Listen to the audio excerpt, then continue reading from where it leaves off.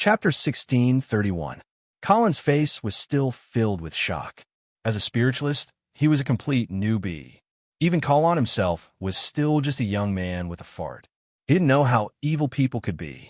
Chun Zhao turned around and looked behind him. It was a woman with red tattoos on half of her face. Speaking of which, this woman was not bad looking. It was just that the red lines on half of her face made people feel very uncomfortable. "Aren't you spiritualists from LA?" Chun Zhao asked. "Huh? What? You want to know where we came from?" "Telling you." Just as Morgrid was about to speak, the woman behind him yelled at him, making him shut up. "Morgrid, shut up." Unhappily, Morgrid pursed his lips. "Sandy, we already have a situation under control. What's there to be afraid of?" Colin's face paled. Mr. Chun, I'm sorry. It's all my fault." Colin didn't expect this to be a trap. "How did you get here?" Chun Zhao asked. "I received a commission saying that an evil spirit appeared here, so I found this place." "Is it that volunteer help station?" Chun Zhao knew that there was a volunteer help station for the paranormal. Simply put, it was a place to post free missions. There wasn't a lot of traffic on the station. Most of the people were just regular people. They didn't even believe that the station could really handle paranormal incidents. However, there were still a few who believed it or encountered paranormal incidents. Then, they would post missions on the site. Some people couldn't afford a spiritualist or couldn't get one at all. It was easy to register as a regular member.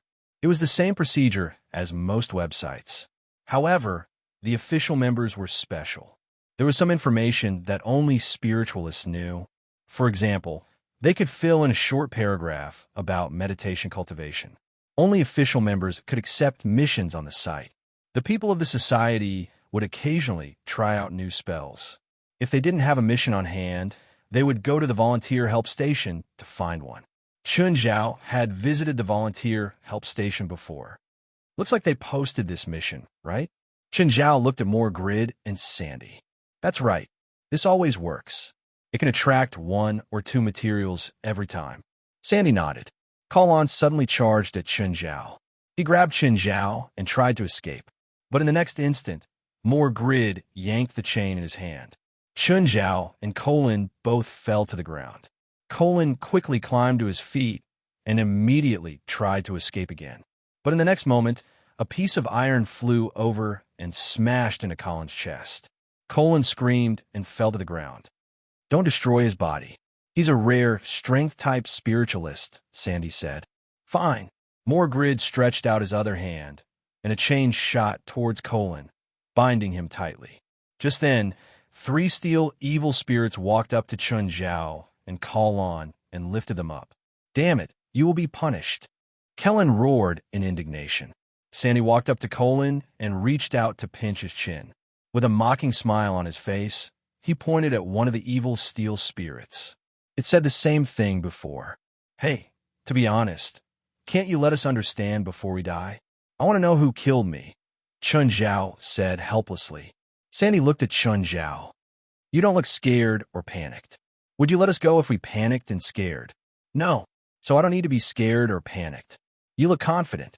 Do you still have a trump card you haven't used? I'll give you a chance to use it." Sandy stared at Chun Zhao. "Then let me go. I'll use my trump card," Chun Zhao said. Sandy narrowed her eyes at Chun Zhao. Suddenly, she whispered, "Kill him." The steel spirit that had been holding Chun Zhao suddenly swung its fist at him. "Ah!"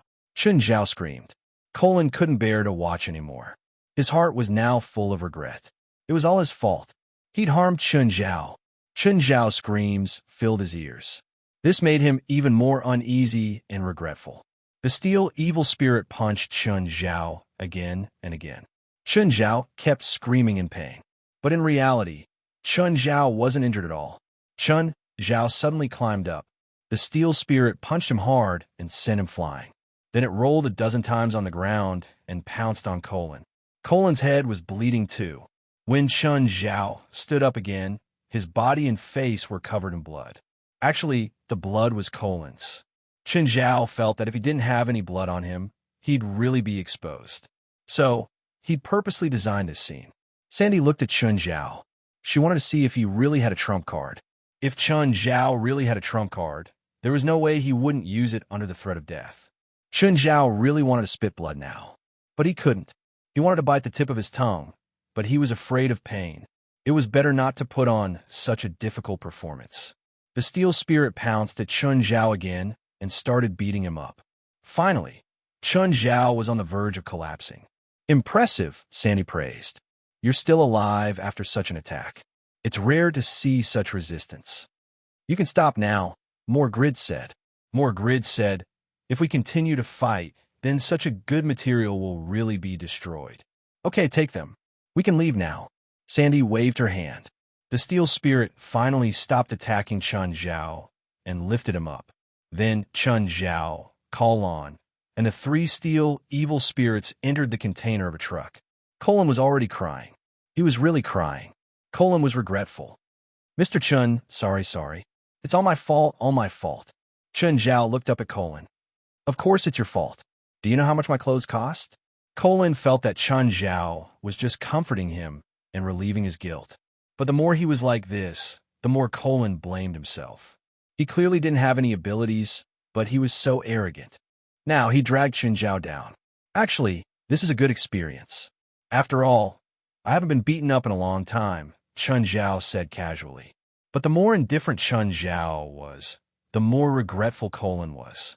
I wonder where we'll be sent to. I have something tomorrow. I hope it won't take too long. Mr. Chun, just scold me. Okay, you're so annoying, Chun Zhao scolded. It's just a small setback. Do you have to be so serious? Chapter 16:32. Very soon, Chun Zhao and Kalon knew where they were. In fact, Chun Zhao had always known.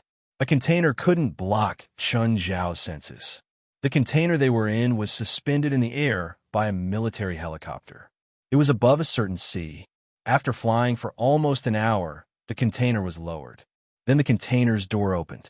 Chun Zhao and Kalon were taken out of the container by the steel, evil spirit. They were now on a dilapidated freighter. There were many people on the freighter, but most of them were armed with automatic rifles. Just then, a bearded man with an eye patch over his left eye walked over. Looking at the one-eyed man, Chun Zhao's first thought was of pirates. There was another person behind the bearded man. More accurately, it was an evil spirit. Big bearded Cyclops opened his arms and wanted to give Sandy a hug. However, Sandy rejected his enthusiasm. Big bearded Cyclops didn't seem to care. Dear Sandy, you're back. Looks like you've had a good day. Morgrid snorted. Not just her. I got to share too. Of course. The bearded man laughed loudly. The man walked up to Chun Zhao and Kalon. He grabbed Colin's hair and lifted it up for a look. Disappointed, he said, his magic is so weak. He's a speed enhancer, Morgrid said. The man's eyes brightened. Good material. The man grabbed Chun Zhao's hair again. What about this? A strength enhancer. He's quite resistant. You guys got quite a lot. You got 2 enhancers in one night. Are you pirates? Chun Zhao asked. The man laughed. Many people think I'm a pirate when they see me for the first time. Then who are you? Chun Zhao asked. The man opened his mouth. Just as he was about to speak, he suddenly realized something. I'll tell you after you become my toy. Not yours. It belongs to both of us, Morgrid corrected. Aren't we together? The man tried to mislead them. However, his intentions were too obvious. Morgrid and Sandy didn't fall for it at all. All right, I don't want to waste any more time.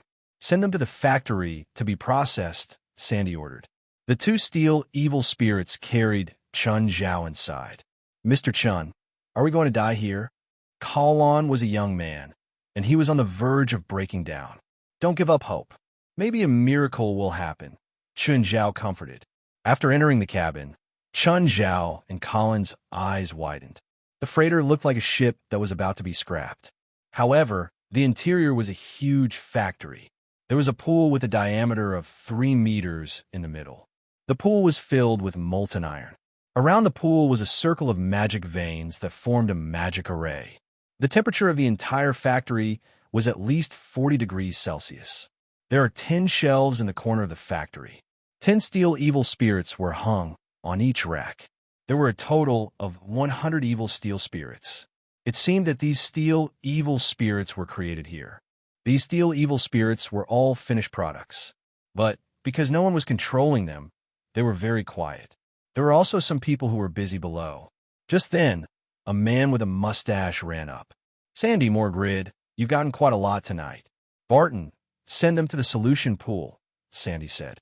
Chun Zhao raised his head and looked at Sandy. "Can't you guys agree to my last request? I just want to know who killed me. Since you're going to die, the answer is meaningless to you." Sandy still refused to answer Chun Zhao's question. "Why are you so guarded against someone who's going to die? Is there need to be so careful?" After Chun Zhao and Kalon were carried down the stairs, the steel evil spirits put them down and let them walk. Sandy, Morgrid, and Barton follow behind. "Barton, activate the solution pool." Standing beside the solution pool, Barton started releasing his magic. The magic array on the ground lit up with red light. Then, the molten iron in the solution pool started boiling too. There was an unpleasant burning smell in the air. "Okay, who's going first?" Barton asked. Colin's legs went soft. He turned to look at Chun Zhao. Chun Zhao shrugged and stepped forward. "I'll go first." "So brave," Barton said emotionally. "I've created more than 100 steel evil spirits, but I've never seen anyone so calm when facing death." Chun Zhao strolled to the solution pool. "Maybe I'm not as calm as you think when facing death. Most of the time, I'm the one who pushed the materials down. Now that it's like this, can you tell me who you really are?" "Sorry, it's not in my job description." Barton smiled. "You can go now. If you're facing death, will you tell me?" Chun Zhao asked. "Maybe," Barton urged. "Please don't waste time and my magic. Hurry up. I suddenly regret it. Can I struggle a bit more?" Chun Zhao asked, smiling. Barton looked at Sandy. She snorted. "Shut up. Push him down." An evil steel spirit walked forward and pushed Chun Zhao into the solution pool. "Mr. Chun," Kalon yelled hysterically. Chun Zhao could feel a very strong, demonic aura in the solution pool.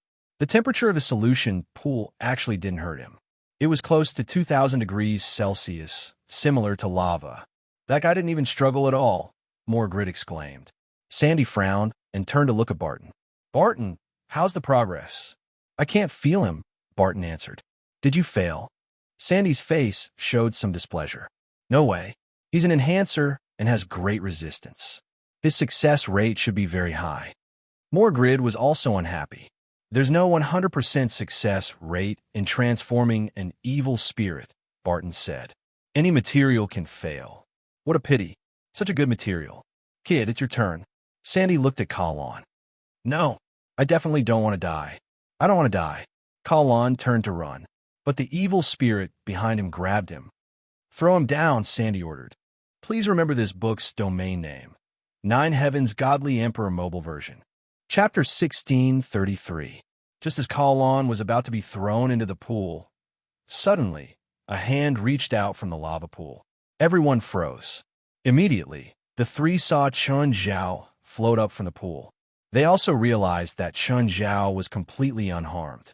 Everyone was astonished. The temperature of the pool was close to 2,000 degrees Celsius. How was he still alive? Even a demon would be in excruciating pain after being thrown into the pool. Chun Zhao was still tied up. The chains on his body were already red from the heat. But Chun Zhao seemed to be doing backstroke. "I'm sorry," Chun Zhao said. "Can you tell me what I should do next after turning into an evil steel spirit?" Colin's jaw dropped. He stared at Chun Zhao in shock. The others also stared at Chun Zhao in disbelief. He didn't die? Sandy's face was green. "Drag him out and send this little guy in first." The pool could only convert one demon at a time. Now that Chun Zhao was in the pool, he couldn't convert anymore. Sandy could only convert Kalon first. Morgrid shot out another chain to restrain Chun Zhao. But this time, he realized that he couldn't move Chun Zhao. "Damn, I can't move him." Morgrid couldn't move Chun Zhao even with all his strength. This made him feel that something was wrong. His demon chains could even restrain demons. Moreover, the opponent bound by the demon chains would have their strength reduced to its limit. They would be at his mercy. Even a 10-meter-tall demon wouldn't be able to resist him if he was bound, let alone a human. "Get him out," Sandy said to the 3 steel evil spirits. The three steel evil spirits immediately used their power to control the demon chains on Chun Zhao's body and lift him up. Chun Zhao landed back on the ground. Then he struggled with his arms, and the red-hot demon chains on his body snapped. Everyone's expression changed in shock. Kalon was overjoyed. More Grid reacted quickly. The demon chains in his hands wrapped around Chun Zhao again. This time, there were more demon chains. Chun Zhao was almost tied up like a rice dumpling. Okay, game over. I'm tired of it. Bang! Chun Zhao snapped the demon chains completely. You weren't bound before? Sandy and Mordred's expressions changed drastically. They stared at Chun Zhao in disbelief. I'm a strengthening-type spiritualist. You actually want to use chains to restrain a strength-type spiritualist? Are you looking down on me? No. Impossible. Even the strongest demon will lose its strength after being bound by the demonic chains. Lost power? Chun Zhao didn't think so. There was probably a limit to how long the devil chain could last. If there really was an enemy, as long as he tied them up, he would be able to capture them. Then More Grid would be invincible. Unfortunately, More Grid was not invincible. Sorry to disappoint you. Chun Zhao shrugged. Kill him. Sandy commanded the three steel evil spirits. Colin was thrown onto the ground. The three steel evil spirits all charged at Chun Zhao. Chun Zhao grabbed the fist of the first evil steel spirit that touched him. With a flip of his hand, he tossed the evil steel spirit into the solution pool. The evil steel spirit was transformed from the solution pool. However, they were still unable to resist the high temperature of the solution pool. The evil steel spirit struggled and wailed in the solution pool. Chun Zhao lifted his leg and swept it across. Two of the evil steel spirits were sent flying. Chun Zhao strolled to Colin's side. He reached out and broke the devil chain on him. Mr. Chun, you look, a miracle happened, Chun Zhao said, smiling. You weren't caught all this time? Colin asked, his face red. Did you get caught on purpose? He felt that he'd lost his composure just now. It was very embarrassing. Move away. Chun Zhao patted Colin's shoulder. He didn't think that Colin was embarrassed at all. When facing death, it was natural for people to be afraid. Those who could truly face death were all warriors and heroes. Chun Zhao didn't think that everyone in the world was a hero. Colin was just a youngster. Suddenly, a ball of red mist shot out of Sandy's hand, heading straight for Chun Zhao. However, the red mist actually dissipated when it landed on Chun Zhao's chest. Chun Zhao was stunned. What kind of spell was this? How come he didn't feel anything? Sandy was also stunned. She just used a voodoo corrosive spell. It was very corrosive. Even metal could be easily corroded. Why didn't it have any effect on Chun Zhao? Can you be more serious? Chun Zhao said, I'll be embarrassed if you do this. Sandy was furious at Chun Zhao's provocation. As you wish. Demon's breath. Black smoke shot out of Sandy's palms. Demon's breath was terrifyingly poisonous. It was a poison that didn't belong to this world at all. However, the black smoke lost its effect when it reached Chun Zhao. Chun Zhao had the bloodline of gluttony, so he could ignore all poisons. However, it wasn't his bloodline that worked just now. The black smoke had disintegrated. Chun Zhao clearly saw that the black smoke had disintegrated into spiritual qi. Chun Zhao was confused. What was going on? Why was this happening? I'm very resistant to voodoo and curses, Chun Zhao said. You could try other types of spells, like elemental spells. However, Chun Zhao's reminder was a direct provocation in Sandy and Mordred's eyes. Half of Sandy's face started glowing. Gradually, a demonic aura emanated from her body. Half of her body was turning into a demon. Although her body shape didn't change much, it was different from before. However, she was indeed turning into a demon. A demon horn appeared on the left side of her forehead. Abnormally sharp nails grew out of her left hand. Black smoke gathered in her right palm, gradually turning into a black spear. Demon spike. Sandy threw the black spear at Chun Zhao. Chun Zhao didn't block it. Instead, he let the demon spike stab into his chest. It didn't dissipate. The demon spike had indeed attacked Chun Zhao. It was different from the previous two attacks. The previous two attacks didn't attack Chun Zhao at all. The moment it touched Chun Zhao, It turned into spiritual chi. Was it because of his elemental power? Elemental power could nullify spells. It couldn't nullify physical attacks. However, there should be a limit to this. It shouldn't be able to nullify any spell. While Chun Zhao was distracted, Sandy had already rushed up to him. After half of her body turned into a demon, she was shockingly fast. Her left palm clawed at Chun Zhao with green flames. However, the moment the green flames touched Chun Zhao, they disintegrated into pure spiritual chi. Chapter 1634. Sandy scratched Chun Zhao's chest with her claws. Sparks flew and an ear-piercing screech rang out. Chun Zhao reached out and pushed Sandy's chest lightly. He was already very light, but Sandy's body still flew out uncontrollably. Chun Zhao didn't want to kill them yet. After all, he wanted to know where they came from. Then he wanted to raid their nest. Chun Zhao looked at Barton and Morgrid. Barton was a bit panicked, but he didn't lose control.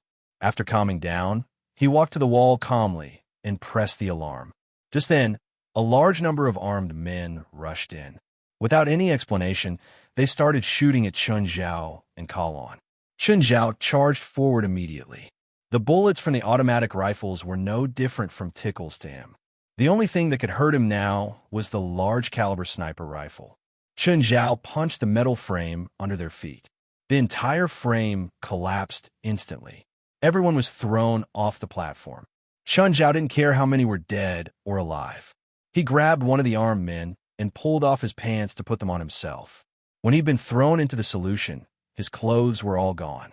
To be honest, it didn't feel good to feel cold between his legs. Kalon looked at Chun Zhao. This was actually his first time seeing Chun Zhao actually fight. Sharp and fierce, and cruel. Suddenly, a figure jumped up from the ruins behind him and smashed toward Chun Zhao's head from above. Chun Zhao dodged, and the man's attack missed. At the same time, he swept out with his leg.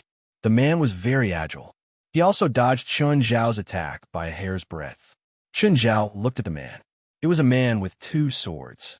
He was clearly an agility-type spiritualist. The two swords were dark red and clear. They didn't seem to be made of metal. A few more spiritualists came in one after another from the factory's other passageways. Kalon immediately tensed up. Could Chun Zhao beat so many spiritualists by himself? Should he help? Kalon had no confidence in himself. Hey, who's that naked man? He's probably the material that was caught here. Kalon saw the spiritualists that had come later. They all had one or two steel evil spirits beside them. They'd mass-produced evil spirits and then controlled them. To be honest, let alone Colin. Chun Zhao found it unbelievable. If they continued with this method, they would probably be able to form an army. The bearded Cyclops also walked in. He looked at Chun Zhao, who was standing below. Behind him was an evil steel spirit, which was different from the other evil steel spirits. The evil steel spirit was not tall, looking no taller than 6 meters. He was carrying a sledgehammer on his back. The handle of the sledgehammer was 2 meters long, and the head of the sledgehammer was estimated to weigh a few hundred kilograms. What a good material. The bearded Cyclops stared at Chun Zhao, his eyes shining with passion. Sandy, Mogard, since you can't take him down, why don't you take him down and he'll belong to whoever does? Sandy and Morgard's expressions were extremely ugly. They glared at Chun Zhao, who was in the middle of the field with hatred in their eyes. They couldn't do anything to Chun Zhao. However, he did not give up. If he could capture Kalon, he might be able to use him as a threat. Sandy and Morgard exchanged a look. Suddenly, Morgard attacked. The demonic chain in his hand shot towards Kalon.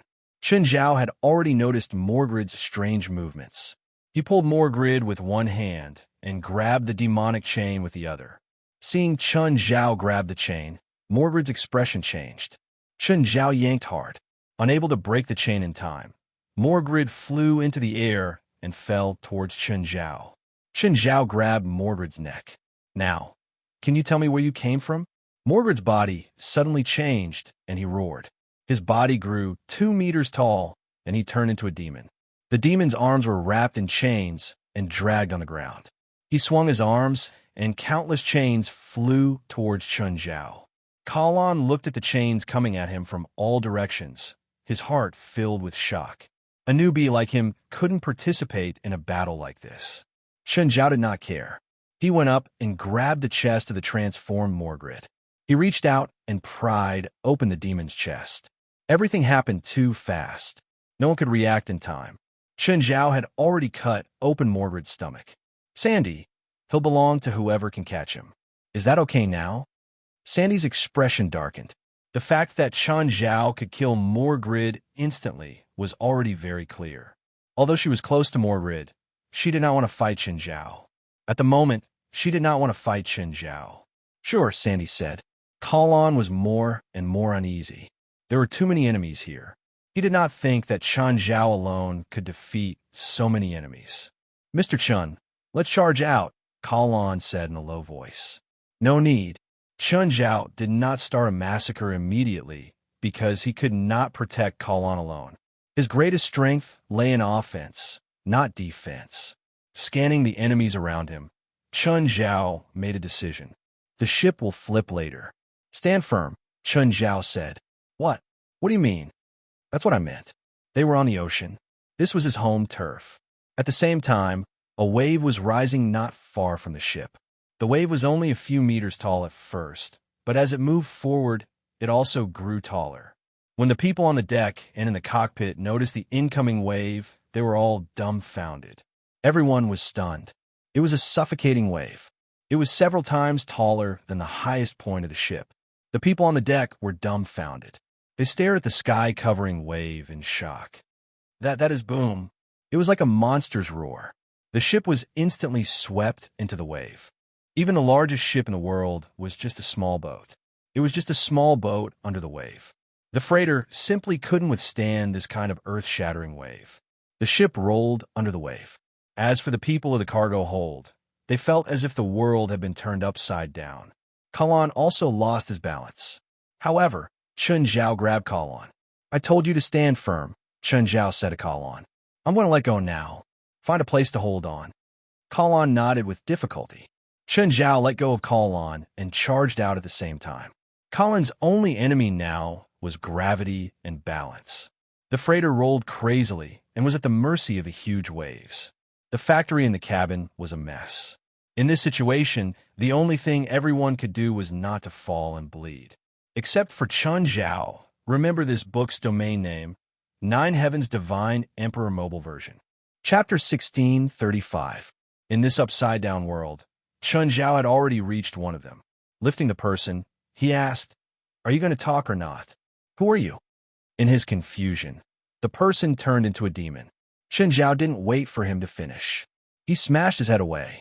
Leaving the corpse behind, he ran toward another person. That person was decisive too. He turned into a demon with wings. Chen Zhao blocked the demon's path in the air. Who are you? The demon stretched out his arms, wanting to fight back. Chen Zhao tore off the demon's left arm. Tell me, who are you? Just then, 2 steel evil spirits charged over. But they still couldn't stop Chen Zhao. In the blink of an eye, Chen Zhao smashed them into pieces. In a tumbling hull, Kalon grabbed onto a guardrail with all his might. At the same time, he saw Chen Zhao killing continuously in the hull. Those ferocious spiritualists were all demons. But Chen Zhao tore off their limbs and smashed their heads. The hull rolled on the sea for a few minutes before finally settling. The remaining few spirit controllers looked at each other in dismay. Their heads were all bleeding as they stared at Chen Zhao in shock. Chen Zhao twisted his neck. Covered in blood, his eyes glowed fiercely. Whoever speaks first can leave alive. The rest must die. Only now did Kalon realize how terrifying Chen Zhao was. Don't hold back. We have to kill him.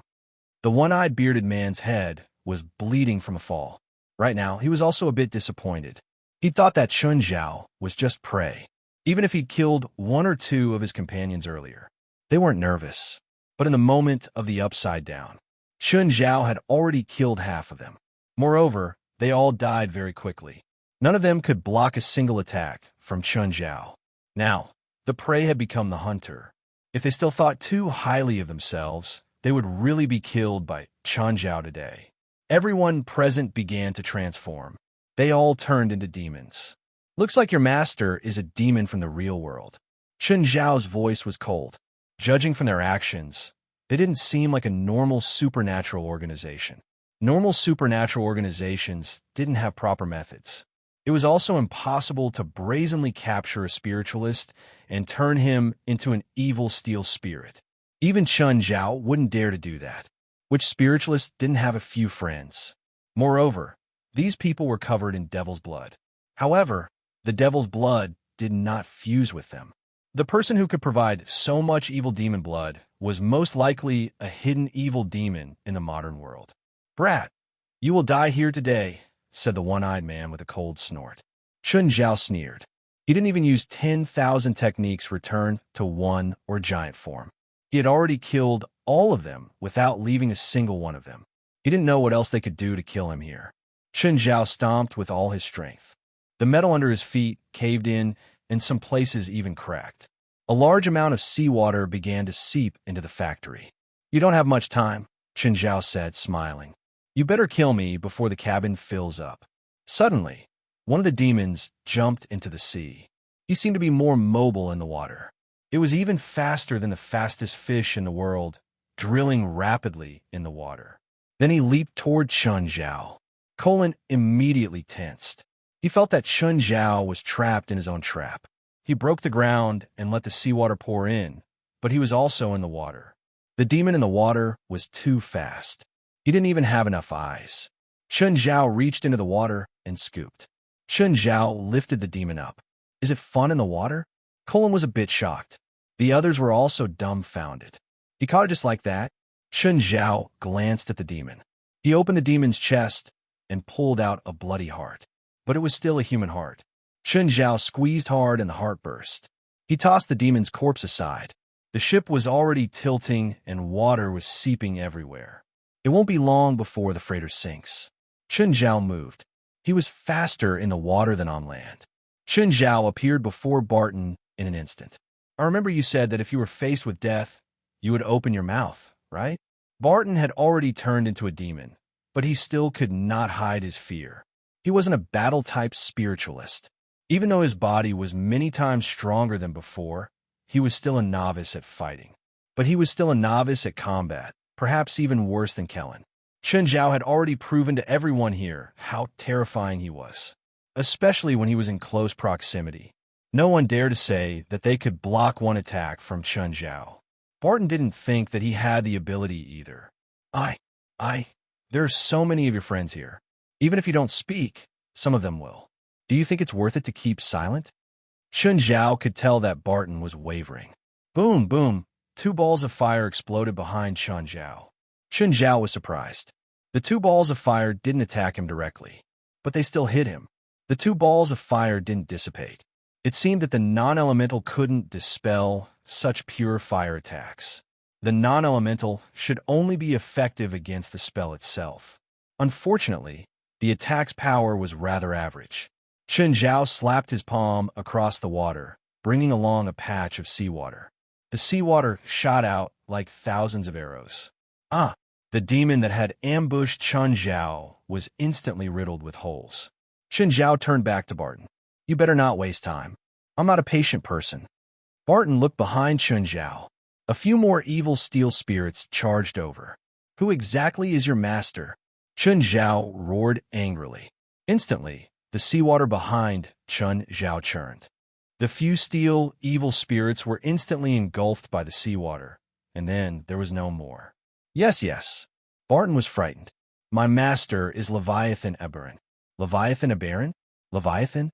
Leviathan was the name of the king of jealousy, one of the 7 demon kings of hell. Among the 7 sins, only Leviathan's subordinates hadn't come into contact with him. Since this Leviathan Aberron was in the human world, he was either the projection of a big demon or a relatively weak demon. "Where's he hiding?" Chun Zhao asked. We're from Bermuda," Barton said, trembling. "Bermuda?"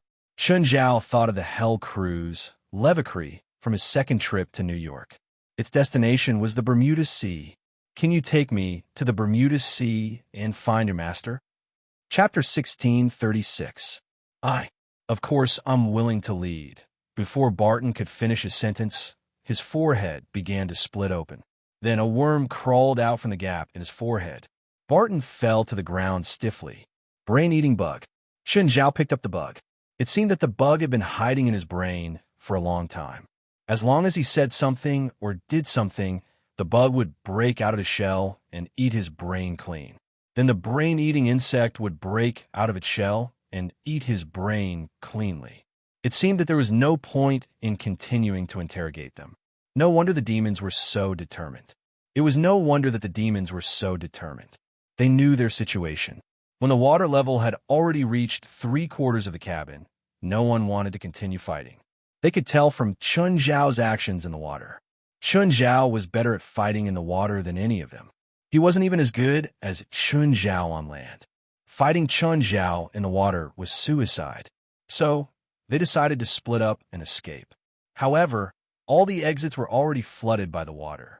They could only jump into the water. However, when they jumped into the water, they completely regretted it. They realized that they were bound by the power of the water. There was nowhere for Colin to hide. The water was already up to his chin. The moment the water swallowed him completely, he saw the demons struggling to sink in the water. It was as if something was pulling them down. Just then, Colin suddenly felt a pain in his shoulder. Then he lost control of his body. He didn't know how much water he drank. When he could breathe again, he was already on the surface of the sea. Colin coughed continuously. He looked at the cargo ship in the distance, which was sinking. Splash! Colin was shocked. He thought that some sea monster had crawled out of the water. He looked carefully and realized that it was Chen Zhao. Colin was still in a state of shock, but he was even more relieved. Thank God he'd asked Chen Zhao for help. Otherwise, he would have died alone. Facing more Grid and Sandy's trap, he would have died. But why would such a huge cargo ship roll over? Colin still couldn't understand. Was it because of Chen Zhao? Impossible. How could there be such a powerful spell? But Chen Zhao had indeed informed him. But now wasn't the time to think about this. How are they going to get back to Los Angeles? Mr. Chen, what should we do now? Colin asked. You can swim back. I don't even know how far this place is from the coastline. How is it possible to swim back? Just because you can't do it doesn't mean others can't. Mr. Chen, can you do it? I don't need to swim back. Chen Zhao shrugged. Why? Chen Zhao stood up from the water and stood on the surface. Kellen's eyes almost popped out of their sockets. Is that even possible? Chen Zhao glanced at Colin. It was unrealistic for him to swim back. This place was at least 150 kilometers from the coastline. Chen Zhao called the 5 tiger generals who had been lingering nearby. Mr. Chen, there's a shark. Colin's scalp was about to explode. He was already mentally uneasy. Then he saw a shark in the vast sea, and he panicked. Don't worry, I called him. Colin looked at Chen Zhao. Are they the ones I saw at Mr. Chen's house? Yes. By then, the shark was already before Chen Zhao. Colin felt his lower body being pushed up. Then he realized that he was already sitting on the shark's back. Although he was still panicking, this was still a rare experience for him. Colin looked back at Chen Zhao and realized that Chen Zhao was strolling on the water. He wasn't fast. The shark under Colin also slowed down and followed beside Chen Zhao. He wasn't fast. The shark under Colin also slowed down and followed beside Chen Zhao. Right now, the moon was in the galaxy and the waves were surging. If Colin was in a different situation, perhaps he would really enjoy the night view right now. But right now, he wasn't in the mood to enjoy the night view. Colin realized that Chen Zhao was talking again. He looked back and saw that Chen Zhao was on the phone. Mr. Chen, didn't your phone get destroyed along with your clothes when you jumped into the solution? No, I hid it. Chen Zhao shook his head. Fine, it was Chen Zhao's magic again. Colin realized that Chen Zhao seemed to have endless tricks. He could turn misfortune into fortune no matter what situation he was in. Previously, on the cargo ship, there were so many enemies and so many dangerous situations. Chen Zhao could still force his way out. But on this vast ocean, anyone else would probably end up in the stomachs of the fish. But Chen Zhao seemed to be strolling in his own garden. Chen Zhao wasn't in a hurry because the Hydra was already heading toward their current location. Chen Zhao's call, just now, was to contact the butler and then record their current location.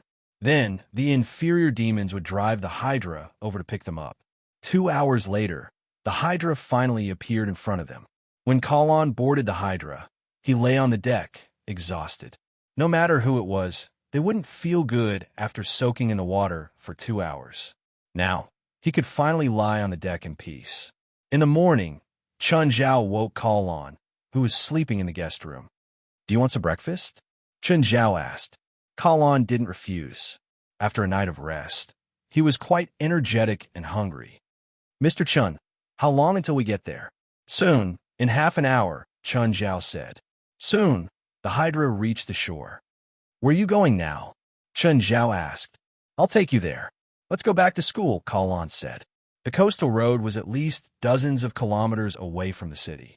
It wasn't practical for Kalon to walk back on 2 legs. On the way, Chun Zhao said, "Don't randomly accept strange missions in the future. You better make some spiritualists and ask them to bring you when they go on missions. It's too dangerous to go alone. Mr. Chun, bring me when you have a mission." Chun Zhao shook his head. "Most of the battles I face are like last night. It'll only be more dangerous if you go. You can't even protect yourself. Are you going to be a burden if you follow me? When you have the ability to protect yourself, tell me again. Let's go on a mission together." "Fine." Kalon was helpless. After all, last night's battle had shown him how big the difference between him and Chun Zhao was. After dropping Kalon off at school, Chun Zhao planned to visit Wright on the way. When Chun Zhao arrived at Wright's office, he saw that there was someone else there. It was a smartly dressed woman who was probably a teacher. Chun Zhao didn't say anything.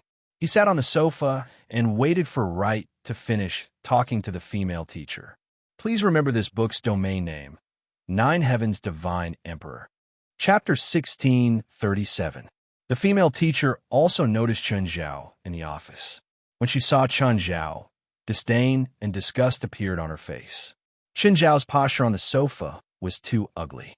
She felt that it was disrespectful to the principal. The conversation between the teacher and Wright finally came to an end. Then, Wright stood up and shook hands with the teacher. When the teacher turned to leave, she purposely glared at Chun Zhao. "Wright, is that girl a teacher? Didn't you hear everything? Why are you asking when you already know?" Wright rolled her eyes. "Then why is she looking at me like she has a grudge against me?" "It's because of your sloppy attitude." "My sloppy attitude has nothing to do with her, right?" Okay. Come with me for a walk," Wright said. Chun Zhao held Wright's arm and walked around the school twice. In the end, they sat on the audience seats in the gym. A volleyball team was practicing in the gym. Chun Zhao was quite famous in the sports club. He was also the leader of the last USC sports competition. Apart from the new students, most of the older students knew Chun Zhao. This included most of the coaches in the school. Just then, the volleyball coach ran to the audience seats. "Hello, Ms. Wright." "Hello, Mr. Chun." "Blue Carrot, what's up?" Chun Zhao remembered Blue Carrot. After all, when he'd led the team last time, Blue Carrot had been the coach of the volleyball team. "Mr. Chun, do you want to play a match?" "Volleyball." Chun Zhao froze. "I've never played volleyball before." "It's fine. Let's play together. My students are really looking forward to playing a friendly match with you." Why did Chun Zhao feel that Blue Carrot had deep malice? He didn't seem to have any interactions with him. Chun Zhao glanced at Wright, who was sitting beside him. "Chun, I want to see you play volleyball too. Go teach those arrogant kids a lesson." Since Wright had spoken, Chun Zhao could only force himself to go. Chun Zhao had only watched a few volleyball matches. He almost didn't know the rules. He only knew that the ball couldn't land on his side of the court. These volleyball players weren't as old as Chun Zhao, but in terms of height, they were all much taller than Chun Zhao. The shortest ones were probably at least 185 meters tall. Chun Zhao was only around 182 meters tall. In terms of height, he was a far cry from a professional volleyball player. Chun Zhao realized that the female teacher from before was also here. Chun Zhao was stunned. Did this woman instigate Blue Carrot to coax him onto the stage? "Nice to meet you. I'm Giselle Bumpy." When KG Sayer walked up to Chun Zhao's eyes lit up. Only then did Chun Zhao realize that the woman was taller than him. He was about the same height as the volleyball players. "Hello, how may I help you? I heard from Blue Carrot that Professor Chun is good at all sports. I want to play a game of volleyball with you." "Of course, you can pick the first volleyball player." Wasn't this challenge a little too baffling? Just because I didn't sit properly in Wright's office? Chen Zhao looked at Blue Carrot. Blue Carrot also seemed a bit awkward. In fact, no one would offend Chen Zhao for no reason. When Chen Zhao was leading the team, the coach of the basketball team had provoked him. Without another word, he was going to fire the other party. If it weren't for the other party's decisiveness in admitting defeat, he would probably have to go home and wait for a job.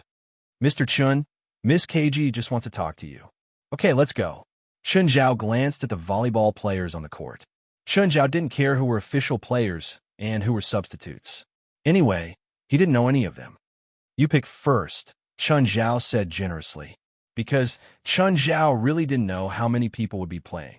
Are you sure you want me to pick first? KG Sayer looked at Chen Zhao.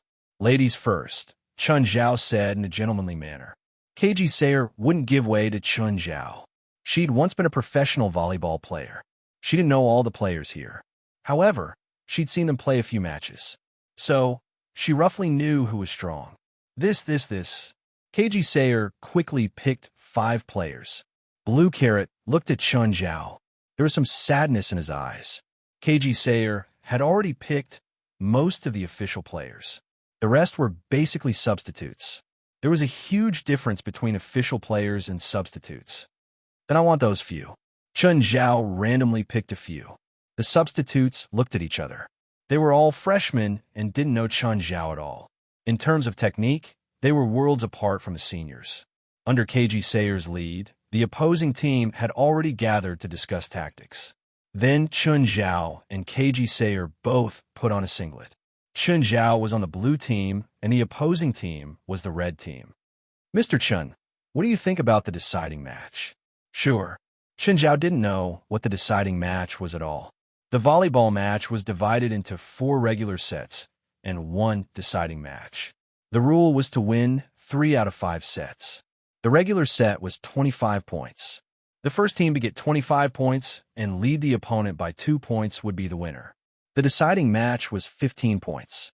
The first team to get 15 points and lead the opponent by 2 points would be the winner. Can a match start now? KG Sayer asked. Blue Carrot looked at Chen Zhao. Chen Zhao shrugged. I'm fine with it. Then let the match start. Draw lots for the right to serve. Ladies first, Chen Zhao said generously again. Chen Zhao stood on the court like a free man. He didn't know where he should stand either. Just then, the opponent served. Seeing the trajectory of a volleyball, Chen Zhao immediately charged over. Bang! Chen Zhao knocked over one of his team members. But he also received the ball. Chen Zhao didn't control his strength, and the volleyball flew across the opponent's court. It didn't land until dozens of meters away. Everyone stared at Chen Zhao, stunned, and the teammate that Chen Zhao had knocked over. How are you? Chen Zhao asked, squatting down awkwardly. My hand seems to have cracked. It hurts a lot. Chen Zhao touched the teammate's hand. It really seemed to have cracked. This was awkward. Chen Zhao could only help the teammate off the court. 1 point for the red team. Chen Zhao was speechless. Not only did he make his team lose a point, but he also sent one of his teammates off the court. Mr. Chen, do you still want to compete? You're short 1 person. Why not? Chen Zhao said with a dark expression. It's just 1 person. Chen Zhao's teammates all looked at Chen Zhao with fear. They didn't expect Chen Zhao to be so strong, even though he was only a few centimeters shorter than them. He knocked a teammate off the court with serious injuries. This was probably rare, even in volleyball. Chapter 1638. The match started again. This time, Chen Zhao didn't catch the ball immediately. This time, the ball landed before Chen Zhao. Chen Zhao instinctively reached out to catch the ball. Beep! Blue Carrot blew the whistle for a foul. Holding foul. I can't catch the ball? Chen Zhao's brain was a bit muddled. He seemed to have confused volleyball and basketball. Red team, 2 points. The current score was 2 o'clock. Chen Zhao felt very awkward too. He didn't know the rules at all. He just wanted to play volleyball with someone. It seemed a bit rash. KG Sayer looked at Chen Zhao mockingly. You should just admit defeat. The match just started. Why should I admit defeat?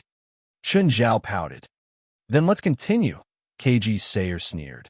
This time, it was the other team's turn. Chen Zhao looked at the trajectory of the volleyball. He immediately shouted, Move! Let me do it. Chun Zhao suddenly jumped up. Everyone's eyes almost popped out. So high. Bang! Chun Zhao smashed the ball with great force. Then the volleyball deflated. It flew less than a meter and landed on Chun Zhao's side of the net. If Chun Zhao smashed the ball, it would be fine if it didn't explode and hit the ground. If it hit a person, it would really kill them. Smiling bitterly, Blue Carrot switched to another volleyball. He signaled for the red team to score another point, and the match continued. Chun Zhao was a bit depressed. He'd actually lost his composure just now.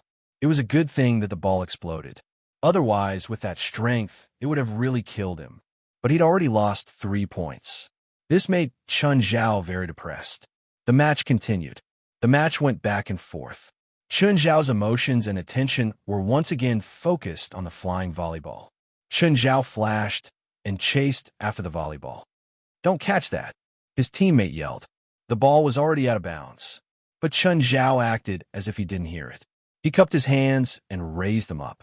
The volleyball flew up. When it landed again, Chun Zhao smashed it high. Bang! The ball hit the opponent's inbound ground. Beep, beep. Red team scores another point. Score for a clock. Wait, why didn't I score? Chun Zhao roared. Blue Carrot, are you whistling? Mr. Chun, that's a combo. It's against the rules, Blue Carrot said with a bitter smile. I have one less person on my side, Chun Zhao said. My first and second attacks are not from the same person. I represent different people. Mr. Chun, rules are rules. KG Sayers said, since you're down one person, I'll let you hit twice. Does that mean that if I have one less person on my side, I'll have one more chance for a combo? Chun Zhao's eyes flashed. If you really get all your teammates off the stage, then you can do an unlimited combo, KG Sayers said. You said it. Chun Zhao looked at his teammates. You can all leave now. Why? This isn't just a competition for you. It's a competition for all of us, one of the team members said with dissatisfaction. Needless to say, these athletes had a strong desire to win. In fact, every professional athlete, in addition to tough training, also had to build up their mentality before they stood on the field. Thus, their willpower was stronger than normal people's. Their desire for victory was also stronger than normal people's. Real athletes never believed in friendship first and competition second. For them, victory was the only thing they pursued. If there really was such a thing as friendship first and competition second, there would be no foul tactics. Fine. The match continued. But the situation was still difficult. They really weren't good enough. Compared to these newbies, Chun Zhao was more willing to believe in his own abilities. Many times, he thought that he could save the ball, but there was someone standing there. Chun Zhao either had to knock his teammates away or watch them score. Soon, the score was 7 o'clock. The team led by KG Sayer crushed Chun Zhao. Although KG Sayer was a woman, her strength was definitely stronger than anyone else present. Even in professional competitions, women's volleyball was more popular than men's volleyball. In fact, women's volleyball was even stronger than men's volleyball. This is very rare in sports events. Apart from technical sports, there were very few sports in which men weren't as good as women. Of course, a big reason was the market. The highest professional volleyball league was the Turkish Women's Volleyball League. It was publicly recognized as the highest professional volleyball league. Almost all the top women's volleyball players in the world played in the Turkish Women's Volleyball League, including the Golden Flowers in China. KG Sayer had once been a member of a Turkish women's volleyball club. He had no choice but to use dirty tricks. Chun Zhao glanced at his teammates. The match began again. Chun Zhao went up and fought. However, this time, Chun Zhao sent a team member flying. Why did you do that? I didn't do it on purpose. Chun Zhao looked indifferent. Chun Zhao's action caused an internal conflict, but he didn't care. He wasn't from the volleyball club anyway. I say you guys should leave. This isn't your match. It's mine. You think you can beat them alone? That's impossible. Even if you have an unlimited combo, you can't do it. That's my business. The others looked at each other. They didn't want to team up with Chun Zhao anymore. On one hand, they were facing an absolutely strong opponent. The pressure on them was too great. Moreover, Chun Zhao was weak and didn't even know the rules, but he was still so arrogant. Let go down. I'll see how he can play alone. Finally, Chun Zhao's teammates all left the court. Only Chun Zhao was left. Cage Sayer looked at him mockingly. Are you sure you don't want to admit defeat now? The match only really starts now. No, it's already over. Cage Sayer sneered. Captain, what do we do next? Cage Sayer's teammates surrounded him and asked. Teach him what volleyball is, Cage Sayer said in a low voice. No one could do a continuous combo and save. It was impossible for any volleyball player to do that. Chun Zhao relaxed his shoulders and crooked his finger at the six. Come. The opponent kicked off, but the ball just went over the net. Chun Zhao charged to the front of the net. Smash! With a bang, the volleyball landed beside Cage Sayer. But Cage Sayer couldn't even react in time. The entire place was silent. Everyone stared at Chun Zhao's shocking smash in shock. Please remember the original domain name of this book. 9 Heavens Divine Emperor Mobile Version. Chapter 1639. Chun Zhao looked at Blue Carrot. Do I get 1 point? Oh, right, blue team gets 1 point. The score is 9-1. Blue team, serve. Blue Carrot looked at Chun Zhao. Was it coincidence? Or was it luck? One had to admit that Chun Zhao's smash was too beautiful. It was a smash right after the ball was kicked off. But it was probably because the ball was too high that Chun Zhao had the chance. He probably wouldn't be so lucky next time. Indeed, the red team had kicked the ball too high. But they weren't professional players. It was risky to kick off too low. If they touched the net, they might let the other team score instead. So, they couldn't kick off too low if they weren't confident. Chun Zhao served. Chun Zhao didn't use any strength. His speed, power, and angle were all very ordinary. At this moment, Cage Sayer also jumped up in front of the net. She wanted to give Chun Zhao a taste of his own medicine. Chun Zhao's smash landed right beside her. To her, it was Chun Zhao's provocation. Chun Zhao dashed to where Cage Sayer's smash would land. He missed, and the volleyball flew up. Then Chun Zhao jumped up too. Bang! The other team saved the ball and passed it a few times. When it reached the net, Chun Zhao pushed it lightly. Chun Zhao rushed to the net again to save the ball and smashed it high again. Bang! He scored another point. Everyone was stunned, both on and off the court. Chun Zhao had scored a point alone. His teammates hadn't scored a single point when they were on the court. This made his teammates feel a little embarrassed. They felt like they'd lost so many points because of them. In the next match, Chun Zhao really went crazy. To be honest, once he got serious, he really couldn't let the volleyball land in his court. He could even save a boundary ball or an out-of-bounds ball. Chun Zhao's only way to score was smashes, smashes, smashes. No matter how tricky the ball was, Chun Zhao could save it. No matter where he was, he could instantly rush to the landing spot and save the ball. On the other hand, the other 6 were a bit tired. Even though there were 6 of them, they couldn't compete with Chun Zhao, who had endless stamina. 9:39:49. 5. The red team was a bit devastated. They realized that after Chun Zhao's teammates left the field, Chun Zhao's teammates had already left the field. Ever since Chun Zhao took the lead, they hadn't gotten a single point. No, to be precise, it was impossible to score anymore. Chun Zhao also realized this. Moreover, he realized that smashing seemed to have become boring. So, he started to torture them. Chun Zhao just didn't smash. He headed the ball into the red team's boundary. Let them save, pass the ball, and then come back. Chun Zhao wanted to destroy their willpower. The first was to destroy their physical strength. Blue Carrot was stunned. He had never seen a match like this. He had single-handedly destroyed an entire team. Blue Carrot realized that Chun Zhao's skills weren't as rusty as before. He was completely humiliating the other party. 9 kg Cell took a deep breath. Okay, stop. You win. We admit defeat. Captain, we haven't lost yet. We can still continue. It's useless. KG Sarer shook her head. She wouldn't be a professional athlete if she still didn't understand what was going on at this point. The other party was stronger than them in every aspect, especially in terms of stamina. It was terrifying. Chun Zhao did everything for the team alone. Plus, his speed and strength were impeccable. Until now, Chun Zhao hadn't even panted. Then, she looked at her teammates. They couldn't even straighten their backs because of Chun Zhao's torture. What was the point of continuing? Her grudge with Chun Zhao was personal. Keiji Saer didn't want Chun Zhao to completely destroy the children's faith and willpower. But even she had to admit how terrifying Chun Zhao was.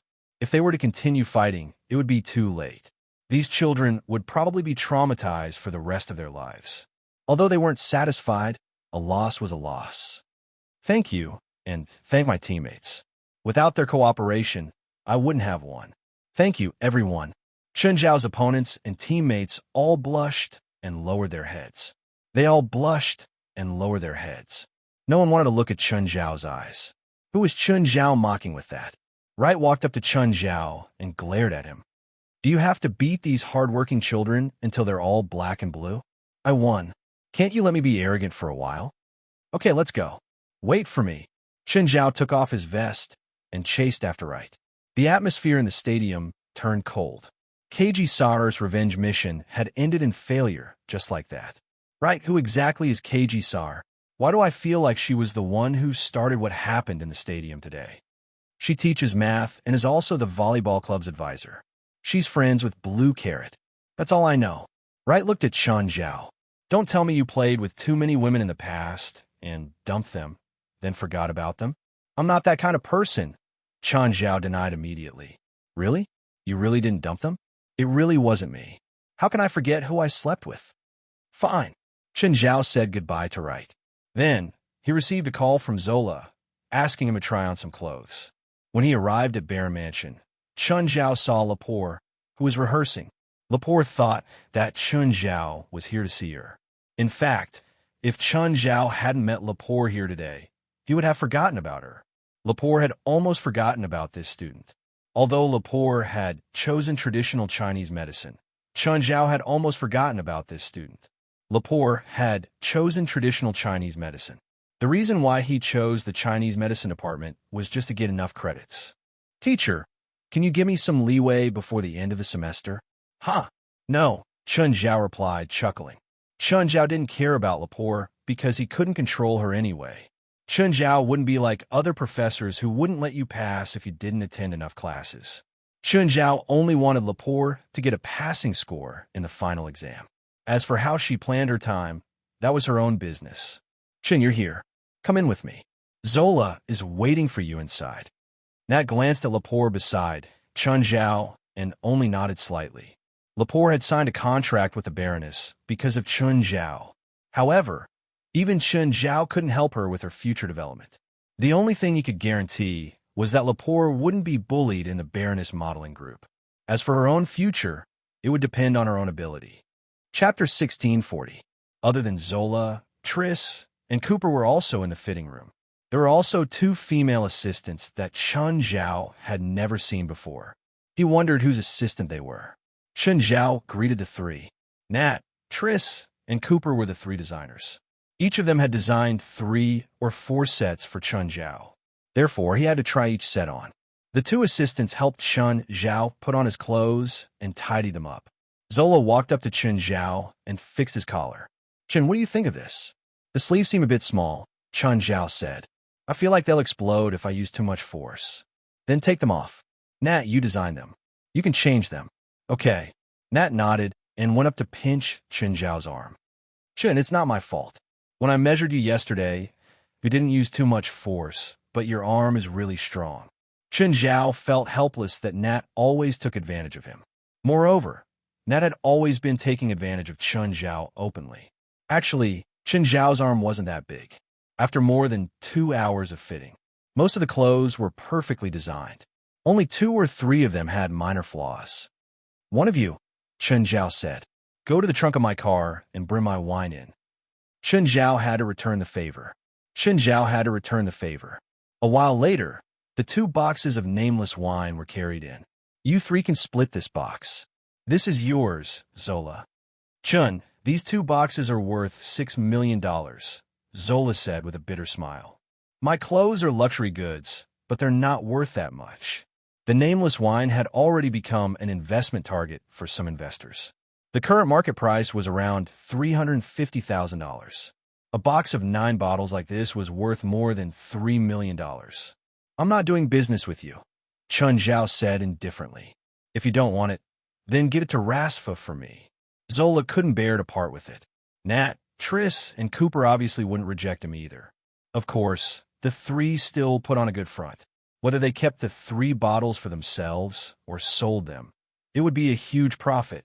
Even they had to admire Chun Zhao's generosity. As long as they weren't his enemies, Chun Zhao was very generous. Chun, Jerlin needs new clothes too, right? Children grow very fast, and it's going to be the change of season soon. Trish said. At this time, she did not pretend to be reserved.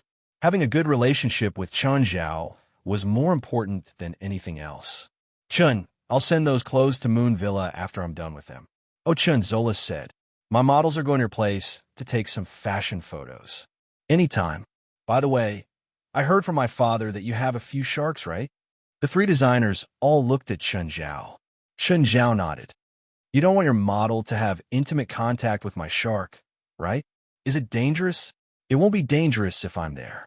Even little Jerlin and little Larissa will play with them. But are you sure your models will dare to take pictures with sharks? There will always be bold ones. These photos will be published in all the magazines. Most models are ambitious. Okay, let me know when you're coming. If I'm not there, it's the same with Fei Lai. When Chun Zhao left, the 2 female assistants helped him send his clothes to the car. They did not forget to throw flirtatious glances at Chun Zhao. When he returned home, Chun Zhao realized that Fei Lai was not there. Little Larissa, on the other hand, was sleeping soundly under the care of an inferior demon. Where did Fei Lai go? Chun Zhao asked the butler. Mistress is at the rocky beach at the bottom of the cliff. Chun Zhao was confused. What was Fei Lai doing there? If there was a dangerous place in Moon Villa, it would be the rocky beach at the bottom of the cliff. It was not dangerous, but there was a possibility of falling rocks. It was not dangerous, but Chun Zhao had always forbidden Jerlin from going there. Chun Zhao went down the cliff and saw Fei Lai standing beside the rocky beach. Most of the other pets were here too. Fei Lai, what are you doing here? Fei Lai pointed at the bottom of the cliff. Chun Zhao realized that it was Raymond. He was rubbing his body on the rocky beach. Molting? Chun Zhao was surprised. Every time Raymond molted, he would grow much bigger. He had already molted a few times before. But before each time, Raymond would tell Chun Zhao in advance. This time, Raymond actually did not tell Chun Zhao. Now, Raymond was already 8 meters long. If he molted again, who knew how big he would be? When Chun Zhao had gone to hell, he had seen Raymond's original body once. Raymond's original body was a monster snake more than 20 meters long. When he had first summoned Raymond, he was only 80 centimeters long. 2 years had passed, and he was also growing in the direction of a monster. Of course, Raymond was not like Amon. Now, Amon could not be seen at all. He was no longer related to his original killer whale form. Now, Amon was a complete monster. No matter how long Raymond grew, he still had the appearance of a snake. Even if outsiders saw him, they would only think that he was a python. Of course, Raymond's mobility was definitely not something a python could compare to. Right now, Raymond was constantly rubbing his skin. No one could help him now. The only thing Chun Zhao and Fei Lai could do was stay by his side and protect him. They could not let other people or animals disturb Raymond's molting. Raymond seemed to be in pain. Fei Lai was anxious. Chun, shouldn't you go and help Raymond? Chun Zhao was speechless. How could I help him? Should he go up and skin Raymond alive?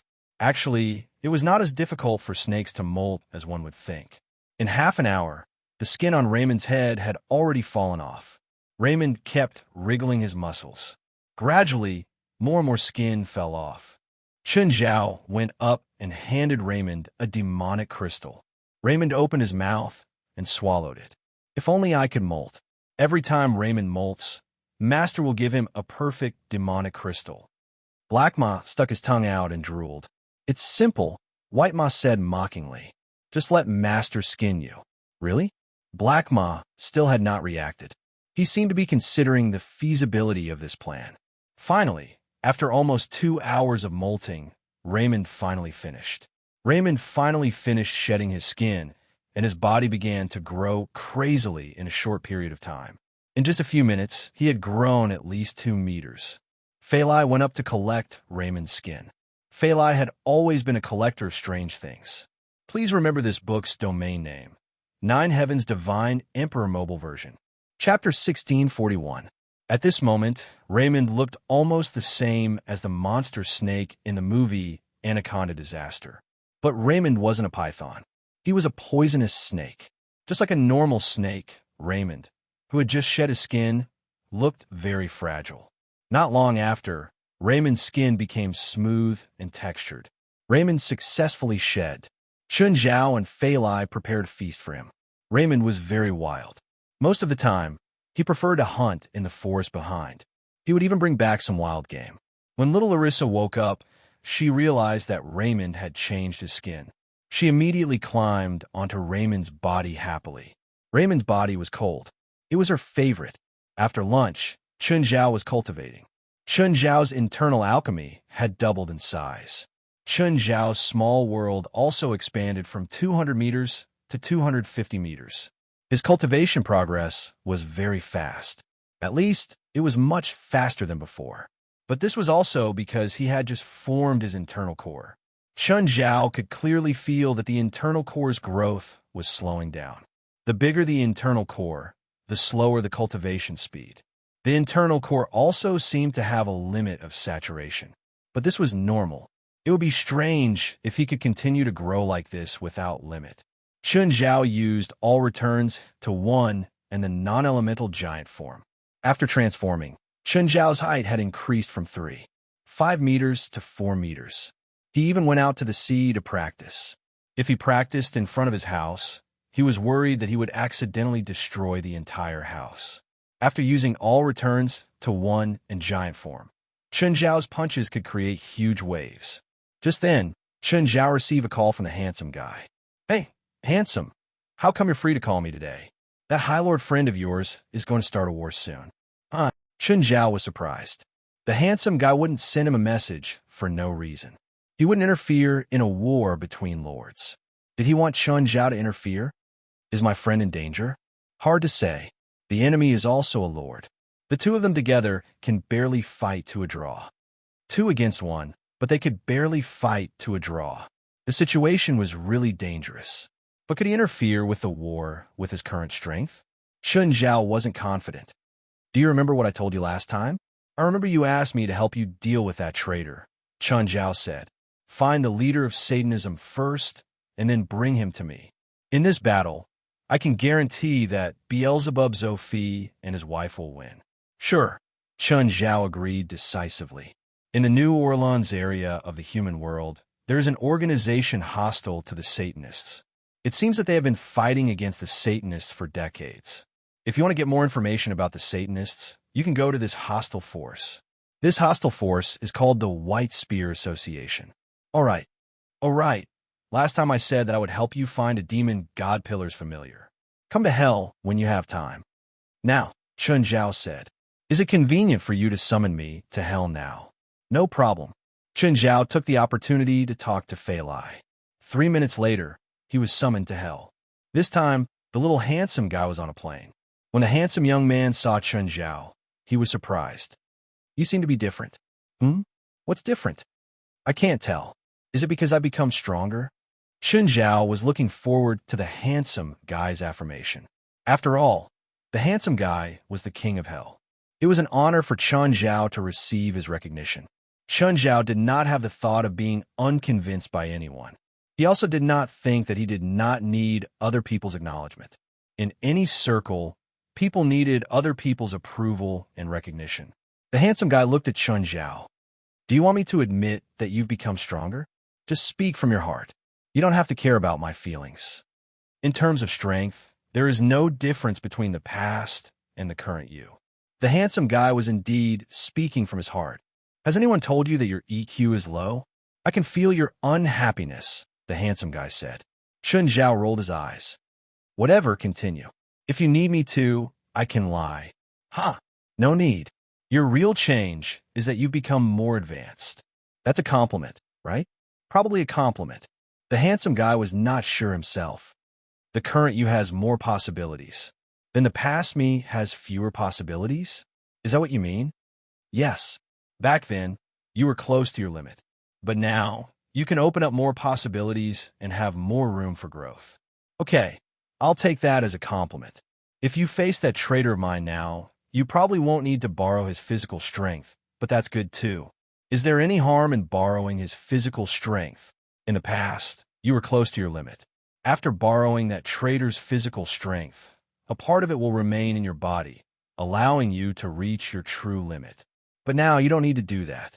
That physical strength naturally won't be an obstacle to you seeking more possibilities. The handsome guy paused and then said, "Also, I hope that you can lure him to a place without people before fighting." "Why? You're afraid of hurting the innocent?" "I don't care, but he stole a drop of my blood. If he releases that drop of blood, all the deaths will be on me. I don't like to bear the sins of others for no reason." Chun Zhao could more or less understand what the handsome guy was thinking. It was like a bad guy who felt that he was the one who committed the crime. But if he didn't commit them, he wouldn't accept it. Of course, there were probably some disadvantages to such sins. Chun Zhao also obtained some information from the handsome guy's words. For example, his current strength evaluation. According to the handsome guy, he was once the traitor's subordinate. The traitor was at the level of a lord. Chun Zhao could fight against him now, so he was at least at the level of a lord. Of course, the traitor probably couldn't use his full power. He wanted to create a physical body in the human world that could contain his soul. This body might not be better than his original body. It might not be able to unleash his full power. "Oh, where's the familiar you gave me?" Chun Zhao looked at the vast plains and didn't see any powerful demons. "It's not for you. It's for your daughter." The handsome guy corrected Chun Zhao. He was always very serious. Chapter 1642. Fine. The handsome guy was just that stubborn. He gave it to whoever he gave it to. Even if he gave it to Chun Zhao's daughter, it was actually giving it to Chun Zhao. But he was very clear about this. The handsome guy pointed at the horde of magical beasts in the distance. "It's that group, not just one," Chun Zhao asked, surprised. None of the tens of thousands of magical beasts galloping about was particularly strong. "It's one, but it's also a group," the handsome guy said expressionlessly. "What do you mean?" "Those magical beasts are called death gods." Hearing this, Chun Zhao couldn't help but frown. Wasn't this name too ominous? And they dared to call themselves God in hell. How could this be described as awesome? Anyway, Chun Zhao had never heard of anyone in hell who dared to call themselves God. For example, there were otherworldling gods who cheated people in the human world. Here, there were the lambs of those big demons. There were as many awesome and powerful demons here as there were flies and dogs. Those who called themselves God here were either out of their minds. Either that, or he was really too awesome.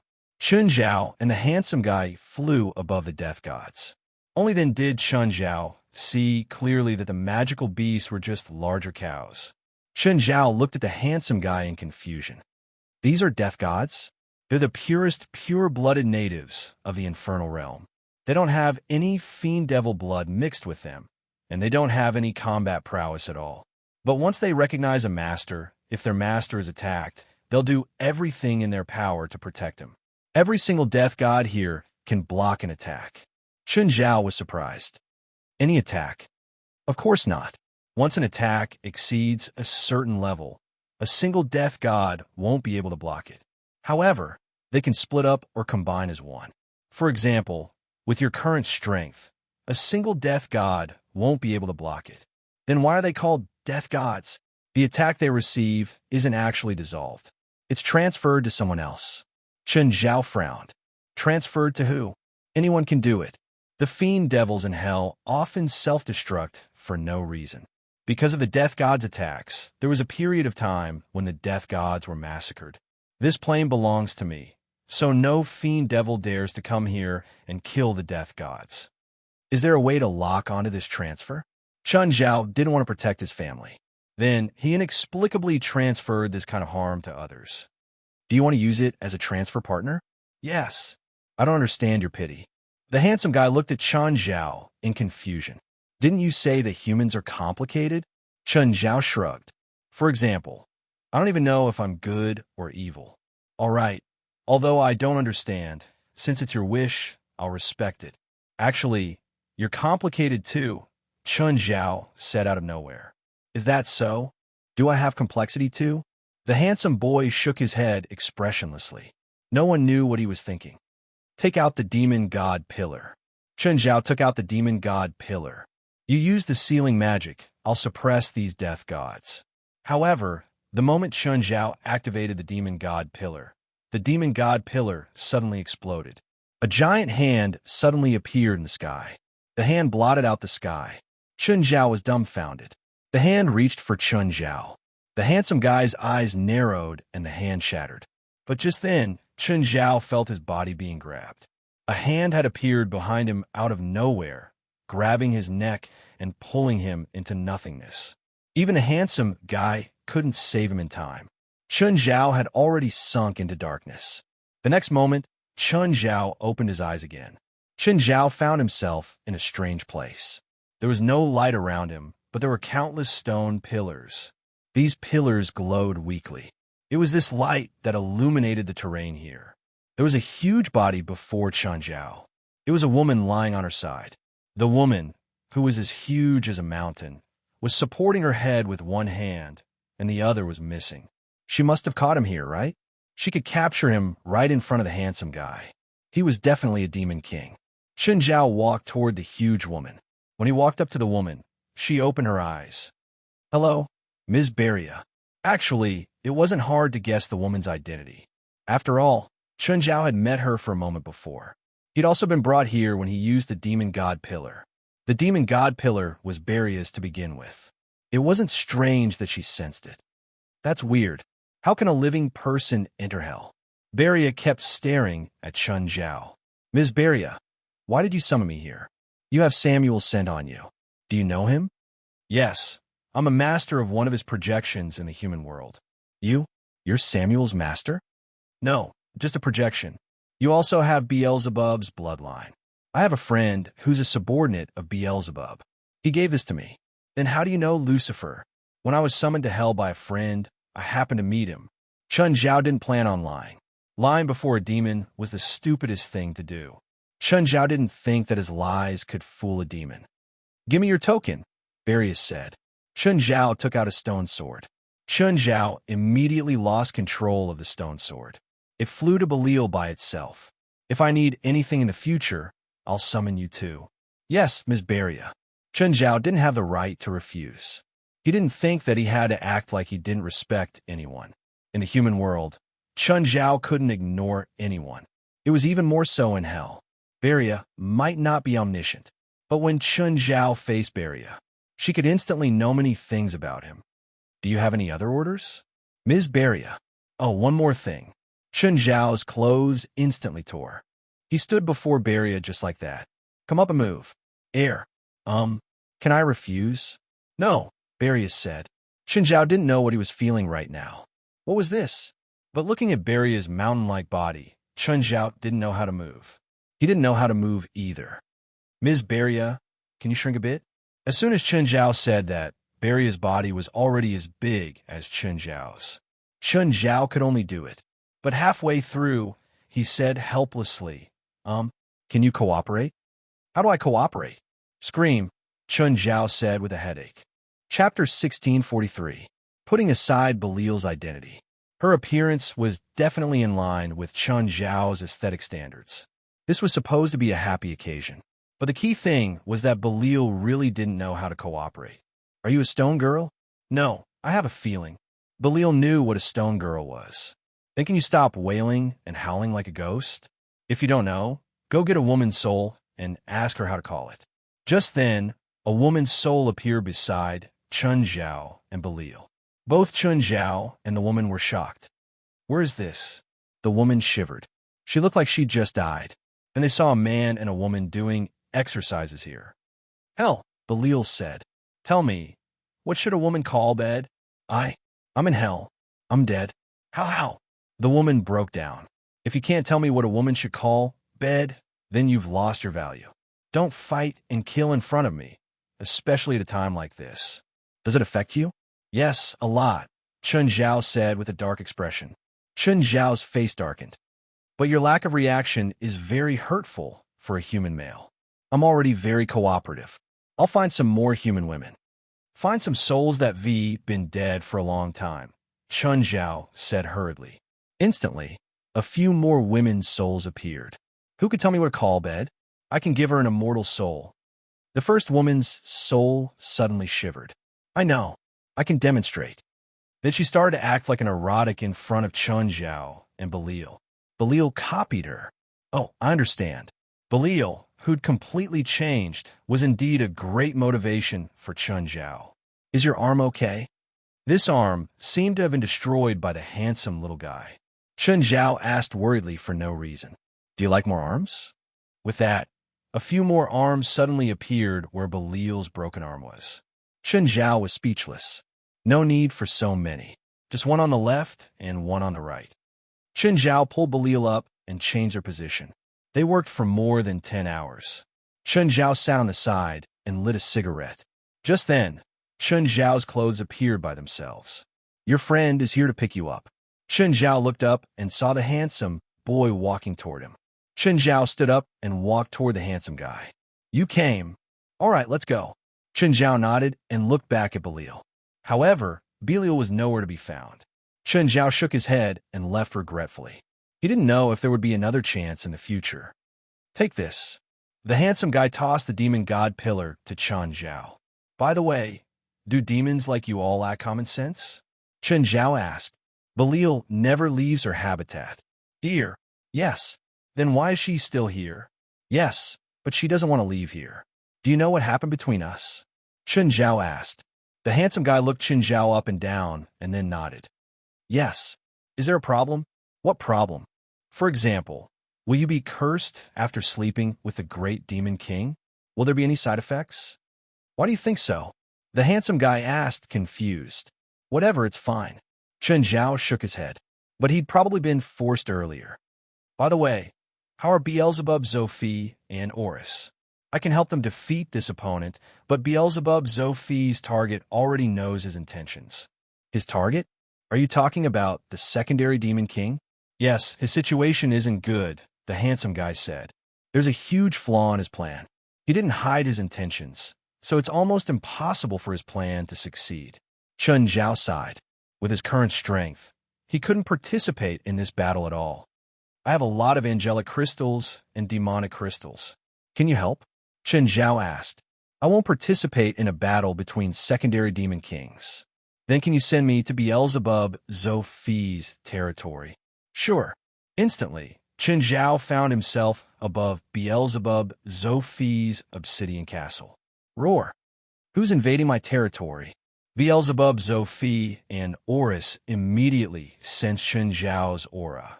Horus transformed into a fire dragon and charged at Chun Zhao. Horus, it's me. Human? It's you? Are you dead?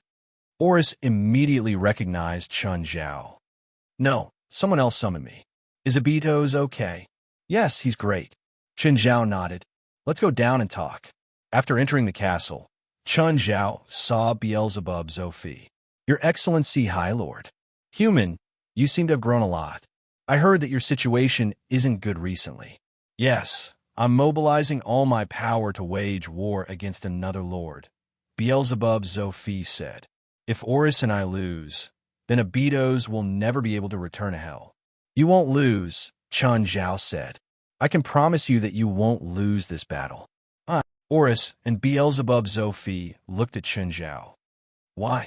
I've already gotten rid of a powerful existence, Chun Zhao said. He'll enter this battle and ensure your victory. Huh? Someone who can enter this battle has to be at least a secondary demon king. Are you sure?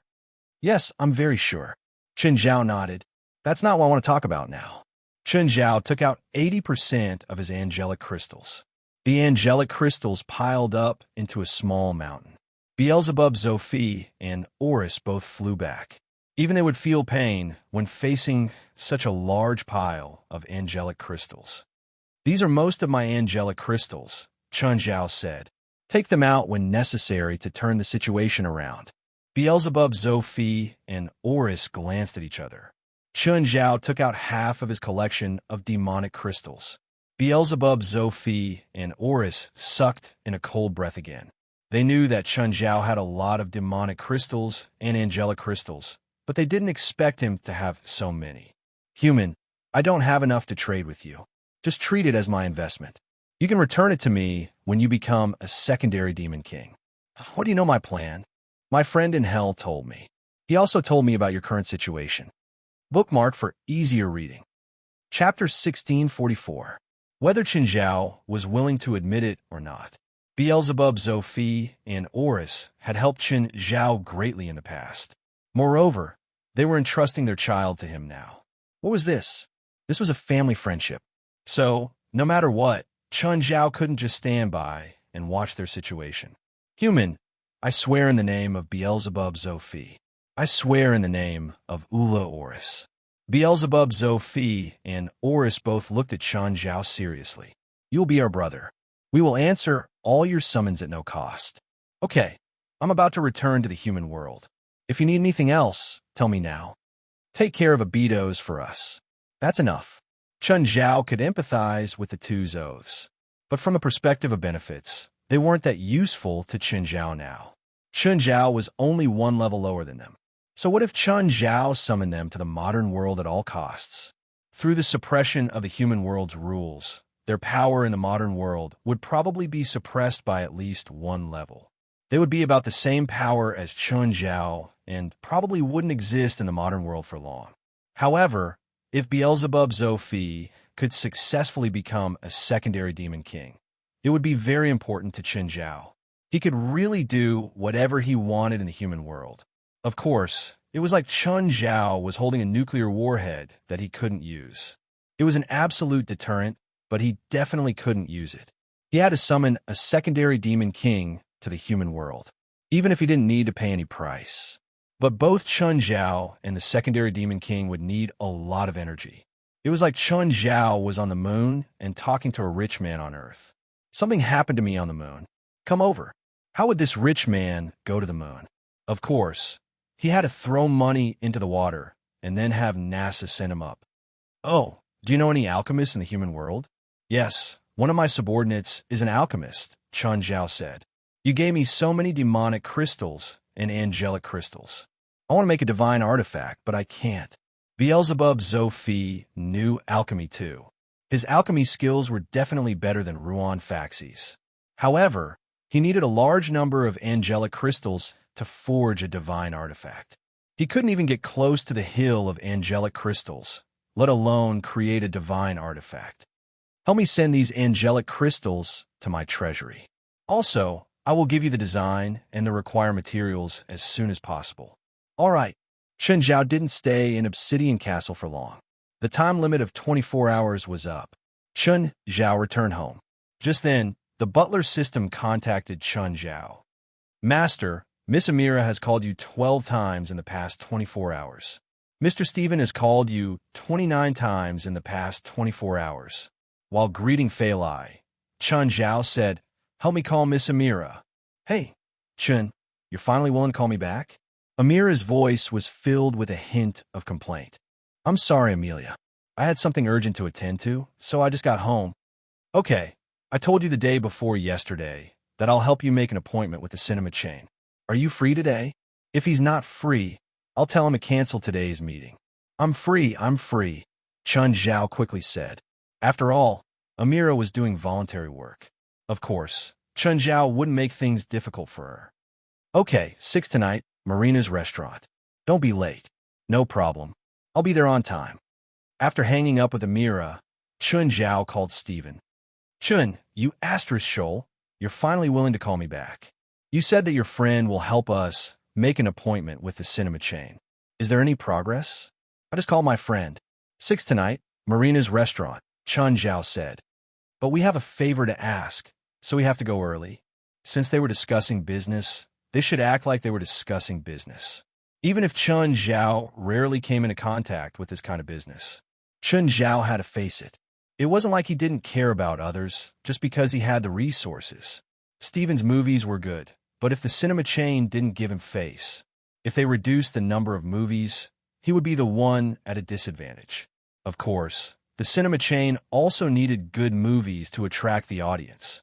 However, This was a business where both sides would benefit if they worked together, while both sides would suffer losses if they split up. As the saying went, good wine fears no dark alley. It was actually wrong in today's society. The aroma of wine was actually afraid of deep alleys. If the cinema chain purposely made things difficult and reduced the number of movies to the minimum, by then, the movie's reputation would grow and the popularity would die down. Fei Lai helped Chun Zhao change into a set of clothes. After changing, Chun Zhao pulled Fei Lai over to sit on his lap. Darling, there's something I need to tell you. What is it? Say it. I think I cheated. What? Fei Lai's expression changed. She turned to look at Chun Zhao. I was forced by someone. Are you kidding me? Who in the world can force you? Not from this world. They're not even human. Fei Lai looked at Chun Zhao. Are you serious? Yes. Did you enjoy it? Chun Zhao was helpless. Enjoy? Of course he enjoyed it. As a man, Chun Zhao was even a little happy. No, of course not. Even back then, I was thinking about you. You don't mean what you say. Fei Lai glared at Chun Zhao. Okay, I forgive you. Actually, Chun Zhao telling her the truth was already the greatest respect he could give her. Plus, it wasn't an affair in real life. Fei Lai didn't think she had to get serious. Is that woman pretty? Not as pretty as you, Chun Zhao said. How did she force you? I'll show you. Chun Zhao was about to force himself on Fei Lai. Fei Lai immediately grabbed his arm. Don't. You're the one who changed. It's fine. We still have time. Instantly, the bedroom was filled with the smell of sex. An hour later, the two of them finally stopped. If they didn't have a date at night, they could have continued. After arranging his clothes, Chun Zhao pulled the sheets over Fei Lai, who was lying on the bed. Darling, I'm going out. Come back early. Suddenly, a voice rang in Chun Zhao's mind. Is this how you and your woman do things? Chun Zhao paused. He was too familiar with this voice. You. Why are you in my mind? Guess. Bookmark for easier reading. Chapter 1645. Then learn more. Perform better next time, if there's a next time. Chun Zhao hurried to Marina Restaurant. Stephen arrived soon after. There were only the two of them in the room, so they spoke more casually. Soon, Chun Zhao received Yamala's call. They were already at the door. Chun Zhao and Stephen immediately stood up. They didn't have to go out to welcome them, but standing up was basic etiquette. Yamala led Kefwi Bus into the room. Miss Kefwi, welcome. Stephen warmly walked up and shook hands with Kefwi Bus. It wasn't Stephen's first time meeting Kefwi Bus. After all, they were both in the film industry. Stephen was the director and the producer. Of course, he would have connections with the theaters. Chun Zhao was a bit dazed. Kefwi Bus was also a bit distracted. He didn't expect it to be Kefwi Bus. Kefwi Bus also didn't expect to see Chun Zhao here. Hello, Miss Kefwi. Chun Zhao reacted quickly. Bus, sit down. Yamala pulled Kefwi Bus to a seat. Kefwi Bus stared at Chun Zhao. Mr. Chun, are you the producer? Yamala and Stephen raised their eyebrows. They hadn't introduced Chun Zhao yet, but Kefwi Bus called him out directly. I'm just one of the investors, Chun Zhao said. Stephen is the producer. What's your investment share? 30%, Chun Zhao answered. I want to see the final cut, Kefwi Bus said. Of course.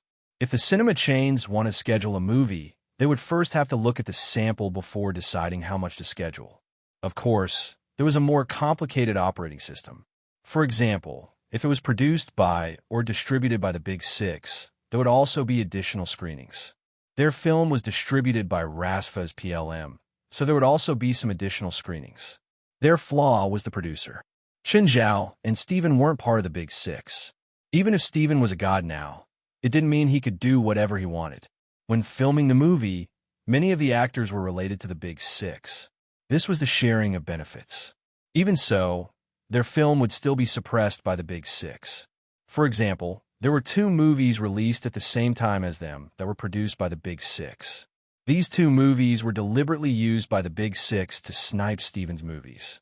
However, these 2 movies could only take up a little of their movie slots. It was also impossible for the Big Six to use a movie made by a beyond grade A movie to attack Stephen's new movie, because the risk was too great. After all, Stephen was in the limelight. If his new movie did well in the box office, It would mean that other movies would become cannon fodder. This kind of sniping was also risky, so the Big Six were very careful. Kefui Base's gaze was focused on Chun Zhao. Mr. Chun, how long has it been? Chun Zhao scratched his nose. A few months. Mr. Chun, if you had told me 3 months ago, I would have given 80% of the screen space to your movie. But now, our bath group has already signed contracts with a few other movies. We have a guaranteed minimum number of screenings. Thank you. Chun Zhao had no idea that Kefui Base was in the theater business.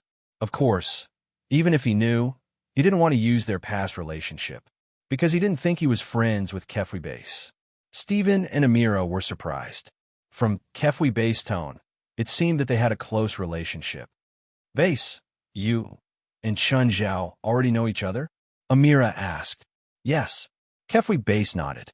She looked at Chun Zhao with undisguised passion. If I want to start a new relationship, he'll be my first choice. Steven and Amira looked at each other. They didn't think that Kefui Base would say something like this in public. Unfortunately, Chun Zhao doesn't want to develop this relationship with me. Kefui Base laughed self-mockingly. To be honest, Chun Zhao couldn't handle such a straightforward relationship. Mr. Steven, if there's no problem, send the final cut sample to my company tomorrow. As long as there's no problem, I'll give you the best split. Ms. Kefui, personal feelings are personal. Business is business. Call me Base. Kefui Base looked at Chun Zhao. People were like this. The more they couldn't have, the more they wanted. Because of his family, Chun Zhao refused to have any further contact with her. Then, he thought of his failed marriage. Kefui Base's feelings for Chun Zhao grew even stronger. Unfortunately, Chun Zhao really didn't have any feelings for her. Actually, Kefui Base and Amira were the same type of people.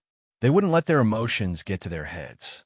Back when Kefui Base had dealt with her ex-husband, Oni, Chun Zhao had been very cold. Her methods were cold and didn't hesitate at all. But no matter how calm a woman was, she would still be impulsive sometimes. Chun, let's go for a walk, Kefui Base invited. Chun, you go. I also have some personal matters to discuss with Ms. Amira. Steven betrayed Chun Zhao decisively. To him, Chun Zhao could only benefit from having a deep conversation with Kefui Base. Chun Zhao looked at Amira, who also waved her hand. Goodbye. Send Base home for me. Chun Zhao could only bring Kefui Base out of the restaurant. The night breeze from the coastline was slightly chilly. Kefui Base didn't speak, so Chun Zhao didn't speak either. Chun, do you love her a lot? Yes. Can this love last forever? Chun Zhao felt a headache when he heard these romantic words. Chun Zhao thought for a moment and answered, maybe family is more than love. You won't get tired of her? Even if I get tired of her one day, we won't have love. I really envy that woman. Why can she get happiness while I can only meet those disgusting men? We'll be friends. Chun Zhao could only say this.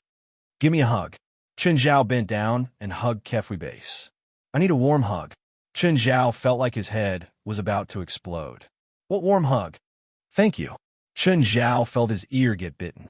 Chun Zhao didn't like making feelings so complicated. If he liked her, he liked her. If he didn't like her, he didn't like her. Chun Zhao didn't have any feelings for Kefui Base. He definitely wouldn't give up on Fei Lai for Kefui Base. Even if Chun Zhao slept with her now, they could only be *S**X. What Kefui Base really needed was feelings. Chun Zhao couldn't give her that either. I'll send you home. Please remember this book's domain name. 9 Heavens Divine King. Chapter 1646. Hey, are you rolling the sheets with Kefui Bath right now? No, I'm on my way home. Chun Zhao didn't plan on being entangled with Kefui Base. This relationship was too troublesome. Plus, Chun Zhao believed that after some time, she would have her own feelings. There was no need to be entangled with her. What a pity. If you can develop a deeper relationship with her, we won't have to worry about showtimes when our movies are released. I don't plan on entering Hollywood. With Chun Zhao's capital, it would be good if he occasionally invested in 1 or 2 movies. He wouldn't be able to make it big in Hollywood. Each of the big 6 had a media empire behind them. Even if Chun Zhao invested all his money, he would only be a small fry. Plus, the total profit of the big 6 might not be much. Hollywood's total box office in North America last year was only $12 billion. How many of those movies lost money? Hollywood's biggest profit wasn't the box office either. The cake was only so big.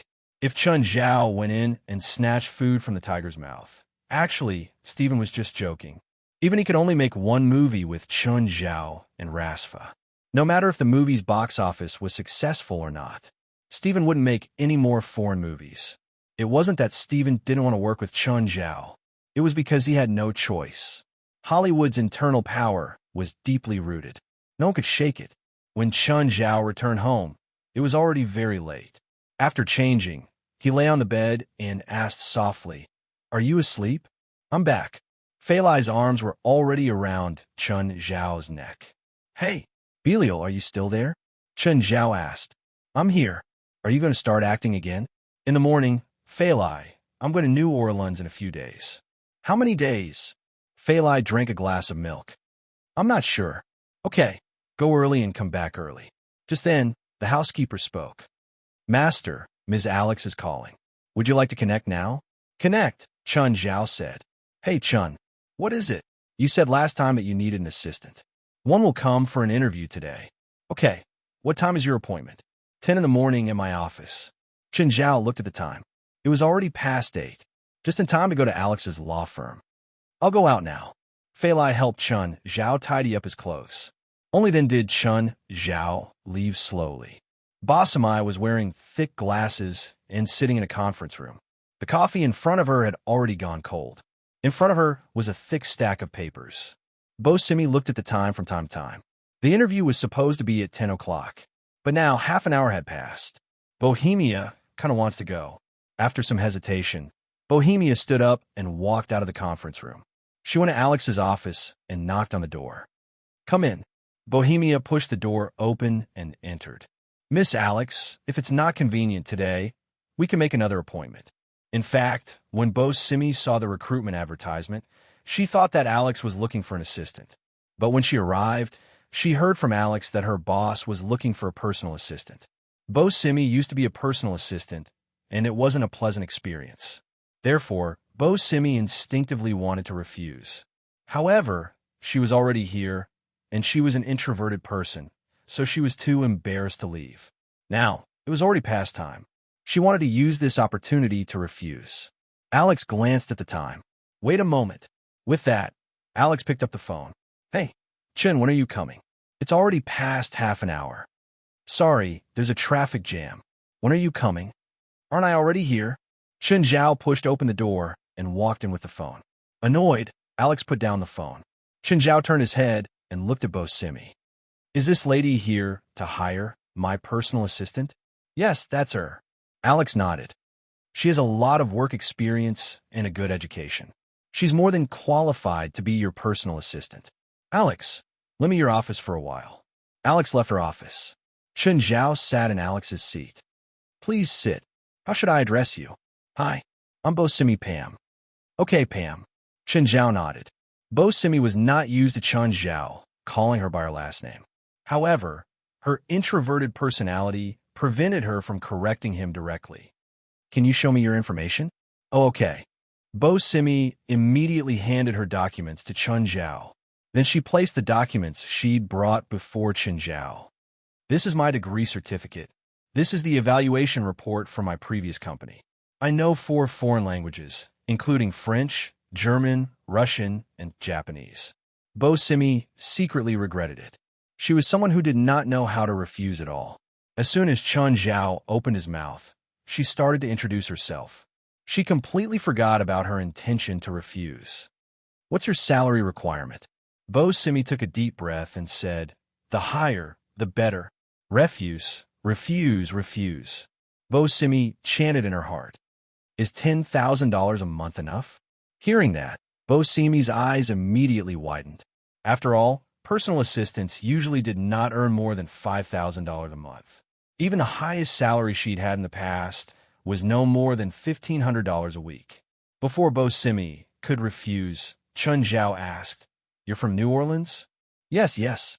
I'm going to New Orleans in 2 days. You could be my tour guide." Chun Zhao felt that his offer was high enough. Bo Simi had no reason to refuse. Actually, Bo Simi was indeed hesitant. Chen Zhao's offer was indeed very attractive. However, she instinctively disliked the job of a personal assistant. If you're going to refuse, please be more direct, Chen Zhao said impatiently when Bo Simi did not speak. No, no, I know. Then you accepted the job, right? Yes, I think so. Portia immediately regretted her answer. All right, Alex, you can come in. Alex walked in. How'd it go? I've decided, Chen Zhao said. Help me draft the contract. A while later, a freshly drafted contract was placed before Bo Simi. Bo Simi signed it helplessly. She was not sure if she was forced to accept the job or if she was sincere. Bookmark for easier reading. Chapter 1647. In the first-class cabin, Chen Zhao turned to look at Portia. Pam, are you unhappy? No. Portia shook her head.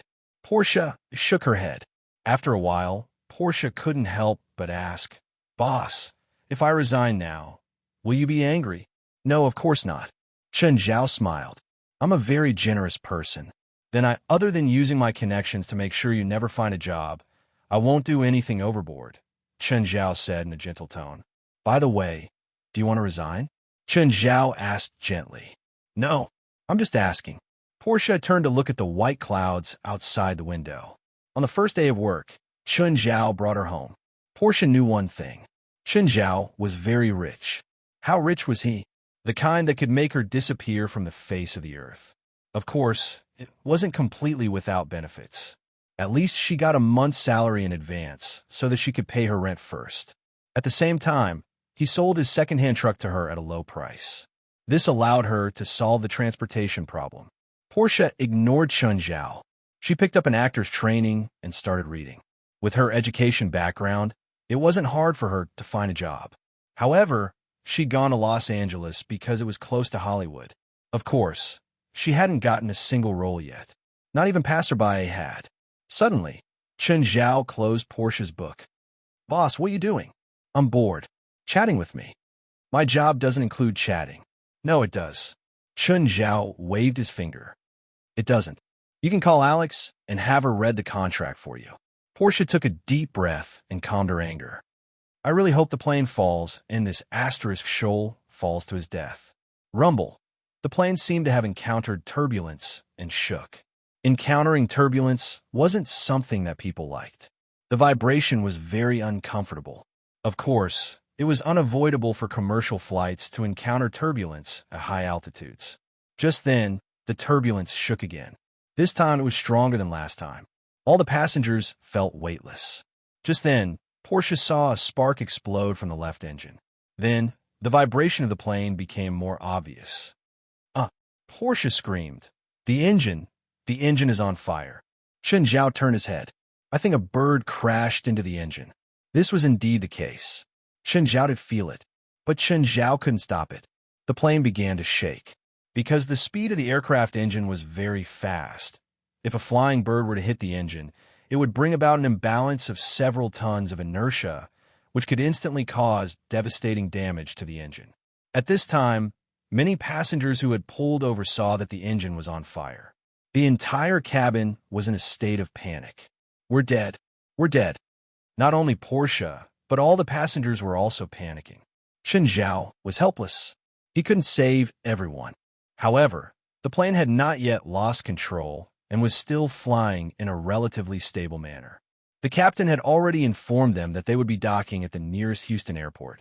A loss of power in an aircraft engine does not necessarily mean that it will crash. The vibration of the plane continued. However, the flight crew was doing their best to control the plane to maintain flight. Someone in the cabin was crying. Pam, shouldn't you be riding your will now? Chen Zhao asked with a smile. Portia was not in the mood to argue with Chen Zhao. Her face was pale from fear. Someone was really writing a will. This kind of despair was very contagious. The entire cabin was filled with the smell of death. Portia also started writing her will. Chen Zhao looked at Portia. You should write it on your phone. If the plane crashes, there might be an explosion that will destroy the paper, Chen Zhao said mischievously. Also, the phone I gave you is a satellite phone. You can say goodbye to your family and friends now. Portia started crying. The more Chen Zhao said sarcastically, the more panicked and desperate she became. Crying was also contagious. The entire cabin was crying. Even the flight attendants who had been barely able to calm down were crying. But the plane still landed safely at Houston Airport. In the end, all the passengers landed safely on the air mattresses. When they stepped on the ground, the solid feeling made them feel like they had been reborn. Portia looked at Chen Zhao, who was fixing his hair. She recalled that Chen Zhao didn't seem to have any negative emotions before. From the beginning until now, apart from his bad words and actions, he didn't show any panic or despair. Portia gritted her teeth at Chen Zhao. "Weren't you scared just now? I heard your curse just now, so I think this accident happened because of you." Chen Zhao looked at Portia and said calmly. Portia gritted her teeth in anger. The two walked out of the airport. "Let's go rent a car," Chen Zhao said. There would usually be a car rental company at the airport in America. Portia hadn't completely calmed down yet. "Can I?" "No," Chen Zhao reminded. "Don't forget that you still owe me money." 10 minutes later, Portia drove a car to Chen Zhao. Portia was already very tired. Houston wasn't that close to New Orleans. It was close to 600 kilometers. It would take at least 6 hours to drive. "Boss, I'm very tired. Can you drive?" "I'll drive for a while. You can drive in the middle." Chen Zhao finally said something reasonable. But even if Chen Zhao drove, it didn't mean that Portia could rest. Chen Zhao chattered nonstop. Every time Portia closed her eyes, Chen Zhao would wake her up. "Boss, can you let me rest for a while? I'm very bored," Chen Zhao said confidently. "You're my personal assistant," Chen Zhao said confidently. "You should help me solve my boredom. You must have professional ethics." But Portia was really tired. She just experienced a plane accident. She was mentally and physically exhausted. "Hey, wake up." Portia woke up again. "Is it my turn to drive?" "We're in New Orleans." "Where's the hotel you booked?" Chen Zhao asked. "We're in New Orleans already." Portia looked out the window. It was already night. Portia rubbed her eyes. Suddenly, she jumped up. "Oh no, I forgot to book a hotel." "Book it now," Chen Zhao said calmly. "If you forget again, I'll deduct your salary. Please remember this book's domain name. 9 Heavens God King. Chapter 1648. "Boss, how many days?" "Make a reservation for 3 days," Chen Zhao said. "What level?" "I want the best room." It wasn't peak season, so there were still empty rooms even without a reservation. If it was peak season, they'd probably have to stay in a motel. Portia booked the best room for Chen Zhao and a regular room for herself. She gave the waiter $10, and the waiter quickly sent their luggage to the room. Portia really needed a good night's sleep. After arranging the luggage, Chen Zhao left the hotel. Chen Zhao just wandered around aimlessly. He had no destination. On one hand, he was unfamiliar with New Orleans. Also, he wanted to try his luck outside. He hoped to encounter some spiritualists or supernatural events. The chances of encountering supernatural incidents at night were quite high. Plus, Chen Zhao's small world already covered 300 meters. It was like searching for a needle in a haystack. But it wasn't completely random. Chen Zhao didn't encounter any supernatural events or spiritualists. Instead, he was targeted by 2 hoodlums. New Orleans had always had one of the highest crime rates. There was a gang here that made people tremble with fear. The New Orleans gang was also called Marchino Gang. Their boss was called Marchino. In the previous city, this immigrant city was controlled by this gang. Even now, the darkness in the city couldn't be eradicated. Of course, like most gangs, they had moved from being open and above board to hiding in the shadows. However, at night, the city would be filled with criminals. More than 100 police officers died in the line of duty in this city every year. Being a police officer here was the most dangerous job in America. There were black radical organizations and the infamous 3K party here. It wouldn't be an exaggeration to say that this was the darkest city in America. The 2 people following Chen Zhao were 2 men in hoodies. They'd been following Chen Zhao since he left the Hilton Hotel. When they realized that Chen Zhao was Asian, they followed him. Chen Zhao didn't care. As long as they didn't attack first, Chen Zhao would pretend that they didn't exist. Of course, they didn't attack because it wasn't too late. Plus, there were some people nearby. It wasn't convenient for them to attack. Both of them had daggers in their pockets. He probably wasn't a newbie. Moreover, they were very experienced and patient. If it were a normal newbie, they would have attacked the prey immediately. Why would he follow this path? Chun Zhao finally reached a place with no one around. The two behind him immediately quickened their pace. For Sam and Vikari, tonight was their harvest night. They followed their prey from the Hilton Hotel. Those who could afford to stay in the Hilton Hotel must be rich. Even the cheapest room in the Hilton Hotel cost $200 per night. Moreover, they had been observing for a long time. He didn't see any brand on the prey's clothes. However, the fabric of the clothes was definitely of high quality. After waiting for a long time, the Asian finally walked to a place where there was no one. The two of them quickened their pace to catch up. Sam quickly ran to Chun Zhao and blocked his way. Vikari, on the other hand, blocked Chun Zhao's escape route. "Kid, hand over the money." Sam waved his butterfly knife in front of Chun Zhao. "Do you have cigarettes?" he asked. "What?" Sam felt that his aura was a bit weak. He immediately yelled fiercely, "Kid, do you know what's going on? It's a robbery. If you know what's good for you, take out your wallet." Chun Zhao took out his wallet and took out a stack of new bills. "Is this what you want?" Under the dim streetlight, Sam and Vikari could still see the bills in Chun Zhao's hand clearly. It was at least $2,000. "We're rich." Both of them couldn't help but lick their lips. Chun Zhao waved his hand, and the bills rained down. "You?" Sam and Vikari were both stunned. They didn't understand Chun Zhao's intentions. "Kid, looks like you're itching for a beating," Sam yelled angrily. "Vikari, teach him a lesson." Right now, all Sam could see was the bills on the ground. Ouch! Vikari's pain howl woke him up. He saw Vikari covering his nose. Blood seeped out of his fingers. "Die!" Sam charged at Chun Zhao with his butterfly knife. Ouch! Sam was punched in the face. Just like Vikari, his nose was bleeding and he'd lost a few teeth. Sam still wanted to struggle, but Chun Zhao punched him again. Ah! Sam's fingers were under Chun Zhao's foot. "Help me pick up the money." "Ah! Okay. I'll pick it up. Let go." Sam and Vikari wanted to cry, but no tears came out. They'd done a dozen robberies before. They'd never seen someone so cruel. Chun Zhao didn't kill the two hooligans. It wasn't worth it. When they attacked him just now, they used knives, but they didn't want to kill him. Chun Zhao guessed that it was their first time using knives. In the past, the people they'd robbed were terrified when they saw their knives. Sam and Vikari endured the pain and picked up all the money. They wanted to take the money and run, but they were worried that their friends would fall into Chun Zhao's hands. Chun Zhao took out 200 bills and stuffed them into Sam's pockets. "Consider it your payment. Do you have cigarettes?" Sam covered his nose and took out a pack of cigarettes that was half full. "Where can I eat?" "My treat." Sam and Vikari glanced at each other. They'd both been in the gang for a few years. They couldn't guess Chun Zhao's identity. However, Chun Zhao clearly had their intentions. Otherwise, he wouldn't waste time with them here. "Sir, is there anything I can do for you?" "No rush," Chun Zhao said casually. "Let's find a place to sit." The two made up their minds. As long as they weren't hired as informants, everything was fine. Everyone in the gang knew that being an informant was the most dangerous. The two brought Chun Zhao into a 24-hour restaurant. The bearded man standing at the cashier had a gun hidden under the cabinet. When he saw the three enter, he was very cautious. He didn't heave a sigh of relief until Chun Zhao slapped 2 big bills on the cashier.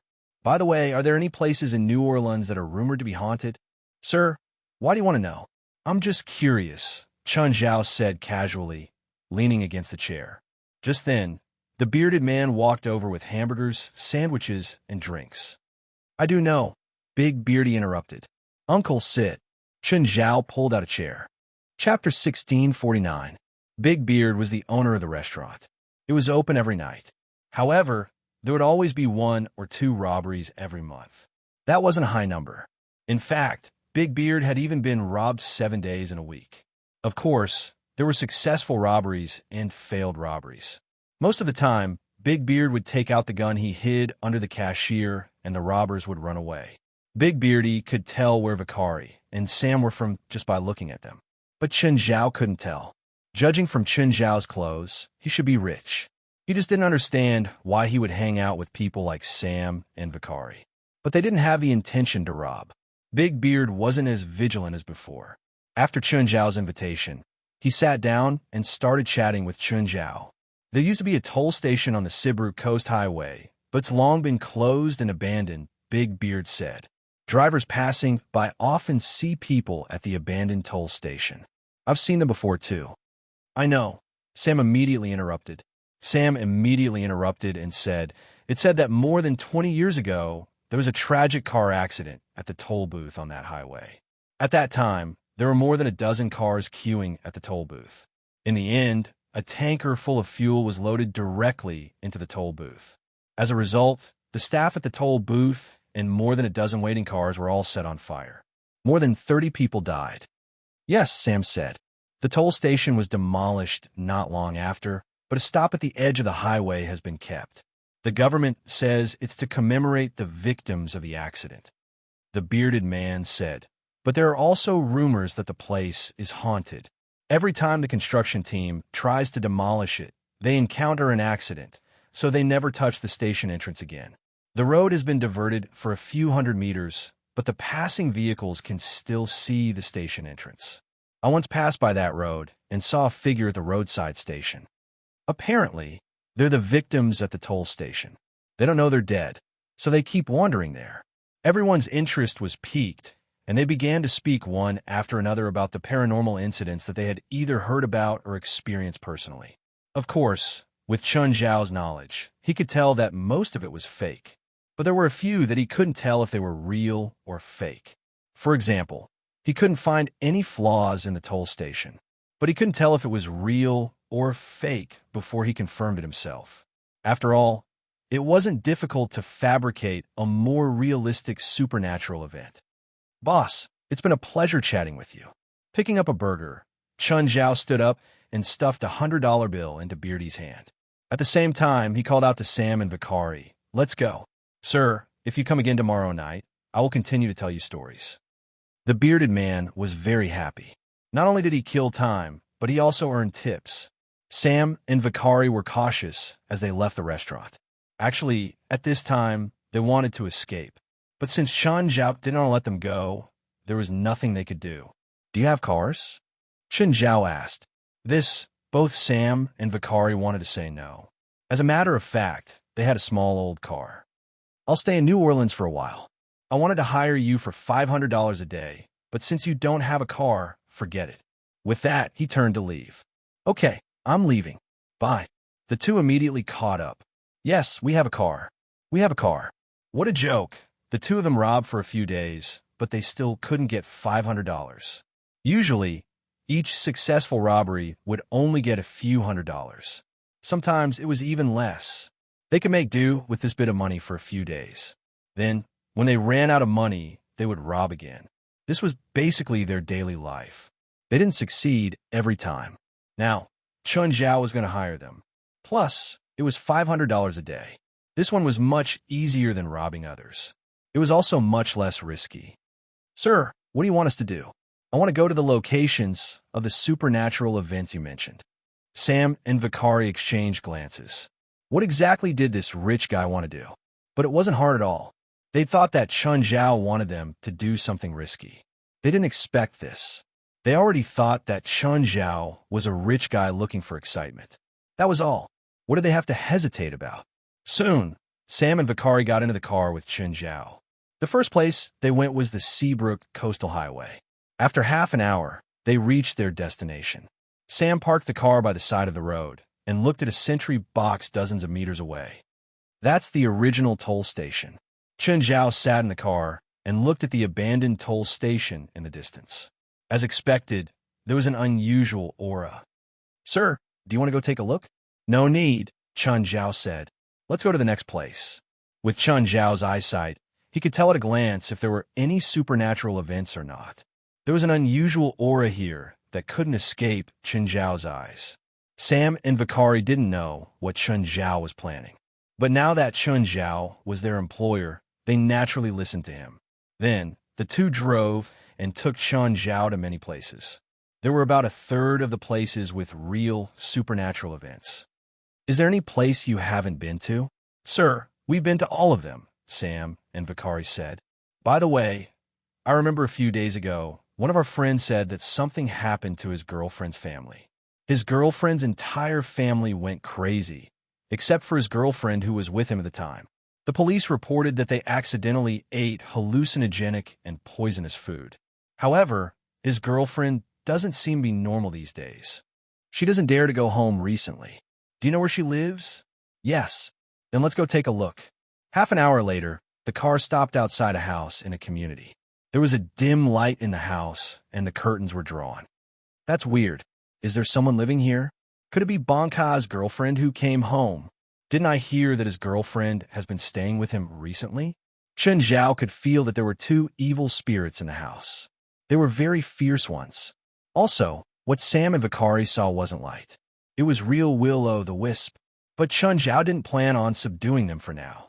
Anyway, there was no one living in the house. I'll give you a mission, Chen Zhao said. Sam, from tomorrow onwards, wait outside the house and see if anyone comes in.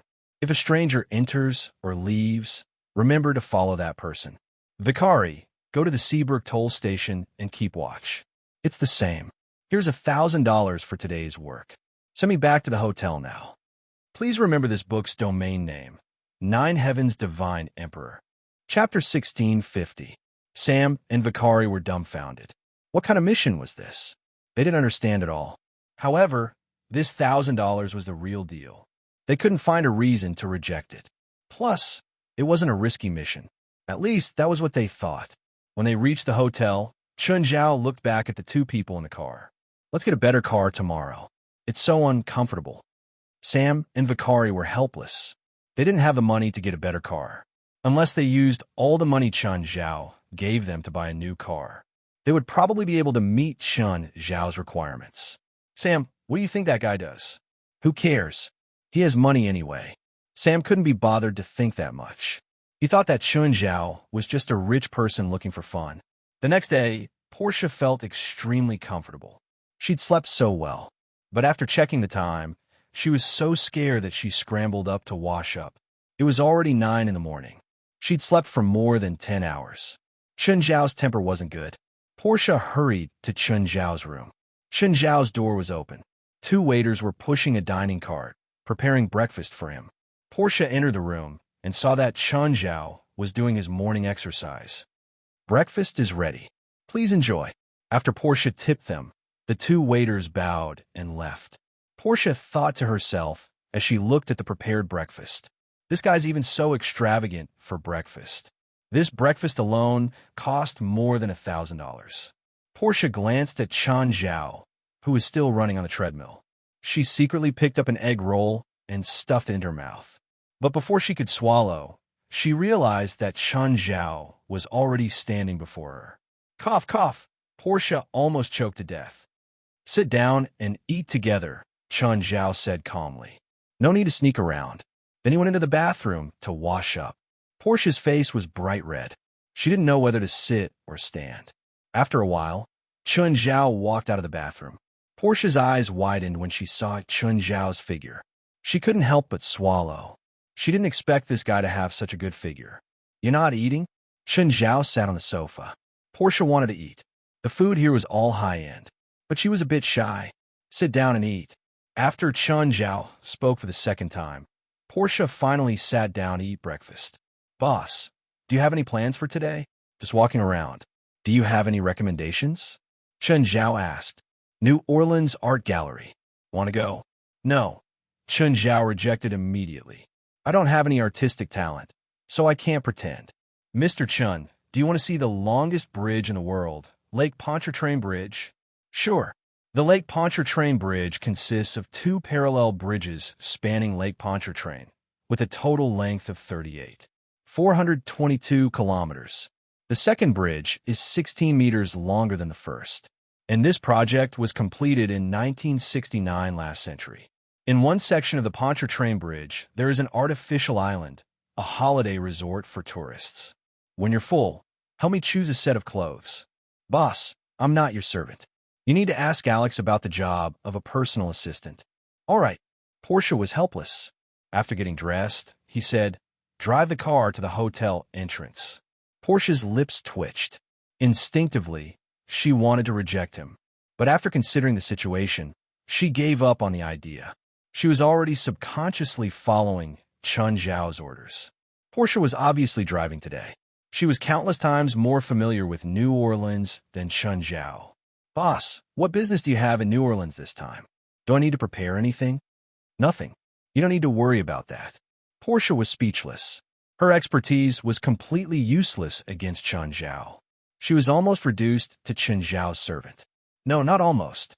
She was already reduced. But when the car reached the entrance of the Lake Pontchartrain Bridge, it was stopped. "What's going on?" Chun Zhao asked. "I don't know." Portia shook her head. There was a checkpoint ahead. It was set up by the military. Chun Zhao and Portia got out of the car and looked ahead. Just then, Chun Zhao saw a familiar-looking person. Demi Sonnenfeld. She seemed to be in charge here. She also saw Chun Zhao. She had a huge grudge against Chun Zhao. Back then, Demi's father, Sonnenfeld, had gone bankrupt because of Chun Zhao. Then, Chun Zhao had killed her commanding officer, Lieutenant Paul, in the Las Vegas desert. Chun Zhao had been very careful and didn't leave any evidence. However, Demi's hatred for Chun Zhao wouldn't disappear just because there was no evidence. Demi walked toward Chun Zhao. "Why are you here?" The disgust and hatred in Demi's eyes couldn't be hidden at all. "Uffed. Looks like you got promoted. Did you replace Paul's position?" Chun Zhao looked at Demi with a smile. "I know you did it. Don't think I don't know. Lieutenant Paul's death is definitely related to you." Demi looked at Chun Zhao, gritting her teeth. "How's your father?" Chun Zhao asked, smiling. Demi exploded. Her father had gone bankrupt and owed tens of millions of dollars to the bank. Although Demi had brought him home now, her father had always been depressed. However, her father had always been depressed. He drank alcohol every day and was dispirited. Demi really wanted to pull out her gun, but she controlled her anger in the end. "One day, I'll kill you legitimately." Demi gritted her teeth. "Then I'll kill you right away." Chun Zhao scoffed at Demi's threat. On the other hand, Portia broke out in a cold sweat. Chun Zhao had a huge grudge against this military officer. Would he make things difficult for them? "Ms. Demi, can you tell me what happened?" "It's none of your business," Demi snorted. "It's fine if you don't tell me," Chun Zhao said calmly. "You have your own way to find out anyway. Then go find your way. Everything here is a military secret. If you keep asking, I can arrest you for endangering public safety and spying." "Puffed. Please don't scare me. Otherwise, my lawyer team might go to the Department of National Defense." The most annoying group of people in the world was definitely lawyers. Especially the lawyers in the United States. They were definitely existences that could go against the heavens, the earth, and the air. They dared to sue the government, the military, and even the United Nations. There was nothing they didn't dare to go against. They were a bunch of mad dogs. Unfortunately, Chun Zhao had a bunch of mad dogs like that. Demi didn't have a legitimate reason to arrest him. Even if it was a legitimate arrest, Chun Zhao could guarantee that Demi would lose her military position. Chapter 1651. Actually, Demi was just trying to scare him. She knew that she couldn't do anything to Chun Zhao for now. Unfortunately, Chun Zhao's temper was too terrible. He wasn't even willing to suffer a loss with his words. Chun Zhao patted Demi's shoulder without hesitation. "Your father has already gone bankrupt. If you lose your job, I think your father's creditors will pounce on you like mad dogs and tear your father apart. So, you better think carefully before you speak." Demi's expression turned even uglier. Now that she had a military position, she could barely protect her father. If she lost her commission, her father would probably be sued by his creditors and thrown into prison. If someone interfered, her father might not be able to get out of prison alive. Demi's eyes were filled with murderous intent, but she really couldn't do anything now. If he didn't have a proper name, his words wouldn't be justified. If she couldn't do anything to Chun Zhao, she might even get herself into trouble. In Portia's eyes, Chun Zhao was definitely an evil rich man. However, Chun Zhao could only chat with Demi here. Demi would never let him go just because of his threat. The bridge of Lake Pontchartrain was uncrossable. Demi wasn't just targeting Chun Zhao. Chun Zhao could only ask Portia to turn the car around. "Boss, where now?" Portia kept thinking about Demi's words. Demi said that Chun Zhao had killed an officer. This gave her goosebumps. She didn't know what Chun Zhao did. The only thing she knew about him was that he was rich. He was very rich. Now, she felt that Chun Zhao's money might have come from a legal source. Her fear of Chun Zhao grew deeper and deeper. But now she was in a difficult position. As long as Chun Zhao didn't agree to her resignation, she couldn't leave. She was even more afraid to speak. She was worried that she had angered him. Chun Zhao threatened her family. Anyway, Portia was just scaring herself. The more he thought about it, the more afraid he became. "Find a restaurant," Chun Zhao said. "Boss, they've only been out for an hour, and you seem to have eaten a lot for breakfast." Breakfast? How could that be called breakfast? That wasn't even enough to fill Chun Zhao's teeth. If Chun Zhao really ate to his heart's content, he could probably empty the entire hotel. However, the energy efficiency of food was still too low for him. Chun Zhao still couldn't completely separate himself from the 5 grains. He could not eat the wind and drink the dew. However, not eating or drinking for more than 10 days was nothing to him. Of course, even though Chun Zhao was close to fasting. However, Chun Zhao's appetite was still much larger than a regular person's. Chun Zhao could already use his immortal power to ensure that he was never hungry. However, there were some trace elements that the human body needed that could not be provided by immortal energy. To put it bluntly, Chun Zhao didn't eat to eat now, but to replenish his micronutrients. Therefore, Chun Zhao's food combinations for each meal were very rich. "I'm hungry," he answered matter-of-factly. "Fine, you're the boss. You have the final say." But this time, he only told Portia to find a normal restaurant. Not those high-end restaurants that cost thousands of dollars for a meal. An hour later, Portia sat across from him. Chun Zhao was still wolfing down his food. How much did Chun Zhao eat? 10 servings of pasta, 20 servings of pepper scallops, 5 lobsters, and 20 prawns. There were also 20 steaks and 5 roasted chickens. Portia had never seen someone with such a huge appetite. Just how many people's portions did he eat? 10 people? Or 20 people? Those who did not know would think that he was a beggar who hadn't eaten for a few days. Chun Zhao did not care about other people's opinions. He could eat however he wanted. "You eat some too," Chun Zhao said in the midst of his busy schedule. "Thanks, but it's okay." Portia forced a smile. "Okay, tell the waiter to give me 20 medium-rare steaks. This restaurant's steaks are as good as the chef's." "Oh, I saw that there's roasted lamb leg on the menu. Give me 2. "Boss, can you finish it?" "I never waste food," Chun Zhao said. After midnight, Chun Zhao walked out of the restaurant satisfied. Portia followed behind him. "Boss, you just ate a total of $2,380. "Okay, got it." Chun Zhao nodded. "This restaurant is still worth it. If we went to a high-end restaurant, this meal would cost at least tens of thousands. Spending $2,380 for a meal, was that worth it?" But thinking about the amount he'd just eaten, it was indeed worth it. "Sis," a slightly childish voice said. Chun Zhao turned his head and saw a boy around 18 or 19 years old. Portia was stunned for a moment. "Billy, why are you here?" "I'm working part-time at this restaurant." Billy looked at Portia and then at Chun Zhao. "Sis, when did you come back to New Orleans? Also, who is he? Your boyfriend?" "No, he's my boss," Portia quickly explained. "I'm working now. I'll go visit you guys when I'm free." "Okay."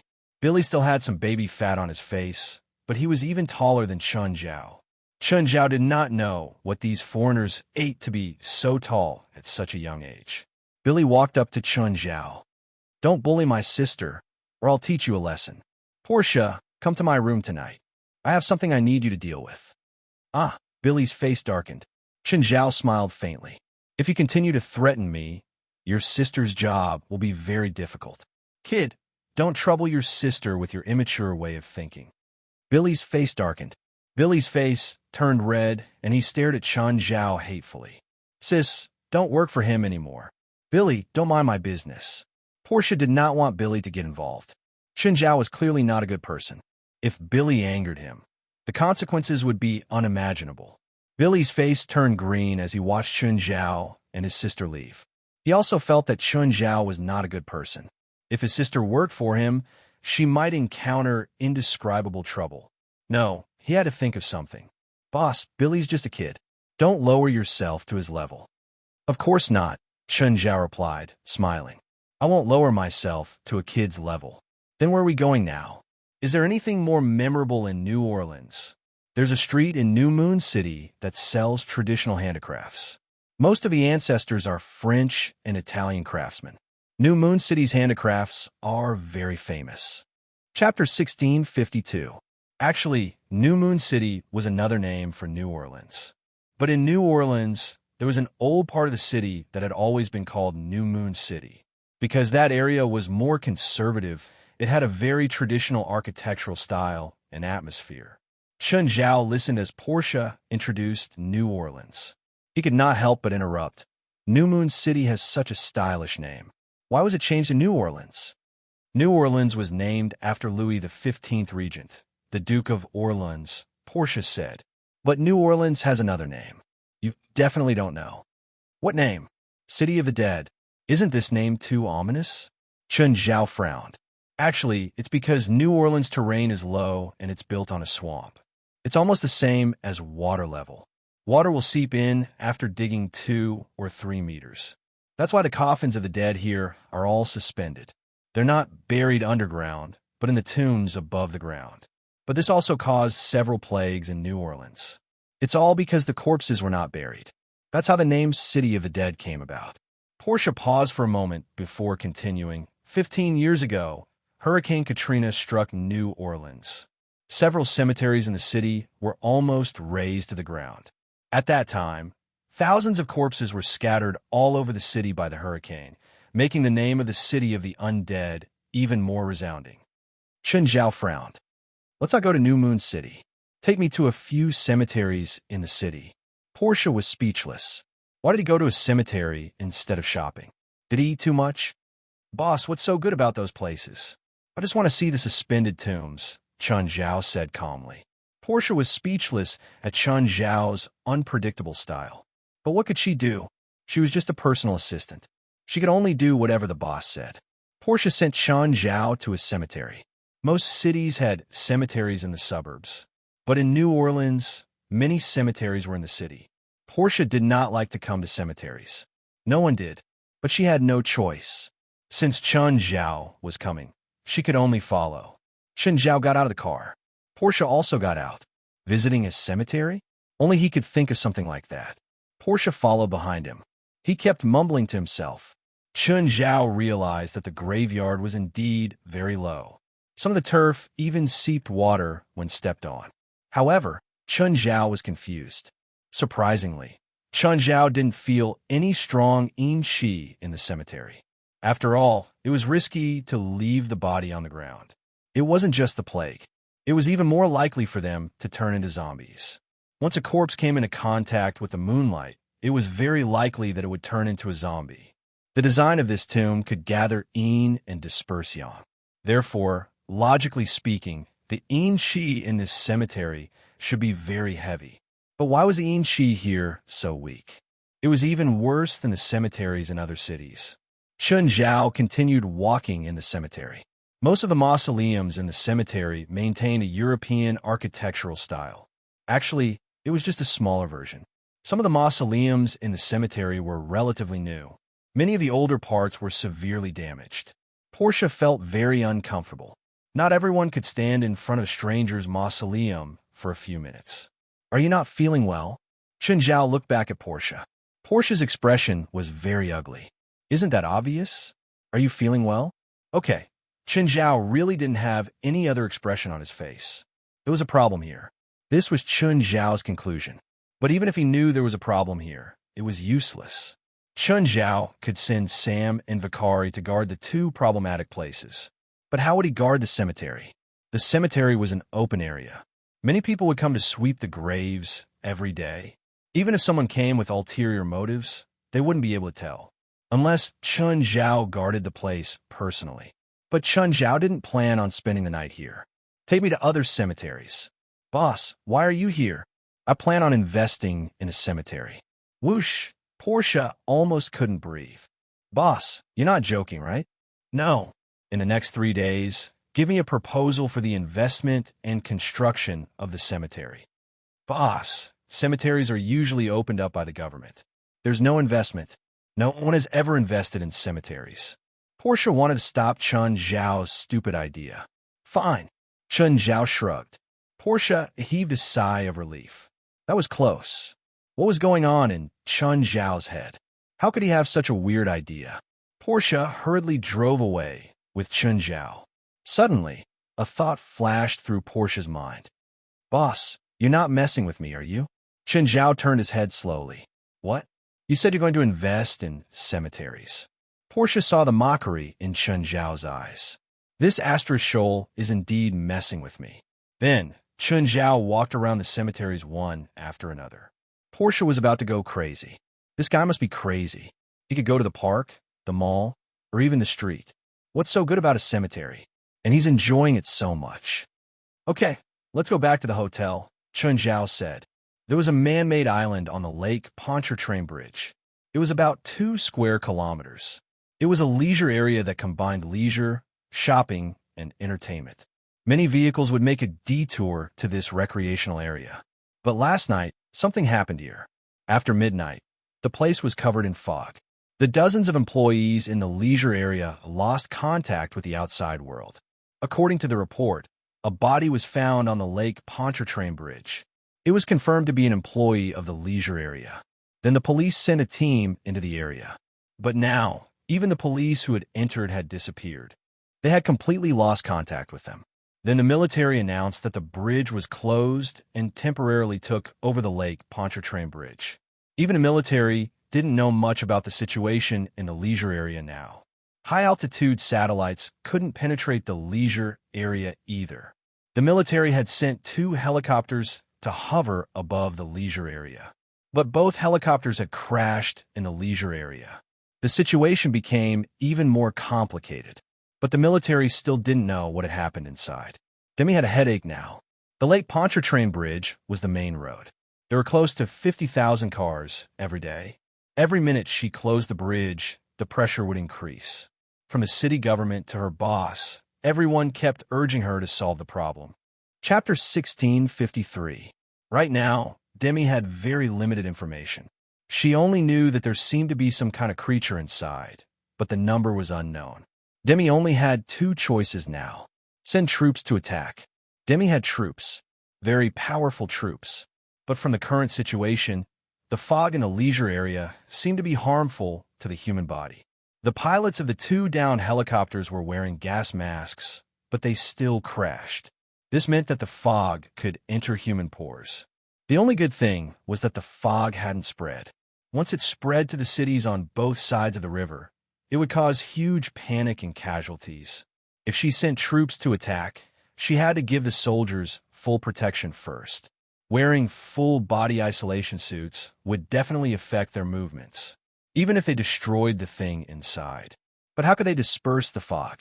This was also a problem. So, she could only ask for help from her superiors. Hello, I'm Portia, Mr. Chen's personal assistant. Who are you looking for? Personal assistant. Leong frowned. Where's Chen now? May I know who you are? Is Chen with you now? Get him on the phone. Sir, the boss isn't with me right now. If you need anything, I can pass it to him.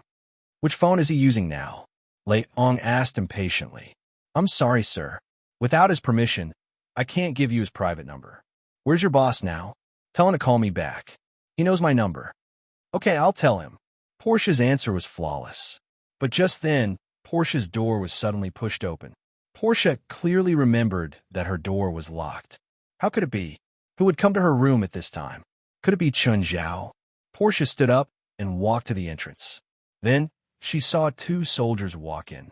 Behind them, a woman walked in. Wasn't she the female officer who'd argued with Chun Zhao before the Lake Pontchartrain Bridge? What are you doing? This is my room. Please leave. Where did Chun Zhao go? Demi didn't waste time and went straight to the point. The boss is in his room. He's not in mine. Why are you here? Portia panicked. Did something happen to Chun Zhao? Is this woman here to capture Chun Zhao? 2 soldiers poked their heads into Portia's room and shook their heads at Demi. Give me his number. Portia immediately objected. I have no obligation to cooperate with you. But at that moment, Demi raised the gun and pointed it at Portia's head. Portia broke down. What happened to democracy and freedom? I hope you can seriously consider my request. I'm not very patient, especially when it comes to that bastard. Demi looked at Portia with a cold gaze. Do you understand? Portia was so scared that her legs turned to jelly and she nodded subconsciously. Where'd he go? He's in the room. He's not in his room. I've already been there, Demi said coldly. Portia's mind was blank. Had Chun Zhao received the news and escaped? What's his phone number?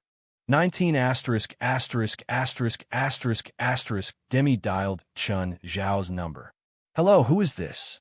I'm Demi Sonnenfeld, Demi said. Sorry, you dialed the wrong number. Just as Chun Zhao was about to hang up, Demi immediately said, I'm with your little assistant. Chun Zhao chuckled. You're not going to use her life to threaten me, right? Let's not talk about whether she's that important to me. Even if I care about her, can you kill her? Don't forget that you're a soldier. You protect the American people. The military has the power to force conscription during special times. She'll become a soldier soon and go on a dangerous mission. Okay, what do you want to talk to me about? Where are you right now? Playing outside. Why? Go back to the hotel immediately.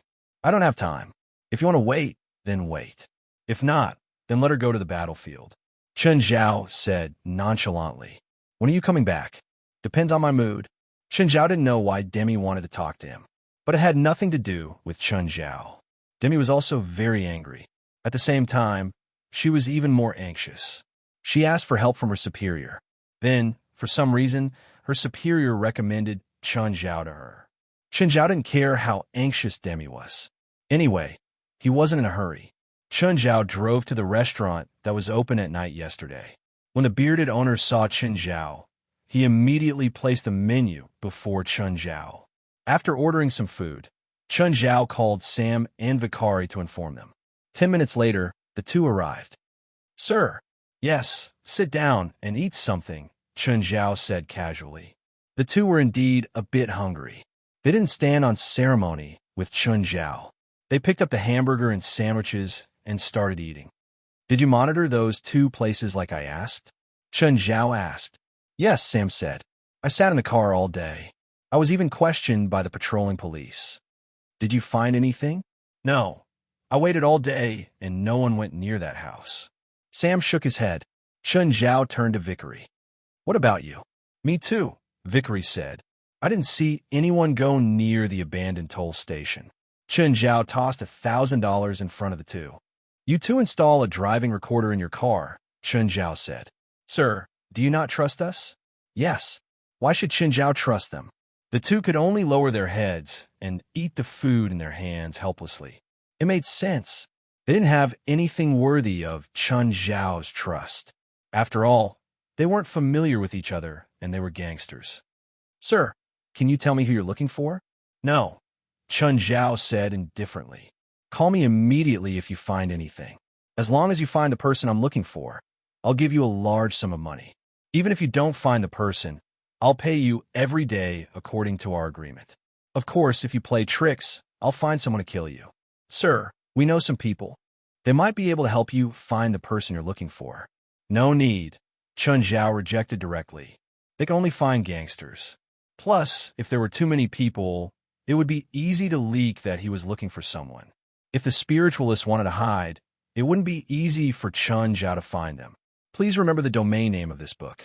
9 Heavens God King. Chapter 1654.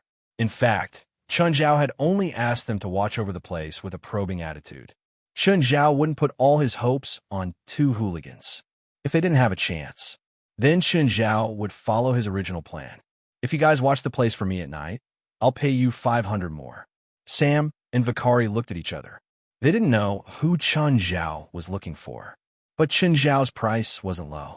Even a private detective wouldn't pay 1,000 a day. Chun Zhao obviously wasn't that rich. It was mainly because the mission was dangerous. Of course, Chun Zhao didn't plan on letting them take the risk. As long as they found someone, they could call Chun Zhao immediately. Mr. Chun, does tonight count? I promise I won't play any tricks, Vikari said sincerely. Sure. Chun Zhao nodded. Call me if you find anything. Okay, I'll go back now. With that, Chen Zhao stood up and left. Demi was still waiting for him in the hotel. He hoped that Portia hadn't broken down yet. Chen Zhao whistled and returned to the hotel. As soon as he entered the lobby, he saw a few people staring at him. Judging from their auras, they should be soldiers. What? Are they going to beat me up? Chen Zhao couldn't be bothered with them. It was impossible for him to kill them in front of everyone. Chen Zhao whistled and entered the elevator. The soldiers in civilian clothes followed them in. A minute later, Chen Zhao arrived at Portia's floor. There was only one person standing in the elevator. The others were all lying on the ground. The soldier broke out in a cold sweat. They were soldiers who had been trained for a few years.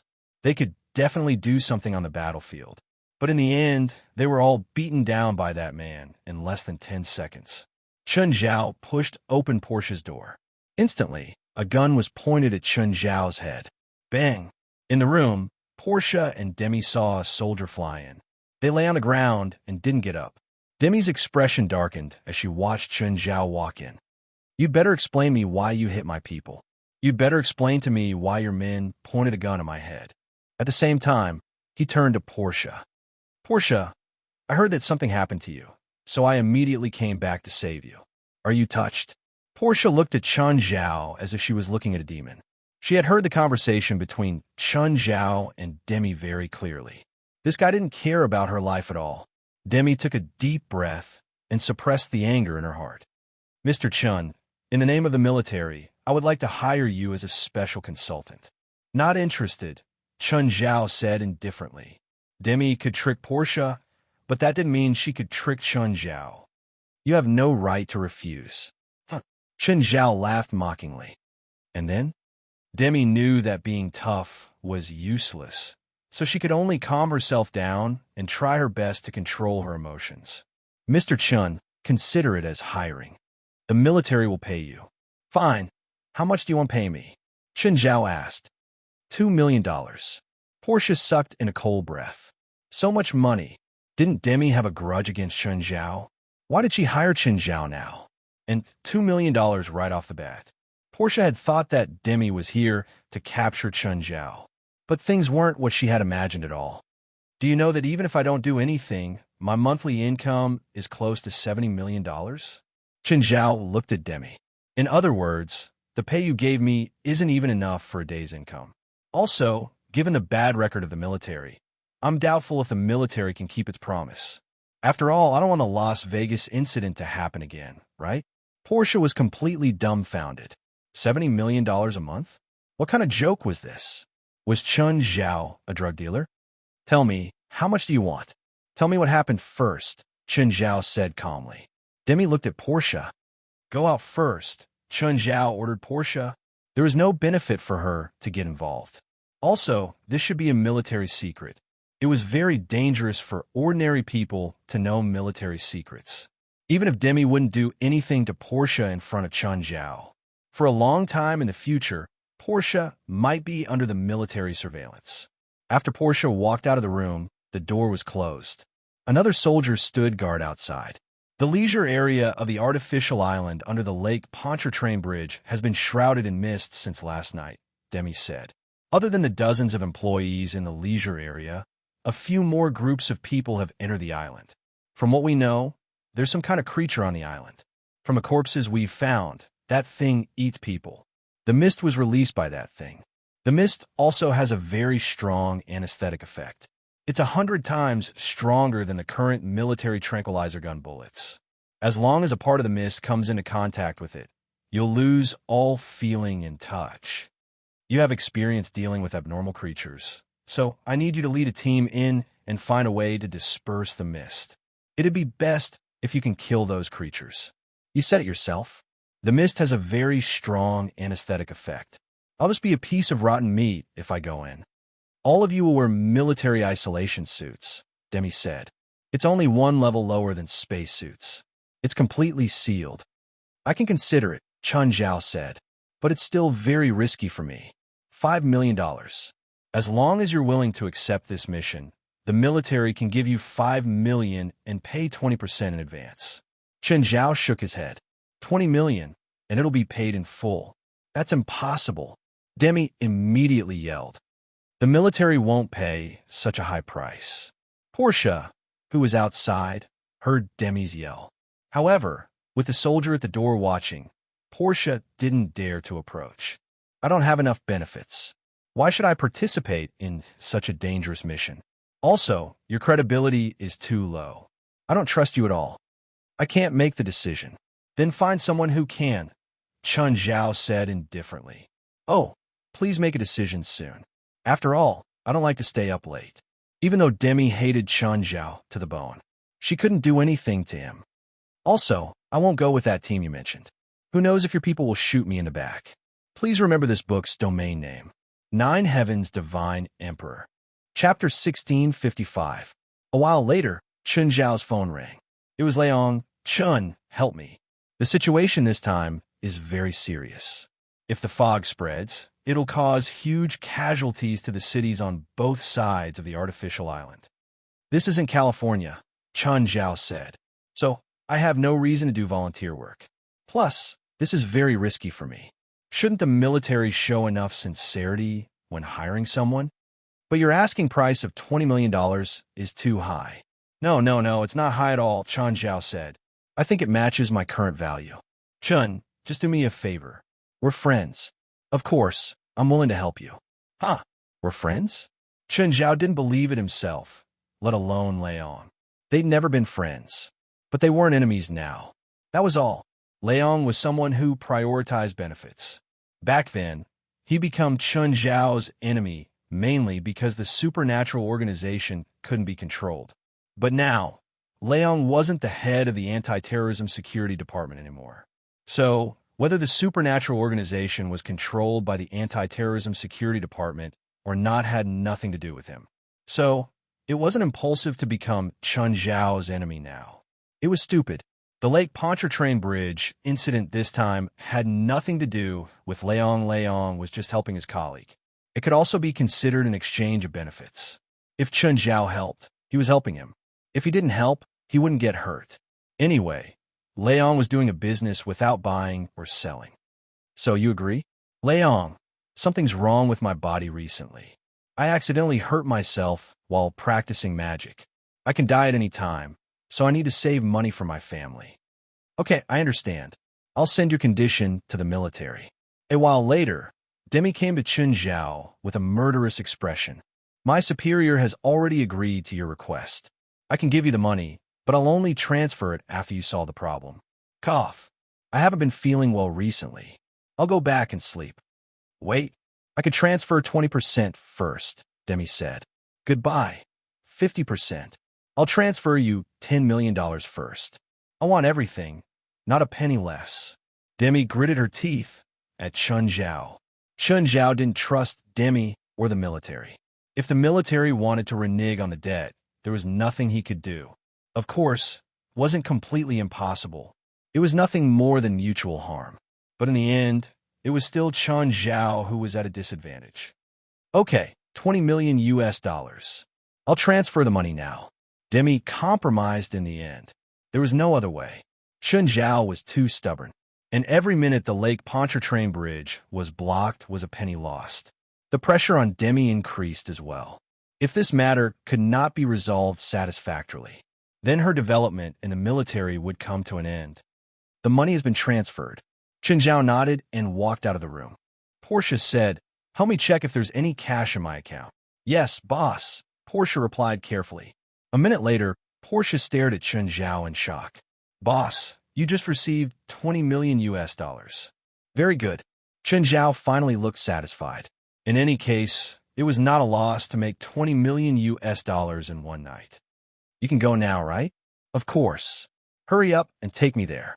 I really want to save those in danger right now." Demi felt like her fists were thirsty. If not for the fact that she couldn't beat Chun Zhao, she really wanted to kill Chun Zhao now. "Boss, where are you going?" "Shopping," Chun Zhao said.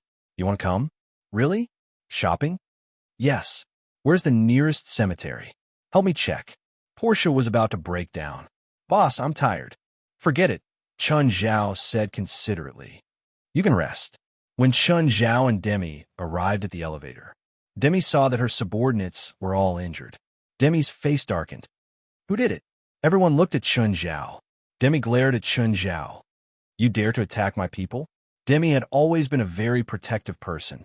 Seeing her subordinates get beaten up, her anger exploded. Are they your people? I thought they were bad guys with bad intentions. Chun Zhao looked at Demi innocently. It was as if he was saying, trust me, you better not die in there. Demi cursed Chun Zhao viciously. So many people want me to die, but I'm still alive and well. Chun Zhao glanced at Demi. But the people who curse me will most likely die. You should be careful. They arrived at the checkpoint at the Lake Pontchartrain Bridge. Demi found the adjutant and asked, what's the situation now? The fog has expanded by 10%. We found another corpse in Lake Pontchartrain. Nothing else has changed. How's the preparation for our assault team? We've already organized a team of 20, the adjutant said. We're just waiting for the commander's order. Our assault team will enter the artificial island. Demi looked at Chun Zhao. Are you sure you want to go alone? Anyway, I won't go with your people. With our grudge, I doubt you'll order your subordinates to shoot me. The aide looked at Chun Zhao in surprise. He didn't know Chun Zhao. He didn't know Chun Zhao and Demi's personal grudge. However, he was surprised that Chun Zhao would say this in front of Demi. We're soldiers, Demi said with a dark expression. We have moral boundaries. Moral boundaries? You're talking to me about moral boundaries? Chun Zhao snorted. Is your moral boundary to go back on your word? Oh, don't blame me for your commander's death. If you hadn't instigated it, Paul wouldn't have died. You finally admit that you did it. So what if I admit it? Do you have evidence? Don't forget that you were watching me the whole time. You're my most powerful witness. Most of the time, the military doesn't need evidence. Demi looked at Chun Zhao darkly. That's true, Chun Zhao sneered. But you better ask your superior if you have the courage to do it to me. Guys, now's not the time to argue, the adjutant said, trying to smooth things over. Only then did Chun Zhao and Demi stop arguing. Give me an isolation suit, Chun Zhao said. Don't play tricks on the suit. If I find out, I'll flip out. Ignoring Chun Zhao, Demi turned to the adjutant. Assault team, prepare to enter the artificial island. Chapter 1656. Chun Zhao's background was different from the military's assault team. However, the two groups had set off together. Chun Zhao put on the isolation suit. The 20 members of the assault team were all dressed neatly too. Of course, their equipment had to be more varied. There were large-caliber submachine guns, explosive grenades, and thermal scanners. The assault team looked at Chun Zhao curiously. Apart from the isolation suit, Chun Zhao didn't bring anything else. Most importantly, he was still holding the hood. He didn't seem to be in a hurry at all. After all, the assault team members were all extremely nervous. Most importantly, the guy had taken out a can of beer from somewhere and was drinking as he walked. After that, he threw it everywhere. Captain, who's that guy? I don't know. Benjamin shook his head. He also didn't know who the guy in front was. Fuck, we're carrying guns and cannons. That guy only has a box of beer, right? The assault team members were all pissed off. But they couldn't help it. They weren't together. Plus, the guy was walking in front. It was clear that they weren't on the same path. Luzink, what's your situation now? Sir, who's that guy in front? Don't mind him. He's not an enemy or a friend. Will he obstruct our mission? His mission is the same as yours. Destroy all the unknown creatures on the artificial island and find a way to disperse the fog. But he doesn't have any weapons, Luzink said indignantly. Luzink said indignantly, and he's been drinking beer along the way. Doesn't he know that he's on a mission now? Luzink was very unbalanced. Their journey wasn't short. It was a full 20 kilometers. Plus, they were equipped with equipment that weighed less than 30 kilograms. To reduce the burden, they didn't even bring drinking water. Now, they could only watch Chun Zhao drink along the way, but they could only watch others drink. They were carrying a lot of equipment and sweating profusely, but they couldn't drink anything. Anyone would be mentally unbalanced. In fact, many people in the assault team were already mentally unbalanced. Sir, my teammates need drinking water, Luzink said. We've already walked 10 kilometers with weights. We'll enter the fog in half an hour, but my teammates are in bad shape. All right, wait here. I'll send a transport vehicle to resupply you. Not long after, the supply vehicle arrived. It was an armored vehicle. Although the assault team members could temporarily quench their thirst, they were drinking water while the others were drinking alcohol. They still felt it was unfair. Why no wine? I want beer. A member of the team complained. Shut up, Luxembourg scolded. He wasn't happy either, but he wouldn't say what he was thinking. Of course, he also knew that he was on a mission. It was unrealistic to drink during a mission. In the end, the psychological quality of these soldiers was too poor. It could even be said that she was spoiled. After the assault team replenished some of their energy, they continued to move forward. By then, Chun Zhao had already disappeared. Suddenly, Luxembourg stopped in his tracks. Stop! Luxembourg came to the side of the bridge, where there was obvious damage to the concrete. There were also fresh bloodstains on it, and from the looks of it, it was very fresh. Captain, what happened? That person was attacked just now, Luxembourg said. He might already be dead. For some reason, the commando team members all felt a little relieved, but also a little gloating. Okay, be careful, Luxembourg said. Everyone was immersed in their own emotions. Suddenly, they heard a whistling sound. It was like a gust of wind, but it was not a gust of wind. It was a gray shadow. What's that? The few soldiers standing in front opened fire first. The figure let out a strange cry. Then, something fell, and the figure swept across the bridge, jumping into the sea below the bridge with a splash. The speed of that figure was simply too fast. They were all well trained, but they could only barely catch the figure's movements. Luxembourg walked to the front and looked down. It was an arm, a human arm. Hiss! Was that a human? How is that possible? How can a human be so fast? Suddenly, the arm on the ground moved. Everyone was startled. At this moment, the severed arm suddenly stood up. Then its 5 fingers moved on the ground. Everyone looked at each other with incredulous looks on their faces. Luxembourg reacted abruptly and kicked the severed arm away. The severed arm rolled twice on the ground. Suddenly, it jumped up and grabbed at Luxembourg. Lusing suddenly pulled out his dagger and slashed. His severed arm was once again cut into 2. This time, the arm didn't move. Blood seeped out. Be careful, something doesn't seem right. Luxembourg wasn't in a hurry to leave. Instead, he crouched down to study it. Why did the arm seem to be alive earlier? But why did it die after he cut it in half? Luxembourg found that there was a cut spore at the place where he cut it. Was it because of the spore? Luxembourg wasn't sure. After reporting the situation to Demi, Luxembourg led the team forward. After walking for about 20 minutes, they finally approached the foggy area. Hiss! Everyone's earpieces were filled with noisy interference sounds. Adjust the frequency and switch to internal communication, Luzink ordered. Clearly, they had cut off all communication with the outside world. Don't be careless. Not only was their external communication cut off, but the visibility in the fog was only about 5 meters. Plus, the enemy was extremely fast. This was a huge test for everyone. Luxembourg knew that he could hit that figure on the bridge. It wasn't just because of his reaction speed. It was also because of the distance. It gave them some time to prepare, but the visibility in the fog was so low. In other words, if they encounter that thing again, it would be very difficult for them to hit the target. Even at this time, if that thing rushed into their formation, it would bring great trouble. So Luxembourg arranged for the people in the middle to use pistols and daggers for defense. This was indeed the best choice. Luxembourg was worthy of being an experienced veteran, and he immediately thought of a countermeasure.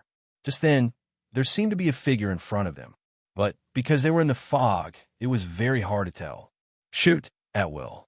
Chapter 1657. No matter what that figure was, he couldn't get close to it. It was too dangerous in such an environment. Plus, this was a battlefield.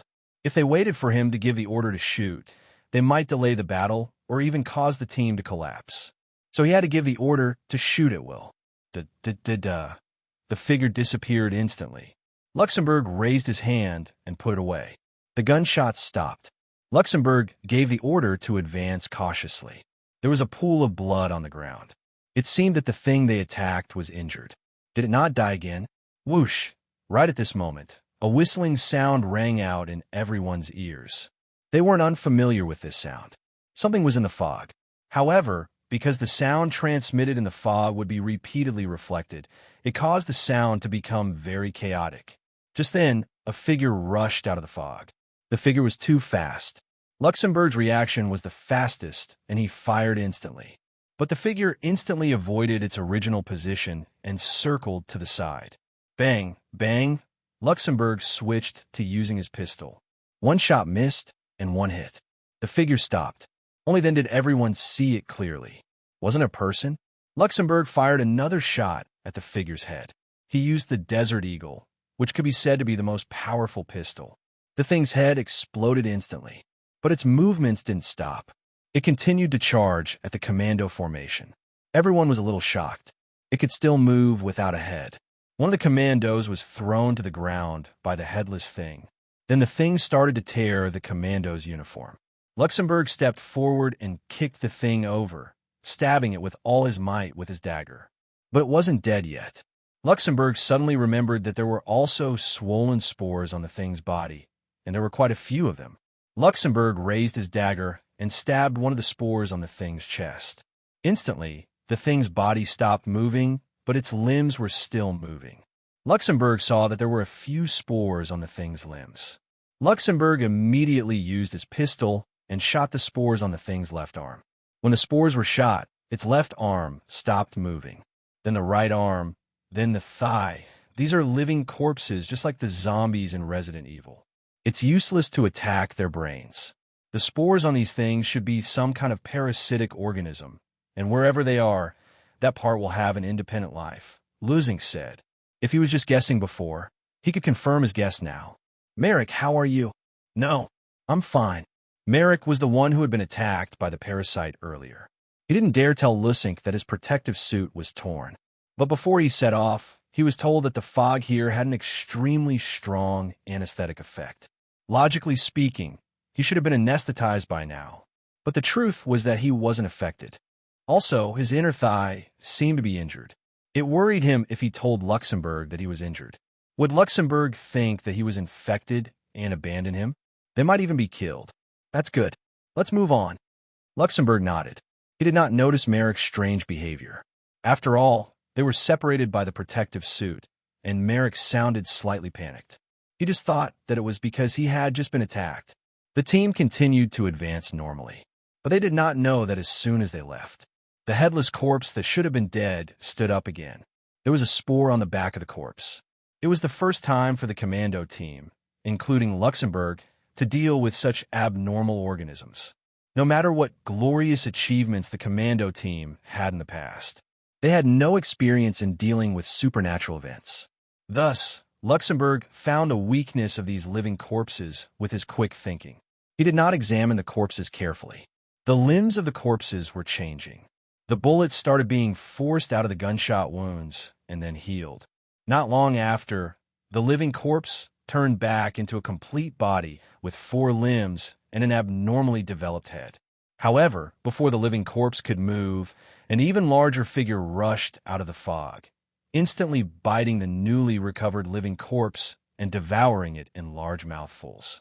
Suddenly, the huge living corpse stopped eating and turned to look at the mist.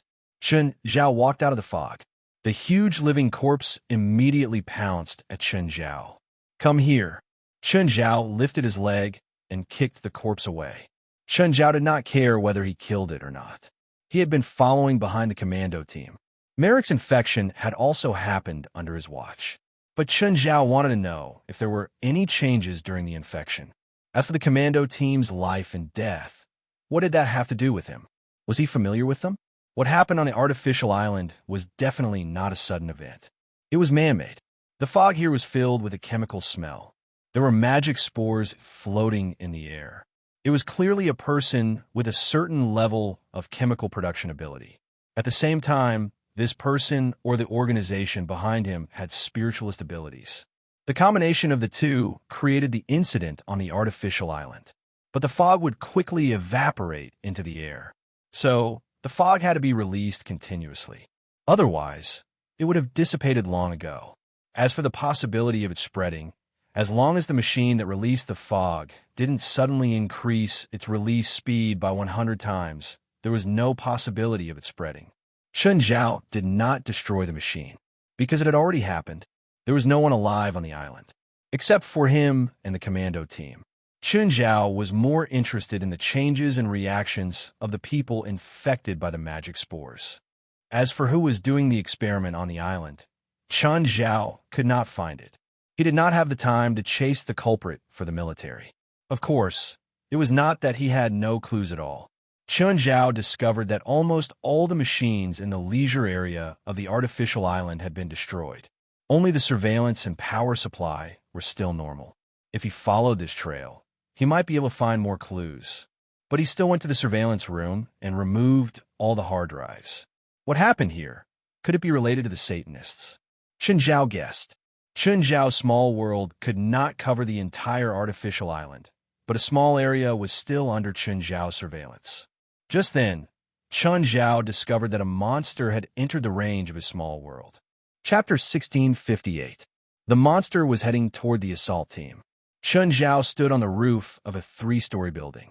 In fact, he was less than 20 meters away from the assault team, but the fog blocked their line of sight. Even if they stood close, they couldn't see them.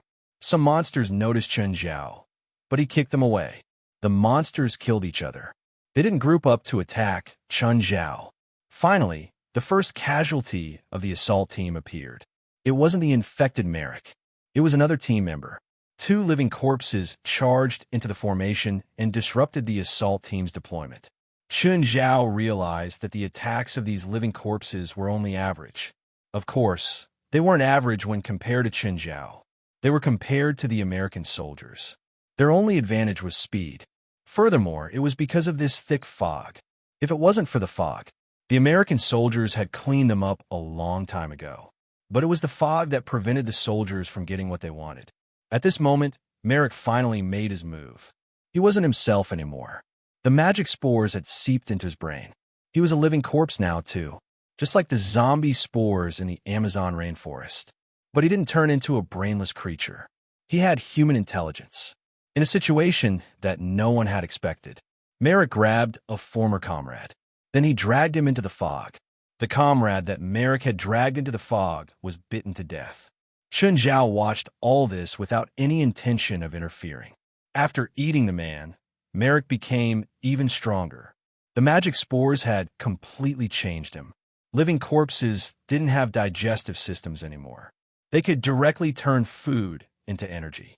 There was an advantage to this. Their physical strength could reach an unbelievable level in a short time. But the disadvantages were also obvious. It was like a person who'd taken stimulants. Even sitting still was very tiring. Once their energy was depleted to a certain level, they would feel even more thirsty. They needed more food to replenish the energy they used up. If there was enough food here, these living corpses would work together to fight against outsiders. But there were only living corpses here. There were no other creatures. They could only eat each other. But now, the assault team had arrived. All the living corpses focused their attention on the assault team. Chun Zhao also realized something else. The living corpses with more parasite spores. They were not stronger than their own kind, but they were more energetic. In other words, their energy consumption and control were more precise. After Merrick devoured the body of his former comrade, he took off his isolation suit. It came into contact with the mist in the air on a large scale and allowed the magic spores in the mist to parasitize it. These magic spores could not be attached directly to the skin. They needed to enter the blood or oral cavity before they could parasitize Merrick. And it wasn't an ordinary parasite. It was the first magic spore. The host was like a house, and the magic spores were the owners and tenants. The owner could not rent to as many tenants as he wanted. They needed to devour more people or their own kind, obtain their flesh and blood, and then turn their flesh and blood into their own, so that more magic spores could parasitize them. Merrick did not attack the commandos directly. It had its eyes on another of its kind, a weaker living corpse. Without much effort, Merrick made a part of himself. Merrick's body started to mutate. An arm popped out from its left shoulder. But Merrick's changes did not stop there. It didn't just have an extra arm. Instead, it was an invisible change inside its body. Its body structure became more reasonable. From a certain perspective, it was also evolving. But evolution was not that easy. Chun Zhao had gone through a few evolutions. However, his body's evolution came from the golden key. Every time, it consumed a large amount of energy. But the energy needed for a living corpse to evolve was through devouring. This kind of evolution was very unstable. If Chun Zhao's evolution process was like building a building, you would only go up a little bit each time, but it was stable. On the other hand, the evolution of a living corpse was like building blocks. It could go up very high in a short time, but it would collapse easily. This was the difference between the two. Actually, this analogy was not appropriate. The process of human evolution was a process of building skyscrapers. The foundation was already there. All of Chun Zhao's evolutions were built on this foundation. But the evolution of a living corpse was different. It was to push away this foundation and then say, "Come, let's build blocks." Actually, human evolution was traceable. The first was the evolution of appearance. Humans had always been evolving in the direction of becoming taller and more in line with the environment. Why do humans like beauty? This was actually determined by their genes, putting aside individual differences in aesthetics. Humans subconsciously thought that beauty was more advanced. So, the direction of human evolution would be more in line with their own aesthetics, as long as the environment did not change drastically. Then, the general direction of human evolution would not change. It would not become uglier as one evolved. Of course, this kind of ugliness did not refer to the face, but the distortion of the body. In fact, this kind of aesthetics did not only happen to humans. Many species in the world actually evolved in this direction too. Humans also tended to like cute and beautiful animals. There were also aesthetic tendencies among the same species. What happened on this artificial island was probably caused by a madman or a crazy organization. It might even be the government. Don't think that it was impossible. Some small towns in America's borders had mysteriously disappeared. Similar secrets were kept in the supernatural society. The assault team lost a few more people. Merrick was even more cunning. It had been secretly following the assault team. Whether the members of the assault team died or the living corpses were destroyed, it devoured the corpses. Lusink, the leader of the assault team, felt that it was too risky to move in an open space. He decided to enter the largest building on the artificial island, which was the supermarket. The supermarket was an enclosed space, so there was not much fog inside. But to Chun Zhao, this was a very wrong decision. In this world, if there was a man-made maze, it would undoubtedly be a supermarket. Large supermarkets would try to make the terrain as complicated as possible. It was so that the customers could not walk out. Now, the assault team had entered an enormous maze. Chapter 1659. The commando team's only advantage now was their firearms. In this world, guns and ammunition still had great lethality. Even Chun Zhao didn't dare to say that he was immune to all firearms. However, the firearms they were equipped with needed a wide field of vision to be most effective. Outside the building, their firearms were limited by the fog and couldn't capture the enemy immediately. But in the maze, there were too many obstacles, making it harder for their firearms to be effective. Chun Zhao could see this problem, and so could Lusink. However, people would develop psychological problems if they stayed in the fog for too long. Even Lusink felt the pressure in his body and mind. He didn't know if he continued to stay in the fog. Would the commando team break down first? So, he had to enter the building. The supermarket's electricity was still running. The entire place was brightly lit. However, there was no one. Everyone heaved a long sigh of relief. It was as if all the pressure in their hearts had been released. Chun Zhao also entered the supermarket. He realized that there were no magic spores here. That shouldn't be the case. Although the supermarket was a sealed space, it wasn't truly sealed. There shouldn't be any magic spores, right? But after thinking about it, Chun Zhao understood what was going on.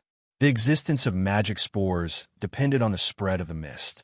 However, large supermarkets like this all had air purifiers. Those high-powered air purifiers directly cleared the fog and magic spores in the air. Leader, the air quality is good. Don't take off all the isolation suits yet, Luzink said. I'll take them off first. If I have any adverse reactions in 10 minutes, immediately inject me with a neutralizer. Luzink still chose to be cautious. However, 10 minutes later, Luzink could finally confirm that there were no harmful gases in the air. Okay, take off your isolation suits and breathe in the fresh air. Everyone heaved a sigh of relief. Bang! Suddenly, a voice made everyone tense up, even though they had just relaxed. Everyone pointed their guns at the source of the sound. It was a living corpse with pustules all over its body. However, this living corpse wasn't like the flesh and blood they'd seen before. The body of this living corpse was filled with a metallic luster. You? Merrick, it's you? Everyone looked at Merrick in disbelief.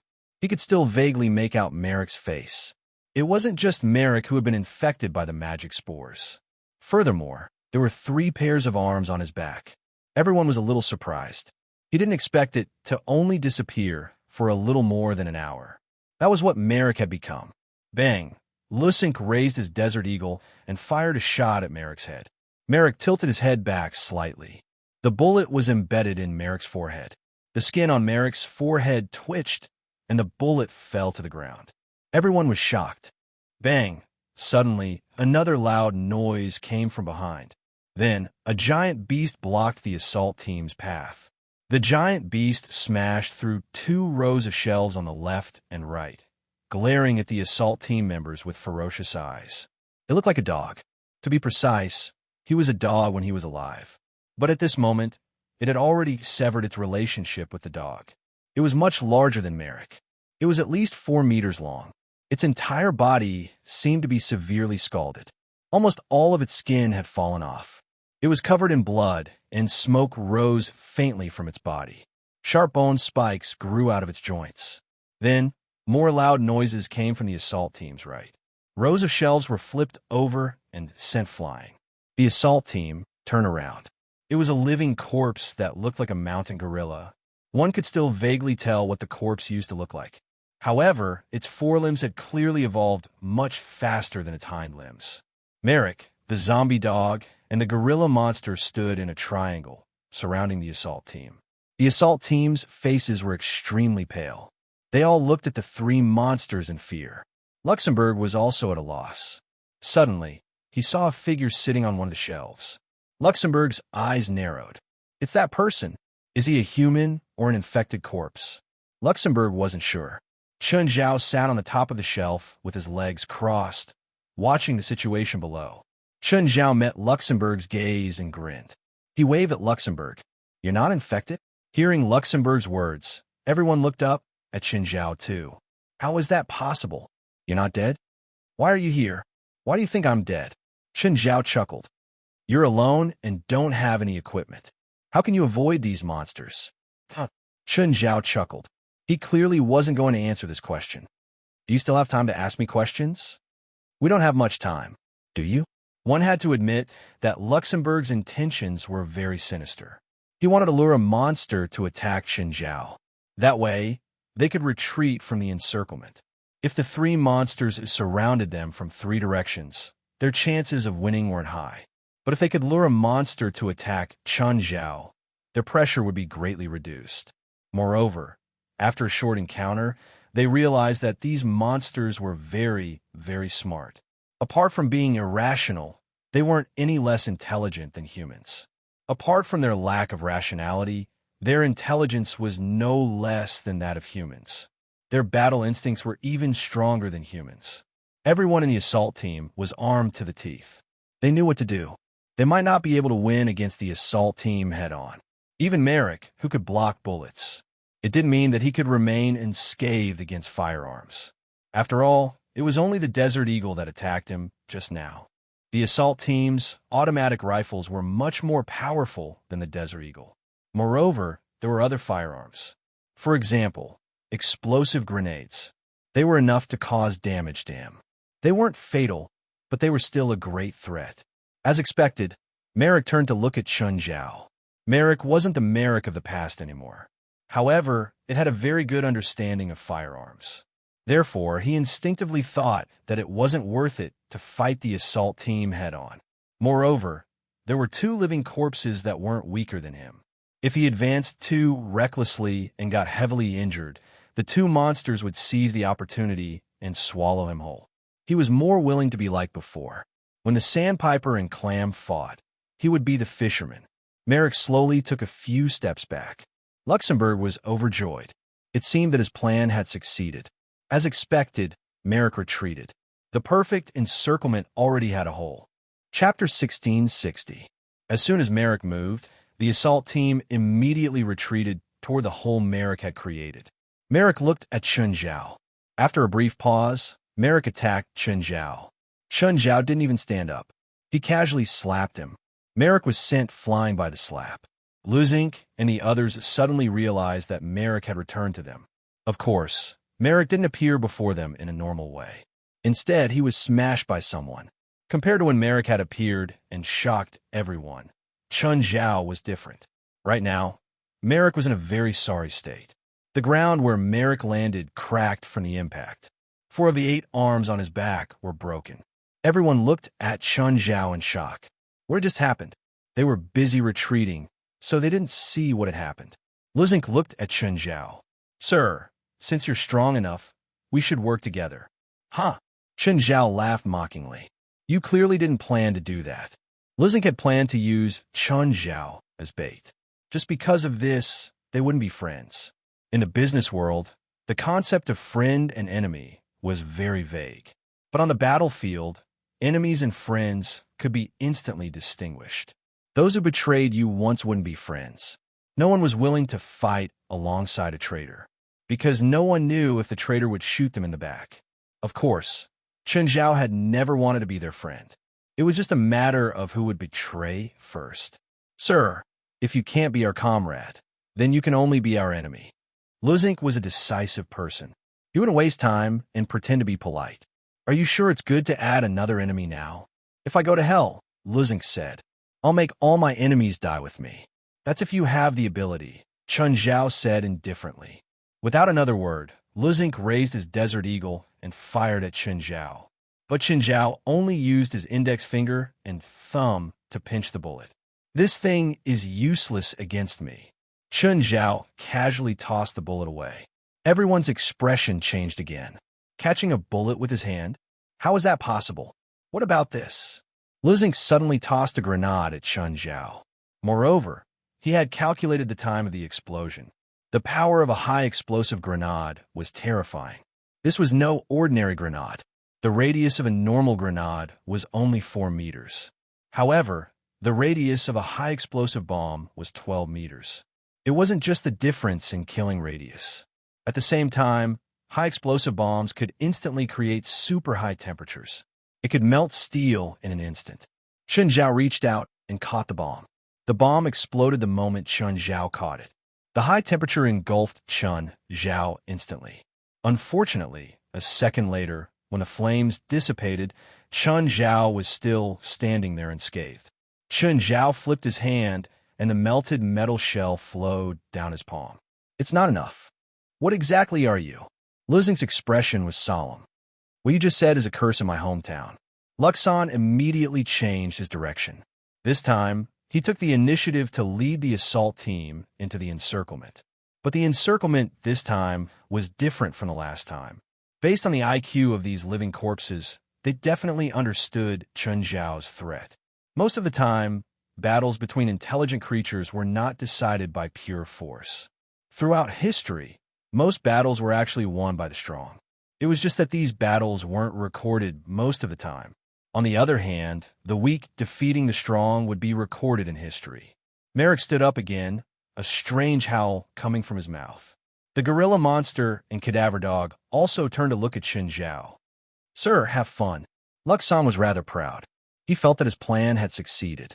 Just by changing positions, the original enemies had turned to attack Chun Zhao.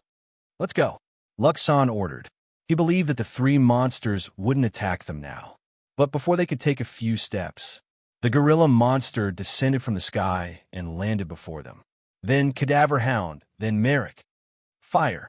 Fire at will. Luxon didn't hesitate. He ordered to attack the three monsters. Boom, boom, boom. The gorilla monster and cadaver dog were instantly targeted. They couldn't resist in time. Plus, they were already injured. Under the crazy bombardment of the assault team, they were blown to pieces in the blink of an eye. Merrick, on the other hand, displayed his advantage. His defense was much stronger than the gorilla monster and cadaver dog. He charged into the assault team and slaughtered wantonly. In the end, however, a member of the assault team detonated a grenade in a suicidal manner. The suicide attack was successful, but it also affected a few members. A few more died. Now, there were only 5 members left in the assault team. They could barely stand up. It seemed that these monsters weren't very evolved. Moreover, their intelligence had decreased to a certain extent. Suddenly, Chun Zhao sensed a terrifying danger. Almost instantly, Chun Zhao unleashed all his power.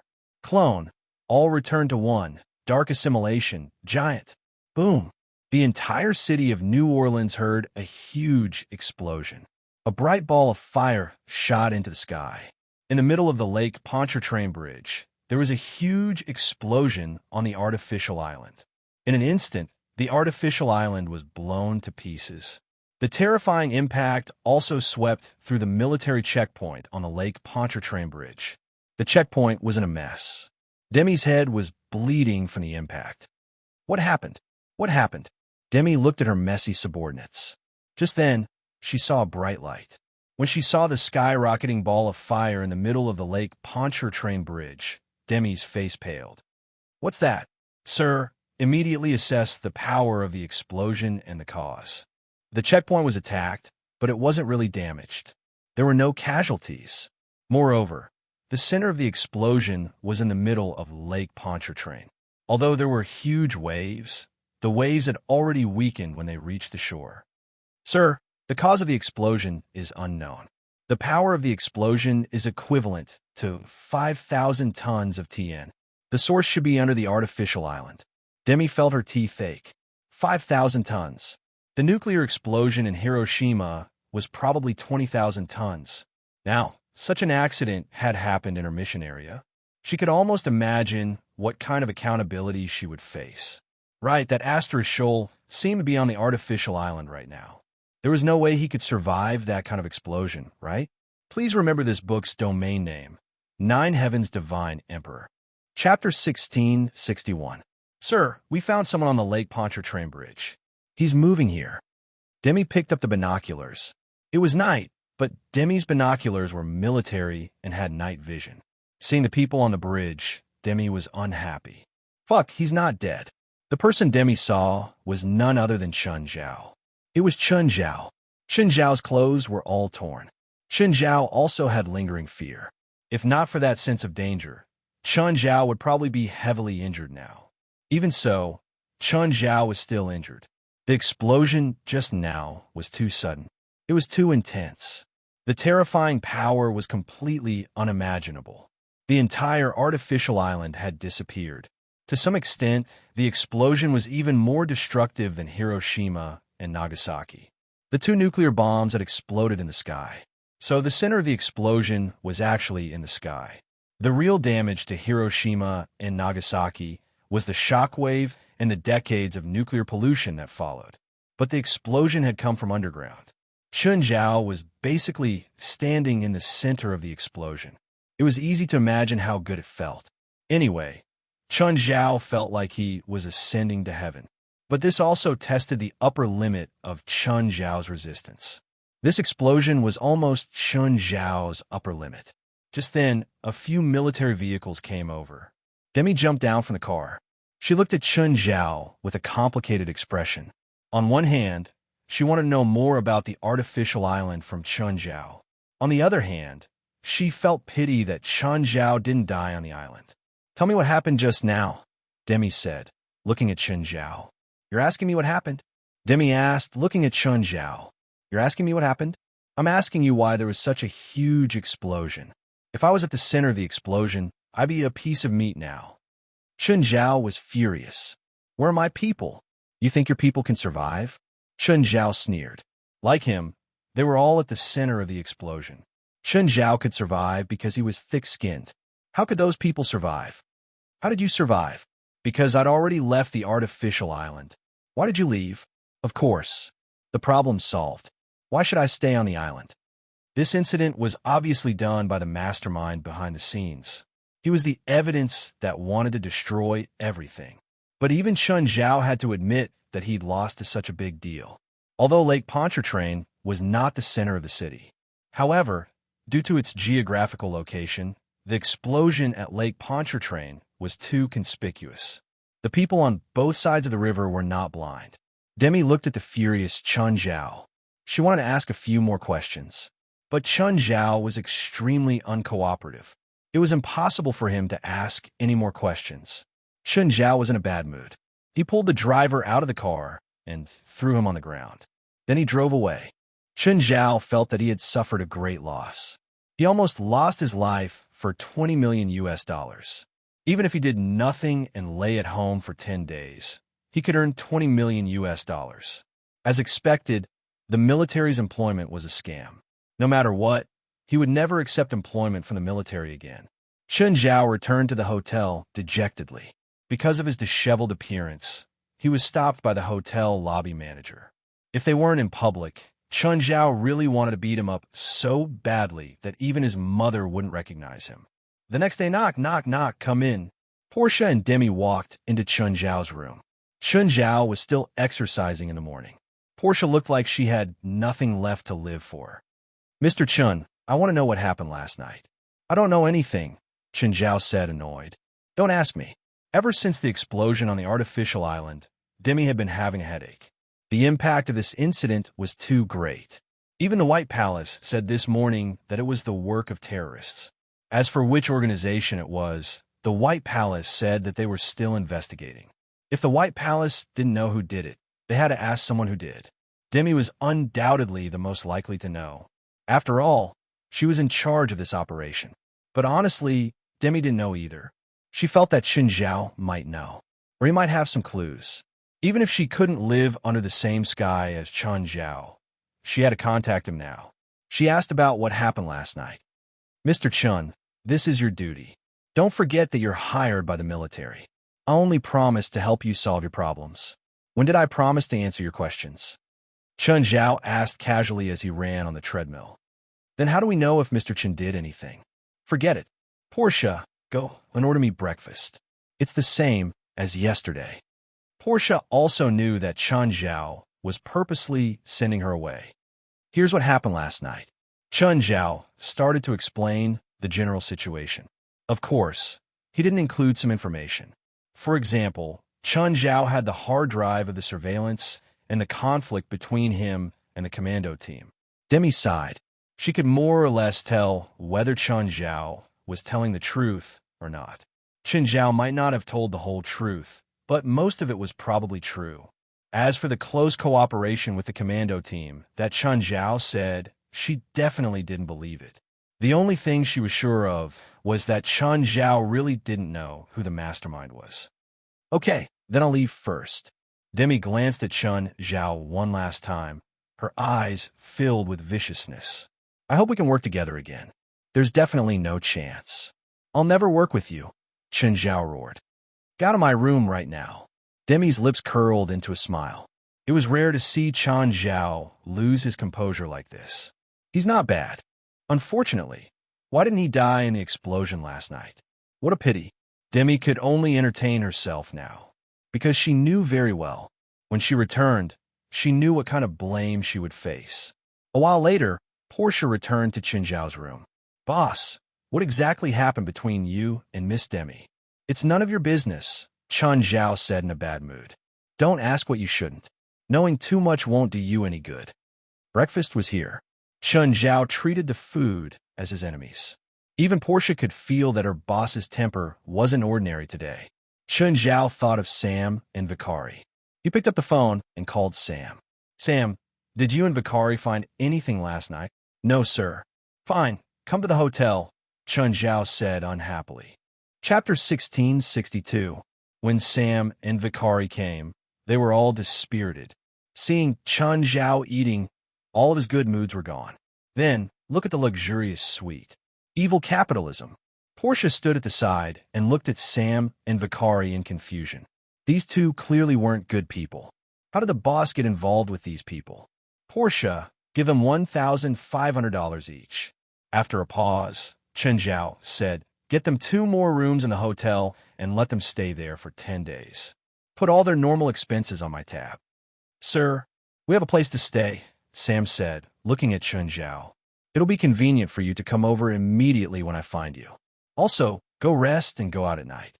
Sir, during the day, no need during the day. Night is fine. Also, the pay doesn't change. Sam and Vicari had a place to stay, but it was basically a doghouse. There wasn't anything worth remembering. So, Chen Zhao was willing to help them get a room at the Hilton Hotel. They were overjoyed. Plus, Chen Zhao had covered their expenses in the hotel. Please follow me, Portia said expressionlessly. Please come with me. A while later, Portia returned. Chen Zhao had only spoken a few words with Sam and Vicari. Portia was sure.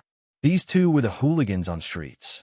She didn't know what Chen Zhao's relationship with them was. However, the two rascals seemed to be working for Chen Zhao. She was also curious about what Chen Zhao would ask them for. Boss, the two of them have been settled. Yes. Boss, what's the plan today? Nothing, I'm tired. I'll rest at the hotel today. Chen Zhao waved his hand. Portia realized that when Chen Zhao didn't move, he was like a dead fish. He just lay on the cushion in front of the floor-to-ceiling window without moving. Chen Zhao didn't go out. Portia thought for a moment and said, Boss, can I ask for leave? I want to go home and take a look. Okay, go. Chen Zhao waved his hand. Chen Zhao hadn't been injured in a long time, but he was really injured last night. He'd been at the center of the explosion, so he'd received a huge impact. One had to know that the explosion last night had blown the entire artificial island away. From Demi, Chen Zhao learned that someone had buried thousands of tons of Tien under the artificial island. And it wasn't a scattered burial. Instead, they were all concentrated together. It also instantly ignited thousands of tons of gunpowder. T of energy was released in an instant. Moreover, because it was underground, the energy generated by the explosion was also compressed. In modern firearms, there was a very important process, and that was explosive compression. The simplest example is bullet and shell casings. In the past, cannons and flintlocks were made by stuffing gunpowder directly into the barrel. In fact, a lot of the potential energy that could be released was wasted. But ever since the development of gunpowder sealing technology, the power of the guns and cannons increased exponentially. This was because the potential energy generated at the moment of the explosion needed to be released. If there wasn't enough space, the potential energy would destroy the container. If the strength of the container exceeded the potential energy would be compressed and explode again to produce an even more powerful potential energy. Fortunately, the explosion took place on an artificial island in Lake Pontchartrain. But the impact of the explosion only brought up the lake water. There were huge waves in the lake, but when the waves reached the shore, the potential energy would be exhausted. Chen Zhao was the one who suffered the most from the explosion. If Chen Zhao could escape the center of the explosion, he wouldn't have to be too far away. He just had to be more than 30 meters away. Although his injuries weren't serious, he wouldn't have been injured. But this also reminded Chen Zhao of something. Even if it wasn't a nuclear weapon, there was still something that could hurt him. Every country had a super bomb. What was a super bomb? It was an explosion that was close to a nuclear bomb, but a super weapon without radiation pollution. So, he had to be low-key when he needed to be. But while Chen Zhao was healing his injuries, Chen Zhao realized that his internal core had grown bigger again. The growth was even more obvious than in the past few days of cultivation. His small world expanded to 450 meters in diameter. The entire hotel was enveloped in Chen Zhao's small world. It didn't seem to be all bad. Chen Zhao muttered in his heart. Of course, he definitely couldn't do it again. Chen Zhao would rather choose a more rugged and troublesome training method. He didn't want to cultivate in such a suicidal way. Chen Zhao took a deep breath. Chen Zhao had never liked his non-elemental body, because he felt that the ability to summon the power of heaven and earth and summon the wind and rain was truly awesome. He was on the same level as them. But this kind of transformation that only allowed him to become bigger was too lame. Most spiritualists of the strengthening element had spells that allowed them to enlarge their bodies. To put it bluntly, it was just Chun Zhao's own body. It would be best if Chun Zhao could have those cool and powerful spells. Of course, controlling the power of heaven and earth was undeniably powerful, both externally and internally. After Chun Zhao closed all the doors in the room, he used Doppelganger, 10,000 spells returned to 1, Dark Assimilation, and Non-Elemental Enlargement again. Chun Zhao realized that the effects of Dark Assimilation seemed to have weakened. Of course, this weakening didn't mean that his strength had decreased, but the amplification ratio had decreased. But this was understandable. In the past, Chun Zhao had a destructive power of 100,000 tons. Now he had a destructive power of 1,000,000 tons. The amplification effect of Dark Assimilation wasn't as obvious as before. Of course, Dark Assimilation could increase Chun Zhao's own mass. It allowed Chun Zhao to release more potential energy every time he punched. The increase from non-elemental enlargement was the greatest. Chun Zhao even suspected that if he continued to grow so much, he would probably create a black hole. One day, when he punched, would he create a black hole? Of course, this kind of thought was just a fantasy in his mind. According to scientific theory, the Earth had to be shrunk to the size of a coin to form a black hole. So, Chun Zhao had to be trillions of times stronger to do it. By then, Chun Zhao would probably be able to shatter space. 1,000,000 tons of power might be strong enough for an individual creature. But compared to nature, it was still insignificant. Whoosh, suddenly, Chun Zhao sensed Portia outside the door. He immediately removed the spell on him. Portia pushed the door open and saw Chun Zhao standing naked before the floor-to-ceiling window. Ah, pervert, didn't you learn to knock before entering? Chun Zhao turned his head and glanced at Portia. What are you shouting for? I'm the one at a disadvantage. Okay. Chapter 1663. Portia was completely speechless at her boss. She'd only gone out for a short while, and Chun Zhao was already naked when she came back. Did he have a habit of exposing himself? What's wrong? Didn't you ask for leave just now? Boss, can you lend me some money?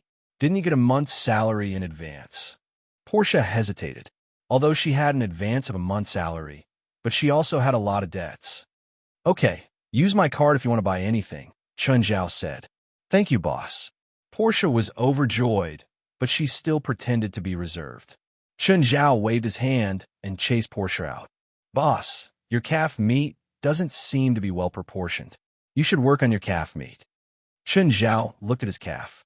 It didn't look that way. Anyway, he thought that his body was perfect, but the listener had ulterior motives. Ever since Portia said that, Chun Zhao felt more and more annoyed. It really was a bit uneven. Train some more. At noon, Chun Zhao felt bored. Sam, get Vicari up and take me out to dinner. Sam and Vicari were street thugs, but not everyone wanted such a carefree life.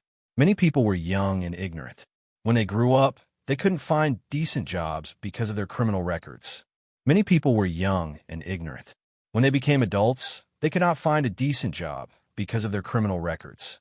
Therefore, they still treasured this opportunity to help Chun Zhao. They didn't know what Chun Zhao wanted to do. They didn't know what he was going to do. They would do whatever Chun Zhao wanted them to do. They would do whatever Chun Zhao wanted them to do.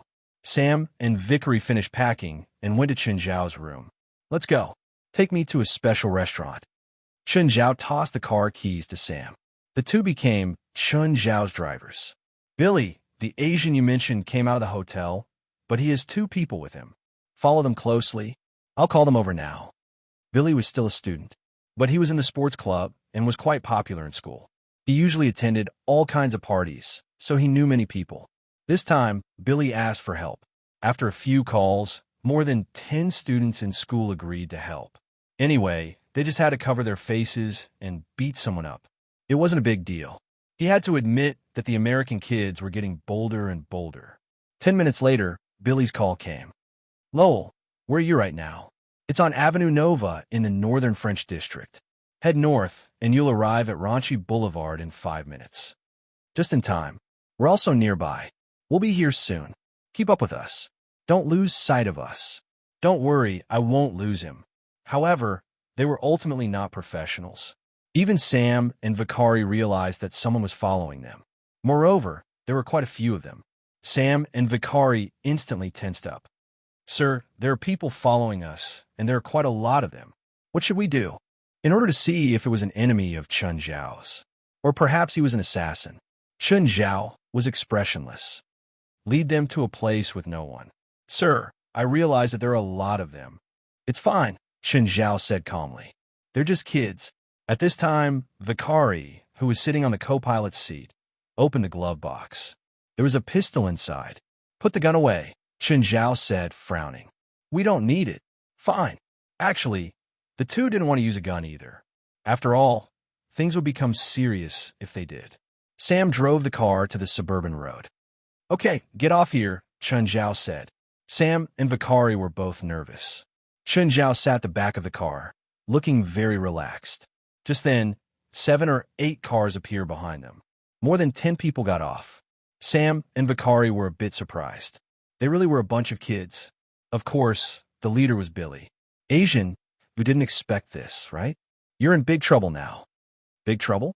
Chun Zhao sneered at Billy. Little guy, do you know what you're doing? Don't be reasonable. I'm going to beat you up today. You can try. Chun Zhao shrugged. Billy felt that since he was taller than Chun Zhao, he could definitely beat Chun Zhao. He didn't let the people behind him attack and charged at Chun Zhao. Sam and Vakari wanted to attack, but Chun Zhao waved his hand to stop them. Billy dashed at Chun Zhao. Chun Zhao didn't do anything. Billy raised his arm and punched Chun Zhao's face. Chun Zhao didn't even move his face. Is that all you have? Billy felt like he was punching a sheet of iron. But after being mocked by Chun Zhao, the young and hot-blooded Billy felt like his pride had been seriously trampled, especially when he had a bunch of friends behind him. Nothing would embarrass him more than this. Billy landed another right hook on Chun Zhao's face. It's a bit itchy. Chun Zhao touched his cheek. You punched me twice. Now it's my turn. Puff up. Billy covered his face. He opened his mouth and a few teeth fell out. I hit him. The university students behind them were already hungry. There were 3 things they had to experience in American universities: picking up girls, partying, and fighting. It wasn't like they hadn't experienced group fights before. One punch, and another punch. Chun Zhao saved himself a lot of trouble. He would just punch whoever came over. All of them were aimed at their chins. In less than a minute, everyone covered their mouths. Everyone's teeth had been broken by Chun Zhao. Sam and Vakari had been defeated by Chun Zhao before. They already knew that Chun Zhao was good at fighting, but they didn't expect Chun Zhao to beat more than 10 people down. Although they were still students, in fact, they were already adults. Their combat power was stronger than Sam and Vakari's.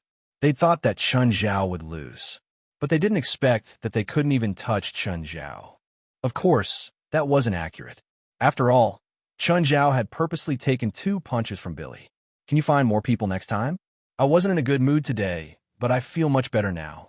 Thank you. Billy was seething with anger, but the situation was stronger than him. He didn't expect Chun Zhao to be so good at fighting. One had to know that some of the people who came with him were boxers. After mocking Billy for a while, Chun Zhao called Sam and Vakari to leave. Sir, it's too easy for them to let them go, Sam said. The leader is Portia's brother. No wonder. Chapter 1664. In the evening, Chun Zhao returned to the hotel. Then, he saw Portia rush into his room with a dark expression. Miss Portia, what's wrong? Did you hit my brother? Portia demanded. Yes. Is there a problem? Why did you hit my brother? He's a kid. Looks like you have some misunderstanding about the word kid. Chun Zhao sneered at Portia. I don't think he told you the truth. Maybe I should have called the police. Attacking and kidnapping a billionaire might make him sober for a few years. Chun Zhao looked up at Portia. Her expression turned into one of panic. Do you have any more questions? Boss, I'm sorry. I misunderstood the truth. Misunderstood? Okay, don't be so impulsive next time, Chun Zhao said calmly. Also, You better tell your brother not to do this anymore. Otherwise, I'll tie him to a rocket and send him into space. Trust me, I have enough money to complete this journey. Even if his destination is Mars, I can do it, let alone the atmosphere. That's right, Chun Zhao said calmly. Portia was so scared that she broke out in cold sweat. She'd really been tricked by Billy this time. But she also blamed herself for being too rash. He had actually believed Billy's words because he was biased. Plus, Chun Zhao was her boss. His background was also unknown. Chun Zhao's tone seemed calm, but a few words scared her quite a bit. Anything else? No, nothing. Order dinner for me, Chun Zhao said. Boss, how much? 10 is enough. I ate a little today, so I'm not hungry. 10 servings? You call this not very hungry? I'll be damned if I believe you. A while later, dinner was delivered. While eating, Chun Zhao called and video chatted with his 2 babies. Baby, are you done eating? Yeah. Dad, when are you coming back? Soon. The call wasn't short. It lasted until Jerlin was called to dinner by Fei Lai. Then Fei Lai started kissing Chun Zhao again. After dinner, Portia asked, Boss, are you going out tonight? Chun Zhao had gone out for the past 2 nights. But Portia didn't know what he was going to do at night. In any case, they were all very mysterious. Portia guessed in her heart. Was Chun Zhao doing something illegal outside? But she couldn't care less. Portia felt that she was just an ordinary personal assistant. If Chun Zhao's tone was a little harsh, she would give in. In any case, when she was free, Portia would let her imagination run wild. For example, they guessed that Chun Zhao was smuggling firearms or selling drugs. No, I'll stay in the hotel tonight. Is there anything you need me to do? No, I'll call you if I need anything. Go back to your room. Portia felt that Chun Zhao was going to start running naked again. That was indeed the case, in a suite of the same hotel. There was a woman stomping her foot in anger. Damn it, that feeling is coming again. Feline had been studying and practicing magic in the hotel for the past 2 days. But he didn't know what was going on today. Elemental exhaustion had occurred several times in the vicinity. Of course, elemental exhaustion only lasted for a dozen or so seconds. However, those 10 seconds had given Fu Lin a lot of trouble. The spell she'd been practicing recently was continuous and couldn't be interrupted. But because of the elemental exhaustion, the spell was interrupted for no reason. It would be fine if it was only once or twice. But it started happening in the morning and happened more than a dozen times. The entire process took about an hour. Then it went back to normal. But at night, the same thing happened again. Even if it wasn't elemental magic, many spells still needed magic to connect with the elements in the outside world. If it was an elemental vacuum, many spells would fail. Feline tried again, but not long after, the elemental exhaustion happened again. Feline didn't understand what was going on either. Could it be that someone was purposely causing this phenomenon of elemental depletion? Impossible. He'd never heard of anyone who could cause this kind of elemental exhaustion. It was like creating an absolute vacuum in a space. With the current technology, it was impossible to do so. If it was a small space in a lab, it could be done, but it couldn't be done in a large space. Not to mention an open space like this. I want to see who's behind this. As he spoke, Feline's eyes suddenly turned golden. Feline started to look around. The golden eyes were called spiritual vision. They could see the source of mana. As long as the mana source was within a certain range, it could be sensed. Suddenly, Feline saw a giant on the 20th floor. Chun Zhao was surprised. Someone was observing him. Shadow vision also sensed Feline's presence. The two sensed each other at the same time and realized that the other had already noticed them. There was actually another spiritualist in the building. The spiritualist seemed to live on the same floor as Portia. Chun Zhao put away his spell, changed his clothes, and went downstairs. Knock, knock. Chun Zhao knocked on the door. Feline opened the door and studied him. Please come in, sir. Chun Zhao walked in. Feline was still studying him. Sir, I'm Feline. May I ask how I should address you? My surname is Chun. Mr. Chun, I'm curious. How did you sense me? Feline asked. The moment Feline saw Chun Zhao sensed that he was being watched. I have a special ability. I can sense any line of sight that is focused on me. I see. Feline didn't continue asking. Mr. Chun, Are you a local spiritualist in New Orleans? No, you're a local. I'm not either. I have business in New Orleans. Feline didn't elaborate. Chun Zhao was a bit disappointed, but since Feline was staying in a hotel, he probably wasn't a local spiritualist. He'd thought that he'd found the organization, but it wasn't a local spiritualist. Can I ask why you came to New Orleans? Chun Zhao asked. Feline looked up at Chun Zhao. Mr. Chun, do you have any objections? I don't have any objections, Chun Zhao said. I want to find a White Spear Society in New Orleans, but I can't find anyone. Chun Zhao told Feline his goal, mainly because he wanted Feline to know a local spiritualist. It would be best if he was from the White Spear Society. That would save him a lot of trouble. You're also here for the White Spear Society? Chapter 1665. Feline stared at Chun Zhao in shock. However, there was wariness in her eyes. Chun Zhao met Feline's gaze. With some hesitation, he asked, You two, what's your relationship with the White Spear Society? Nothing. Chun Zhao wasn't sure why Feline was wary of him. Were Feline and the White Spear Society friends or foes? Feline wouldn't believe Chun Zhao. He'd come to New Orleans to find the White Spear Society. Nothing to say. If I'm related, I should go to the White Spear Society directly instead of waiting here, Chun Zhao said. Feline stood there in silence. She wasn't sure if she should believe him. After a while, Feline said, No need. You won't find them. You know about the White Spear Society? Yes, but I won't say, Feline said indifferently. Chun Zhao was helpless too. Feline wasn't willing to say. He couldn't force her. However, Chun Zhao felt that there was more to Feline's words. Since that's the case, we have nothing to talk about. Goodbye. Mr. Chun, I'm curious. How did you deplete the surrounding elements? Feline hadn't forgotten her main reason for meeting Chun Zhao. To her, Chun Zhao's spell wasn't useless. However, it wasn't very useful either. Its biggest use was to counter elemental spells. She was more curious about Chun Zhao. Depletion of elements? Chun Zhao froze. But then he understood. She was talking about his non-elemental body. However, as the perpetrator, Chun Zhao was a bit slow to realize. After all, Chun Zhao had absorbed the elements into his body. The elements from the outside world would quickly fill the vacuum zone. So, Chun Zhao didn't notice the vacuum zone he'd created. Or rather, he noticed it but didn't take it to heart. After all, it didn't affect him at all. Chun Zhao thought hard for the entire day. He gave the non-elemental giant a new name, Giant Miracle God. Chun Zhao thought that the name was pretty good. Why should I tell you? Chun Zhao looked at Feline with a smile. Since she wasn't willing to share information about the White Spear Society with him, then he wouldn't share his ability with her generously. Fine, Mr. Chun, please leave. Feline asked Chun Zhao to leave.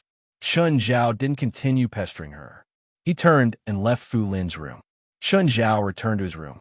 However, Chun Zhao was still monitoring Feline. She was unwilling to tell him about the White Spear Association. Couldn't he think of a way himself? However, Feline was still very careful.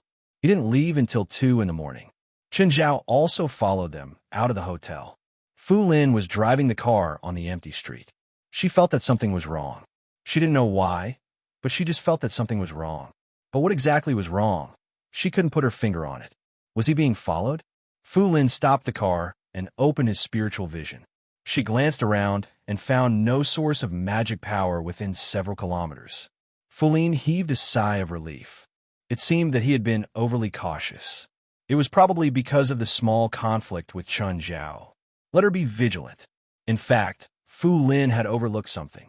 In the sky, several hundred meters above Fu Lin, Chun Zhao had been following him silently. Perhaps it was because he had investigated once and found nothing. Fu Lin's mood also relaxed. Fu Lin came to a beach that hadn't been developed before.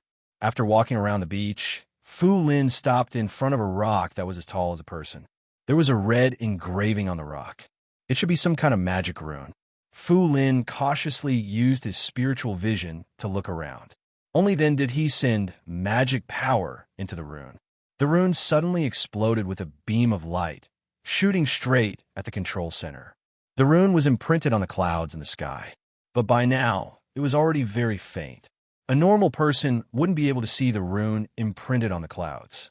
Chen Zhao was still hiding in the sky. Chen Zhao analyzed that it should be some kind of message. But after waiting for a long time, Fu Lin was a bit impatient. Strange, why isn't he here yet? Fu Lin waited for a long time, but the person she was waiting for still didn't come. The wind that had been blowing on the beach for more than an hour had disappeared. Fu Lin was finally sure that the person she was waiting for wouldn't come. Fu Lin's expression was a bit ugly, even a bit heavy. Chen Zhao was also a bit disappointed. Fu Lin had been in the sea breeze for more than an hour. Chen Zhao was the same. Why didn't the person Fu Lin was looking for appear? Logically speaking, she'd already sent the signal, so the person should be here. After Fu Lin left, Chen Zhao landed on the beach. Looking at the rock before him, Chen Zhao also tried to send magic power into it. Unfortunately, activating the rune seemed to require a special method. Chen Zhao couldn't activate the rune, so he could only leave resentfully. Fu Lin returned to the hotel and subconsciously used her spiritual vision to observe Chen Zhao's room. He's not in the room? Fu Lin frowned. Where did he go? I miss Fu Lin. Just then, Chen Zhao walked in from the hotel door. Mr. Chen, are you going out so late? Fu Lin looked at Chen Zhao meaningfully. I'm hungry. Unfortunately, the hotel doesn't provide supper. Chen Zhao shrugged. Fu Lin watched Chen Zhao's back as he left. She was a bit suspicious that Chen Zhao hadn't been following her, but she couldn't find any evidence. Plus, she checked with her spiritual vision just now. Indeed, there were no signs of anyone following her. She was very confident in her spiritual vision. Ever since she'd learned it, she'd never made a mistake. She also didn't believe that her spiritual vision, which had always worked, would make a mistake on Chen Zhao.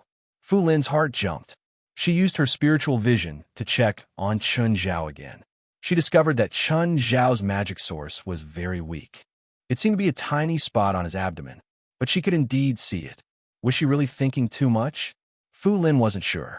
Chen Zhao could already feel Fu Lin's strange gaze, but Chen Zhao still didn't show it.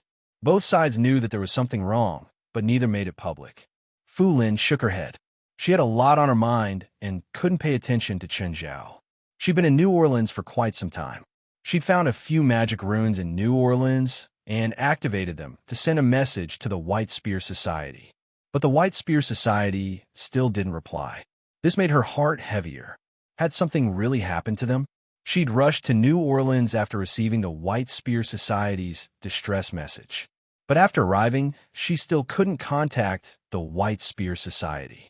Thus, Fu Lin couldn't get over it. She was also wary of Chen Zhao, who'd suddenly appeared. Chapter 1666. The next morning, Portia was preparing breakfast for Chen Zhao. Sam and Vicari were back.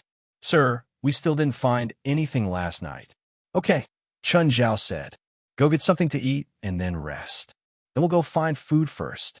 Sam and Vicari had been monitoring Chen Zhao for the whole night and were very tired. Halfway through, Chen Zhao suddenly stopped. Portia looked at Chen Zhao's paws. He thought maliciously, is this guy choking? Chen Zhao suddenly started eating again. Portia sighed inwardly. Portia, are you cursing me in your heart?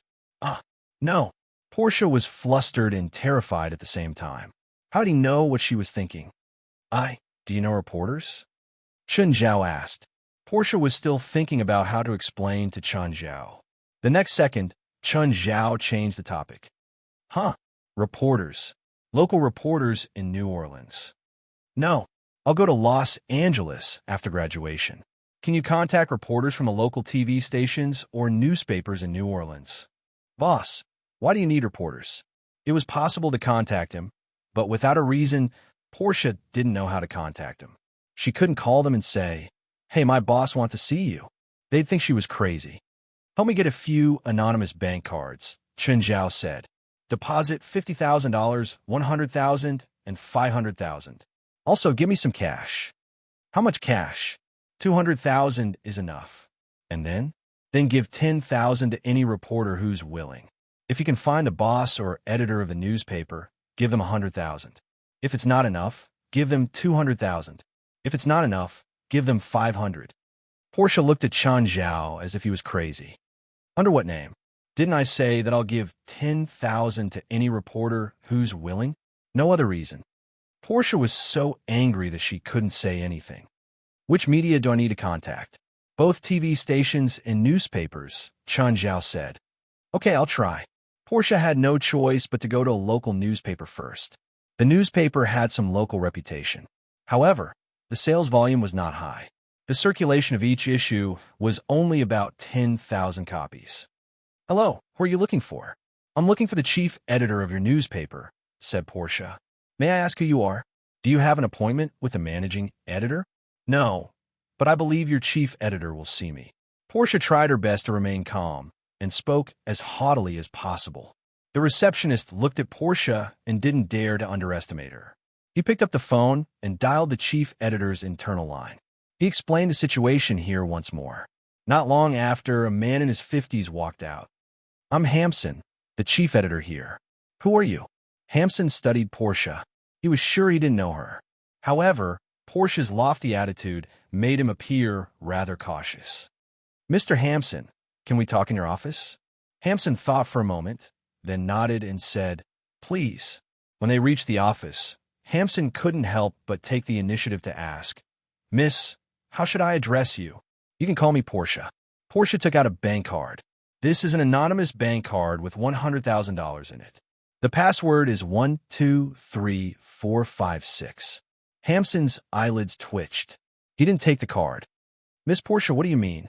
My boss wants to see you. He said that as long as you're willing to see him, this card is yours. Your boss? Yes. Who's your boss? A rich man. Hampson was a little hesitant. Even though he was the chief editor of a newspaper, his annual income was only about $60,000. The money in this card was almost equivalent to 2 years of his income. It would be a lie to say he wasn't tempted. However, he was a little worried. He didn't know who the person was and what request he would make. What does your boss want from me? I think he wants you to publish some news. I don't know the details. Just publish some news? It didn't seem difficult. However, Hampson still didn't agree immediately. If your boss wants to publish an advertisement, he can contact the advertising department of our newspaper. I don't know what the boss wants. I'm just here as he asked. Where does your boss live? At the Hilton Hotel. Isn't your boss a local from New Orleans? No. Hampson was initially worried that they would meet in some remote place. If it was such a place, Hampson would never go there. Since it was at the Hilton Hotel, it shouldn't be dangerous. Okay. Hampson finally nodded. He looked at the bank card in Portia's hand, but didn't take it. Portia stuffed the card into his hand. By the way, do you know the director or boss of the TV station? Portia asked. An hour later, in Hampson's office, his expression was a little stiff. He had called his old friend Leberg over, but Portia had given him $100,000. Leberg didn't accept it, so Portia changed another bank card for $200,000. Leberg still didn't accept it, so Portia gave him another bank card for $500,000. He asked to meet Portia's boss at the Hilton Hotel. Hampson was a little regretful. He felt like he'd agreed too easily. If he'd been more reserved, could he have asked for a higher price? Leberg gave in. He was the director of the TV station. However, he was the manager, not the boss. He could be considered a rich man, but definitely not a tycoon. Under Portia's money attack, he quickly laid down his arms and surrendered. Portia brought the two to the Hilton Hotel. Portia didn't know what was wrong with him. However, it was the happiest time she'd ever spent money in her life. It wasn't her money either. She didn't feel any pain at all. She also didn't want to help Chun Zhao save money. Anyway, according to Chun Zhao's request, she just had to throw money at him. If he didn't agree, she would throw money again. Portia suddenly liked her job a little. No, more accurately, she liked the thrill of spending money. She finally understood how rich people felt. Boss, the person you're looking for is here. Chapter 1667. Both Leberg and Hampson were surprised to see Chun Zhao. They didn't expect him to be Asian. This is Mr. Hampson, the chief editor of New Orleans Pioneer newspapers. This is Mr. Leberg, the chairman of New Orleans Channel. Sir, why are you looking for us? Hampson asked. Chun Zhao looked at Portia. Seeing his gaze, Portia knew that he was going to kick her out again. She was curious about what Chun Zhao wanted to say to them. However, she still turned around and left dutifully. Closed the door too. Portia really wanted to say that she wasn't his maid. Unfortunately, Chen Zhao didn't give her the chance. Mr. Hampson, Mr. Leberg, I'd like you to help me publish a piece of news on your media outlets. Of course, it's for a fee. What is it? Have you heard about the haunted toll station on the Seabrook Coastal Highway? Chen Zhao asked. Both of them were in the media industry. Of course, they'd heard about it. However, they didn't understand what Chen Zhao meant. Sir, I don't understand, Hampson said. What does this have to do with what you're saying? I want you to publish this piece of news and say that someone was attacked and died here. You want to use this to create social panic? Leberg asked, frowning. No, I have my own purpose. I refuse, Leberg said firmly. I definitely won't publish such irresponsible fake news. $1 million, Chen Zhao said. Leberg hesitated. 2 million. Leberg hesitated. 5 million. Mr. Chen, you have to understand that we have to bear a huge risk for this kind of news. Leberg's eyes flashed. The door is over there, Chen Zhao said calmly. I'll find a few big TV stations. What a joke. $5 million was nothing to him. Who did he think he was? It was just a small local TV station. The New Orleans channel's market value wasn't even 10 million. He'd already offered 5 million, but Chen Zhao was still asking for more. Leberg immediately felt awkward. Mr. Chen, I've actually heard about this before, he said awkwardly. I think we should film some footage to ensure the authenticity of the news. Hampson glanced at his old friend. What an unprincipled old man. Mr. Chen, I'm not asking for much. $2 million. I'll give you a big page to publish this news for 3 consecutive days. Sure, Chen Zhao didn't bargain, but I want this to blow up as much as possible. The more people know, the better. Of course, I hope that no one else knows the truth apart from the two of you. I understand. They accepted Chen Zhao's money. Reporting false news, if this matter were to be known by others, it would be even worse for them. Chen Zhao would be fine, but they would definitely be in big trouble. Portia, come in. Portia pushed the door open and came in. Boss, get 2 anonymous bank cards. One for 5 million USD and the other for 2 million USD. Portia glanced at the 2 old men. It seemed that they had reached an agreement, although he did not know the specific content of their conversation. But one thing was certain. The content of their conversation would definitely appear on tomorrow's news. This was also Chen Zhao's idea. If Sam and Vicari didn't find out, then he would purposely create a supernatural incident to attract spiritualists. Of course, if it was just a rumor like before, it might not attract spiritualists. But if it appeared on the news, the local spiritualists would definitely know about it. Chen Zhao's price was not just for small local TV stations and newspapers. He could even bribe a first-tier media company. But it wouldn't benefit Chen Zhao. After all, he wanted to attract the local spiritualists in New Orleans. Not all the spiritualists in America. Of course, if this still didn't work, then Chen Zhao had a third move. Of course, the second move was already quite bad. Chen Zhao really didn't want to use the third move. Chen Zhao was waiting for news now. Boss, there's a gym in the hotel. You can go there to work out. You don't have to work out in your room every day. There's a gym in the hotel. Chen Zhao had just found out. Then come with me to the gym. Portia didn't want to go, but she had no choice. Since Chen Zhao had asked, she could only go. Actually, Portia wasn't bad looking. She couldn't be said to be devastatingly beautiful, but her looks were above average. She just didn't care about her appearance all day. Her hair was tied up, and she wore thick glasses. She forcefully dressed herself up as one of the 3 unattractive women. Actually, if one thought about it, a woman who wanted to develop in Hollywood, how could her looks be too bad? Plus, Chen Zhao had looked at her with Portia's glasses before.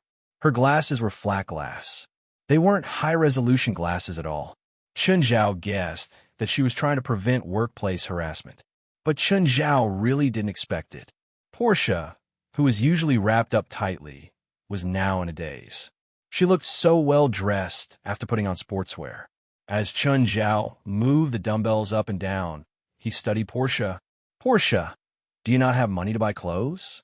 How about I sponsor you, and you change into your usual clothes? If Portia could dress herself up a little every day, Chen Zhao would look good too. No need.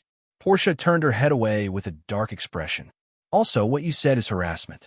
I have the right to sue you. Fine, fine. Chen Zhao shrugged helplessly. At this moment, a burly man walked over. Hi, miss. Do you need to know more about fitness? I'm a fitness instructor here. The man's eyes were a little dishonest. No need, Portia said in annoyance. The burly man turned to Chen Zhao. Miss, can this Asian satisfy you? Chen Zhao was instantly enraged. He threw the dumbbells down. Gorilla, do you need a beating? Skinny monkey, are you talking to me? Other than you, which gorilla is here? The burly man looked at Chen Zhao with a hideous expression. All his muscles bulged and his chest muscles bounced. Did you inject cholesterol into your brain? So your brain is filled with hardened cholesterol? Usually, only those who were born muscular, like Gaia, would go to the gym. Most people only got huge muscles by injecting cholesterol. However, it was too insulting to say that in front of a fitness expert. Kid, do you think I won't twist your head off? Can you do it? Chapter 1668. Boss, forget it. Portia looked at the burly man. Worried that Chen Zhao would be at a disadvantage, she pulled him. Chen Zhao's figure was not bad, but it was far from the bodybuilder's. Chen Zhao's thighs weren't even as thick as the man's arms. It wasn't a wise choice to have conflict here. Unfortunately, Chen Zhao was never a coward when it came to fighting, especially when this bodybuilder was mocking him. Little monkey, go back to your mother's arms and drink milk. Chen Zhao looked at the burly man. Is your grandmother in the gym? The man didn't react in time. Portia covered her head. It seemed that this conflict was unavoidable. The burly man finally understood. He flew into a rage and charged at Chen Zhao. Chen Zhao caught the man's fist with both hands. Walking cholesterol, is that all you have? Chen Zhao looked at the man mockingly. Ah! The man roared. His veins bulged all over his body as he stared at Chen Zhao with a savage expression. But Chen Zhao looked unperturbed. Come on, use more strength. Are you using all your strength on women? The man's tendons were really about to explode. But the nature of the two was different. The burly man couldn't take it anymore. The fat content of sports athletes was generally around 3%. The fat content of athletes in endurance events was even higher, around 4% to 5%. Body fat meant a person's endurance. For example, the burly man injected steroids into his body. It would indeed make his muscles look exaggerated in a short time, but it would also make his body fat drop to the extreme, possibly below 1%. With this kind of muscle index, a person who knew how to explode could reach the world record level in a short time. But the burly man was clearly someone who only knew how to work out. Chen Zhao used some strength in his arms and pushed forward. The burly man fell 2 meters away. Chen Zhao clapped his hands. Weakling. Portia was a bit shocked. Was this burly man an actor that Chen Zhao had hired? Normally, the burly man would win for sure. How did Chen Zhao defeat him so easily? Just then, a slim and beautiful figure appeared before Chen Zhao. Chen Zhao was surprised to see Feline here again. Hee, Mr. Chen, we meet again. Chen Zhao whistled. Miss Feline, you have a great body. Feline looked at the big guy on the ground. Mr. Chen, do you feel any sense of accomplishment bullying a weakling like this? Chen Zhao narrowed his eyes. Was Feline provoking him? Mr. Chen, I also practice martial arts. How about we have a match? You? Chen Zhao tilted his head and looked at Feline. Are you sure? Of course, there's a boxing ring over there. Chen Zhao really couldn't tell that Feline was an enhancer. However, there were many types of enhancers. Chen Zhao didn't see much explosive power from Feline's muscles. Was she a speed type? However, since Fu Lin had already issued a challenge, Chen Zhao wouldn't refuse either. Miss, you'd better not fight with my boss. He beat that big guy to the ground. Portia felt that Chen Zhao was probably very good at fighting. Otherwise, he wouldn't have defeated the big guy, even though he didn't have an advantage in size. Feline looked at Portia and smiled. She didn't think Chen Zhao could defeat her. The two went to the boxing ring. Put on your equipment in case you get hurt, Chen Zhao said. Since you don't need it, I won't either, Feline said, smiling faintly. Chen Zhao looked at Feline and took a deep breath. Fine, you attack first. Feline suddenly revealed a strange smile. In an instant, she turned into a blur and charged before Chen Zhao. Fast, very fast. Chen Zhao was surprised. Was this woman a speed type? Bang! Feline punched Chen Zhao's cheek. So strong. Chen Zhao tilted his head slightly. Speed and strength? Chen Zhao found it hard to believe. Even Chen Zhao was good at strength. Speed was an added bonus. The increase in his constitution naturally increased his speed. What Chen Zhao grew the fastest was still his strength. From a normal person to now, his strength had increased by more than 1,000,000 times. However, Chen Zhao's speed had only increased by a few hundred times. The difference was obvious, but Feline's speed and strength were very close. Of course, Feline's speed and strength were far from Chen Zhao's. Portia was shocked. She couldn't tell what was going on. She didn't know that Feline's speed was completely illogical. She only knew that Chen Zhao had been beaten by Feline. Feline took a few steps back. How is it?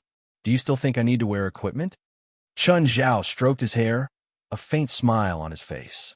You've indeed exceeded my expectations, but you can try again. I didn't use my full strength just now. Feline looked at Chen Zhao, even though it was only a brief contact. Although it was only a brief contact, she could tell that Chen Zhao's defense was very outstanding. Just now, 30% of her strength had only made him tilt his head slightly. That was 1,000 kilograms of strength. Feline wasn't a pure strength type or speed type. She wasn't even a true strength type. But she believed that no strength type in the same level could match her, because her magic system was very special. She was a conversion type. If she wanted to, she could use magic to convert. For example, through conversion, she could instantly reach superhuman speed and terrifying strength. Of course, such conversion couldn't reach the absolute level of a spiritualist. However, she was able to win through the difference in comparison. Just like a famous person once said, "No one in the directing circle can act better than me. No one in the actor circle can sing better than me. No one in the singer circle can direct better than me." Perhaps she couldn't reach the best in all aspects, but she could win through difference on the battlefield.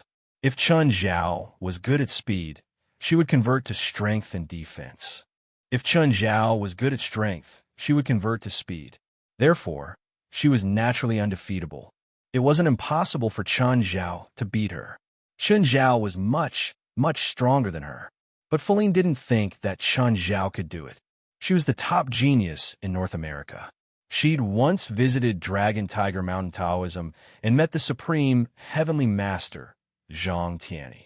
Not only had Zhang Tianyi given her pointers, but he'd also intended to take her as a disciple.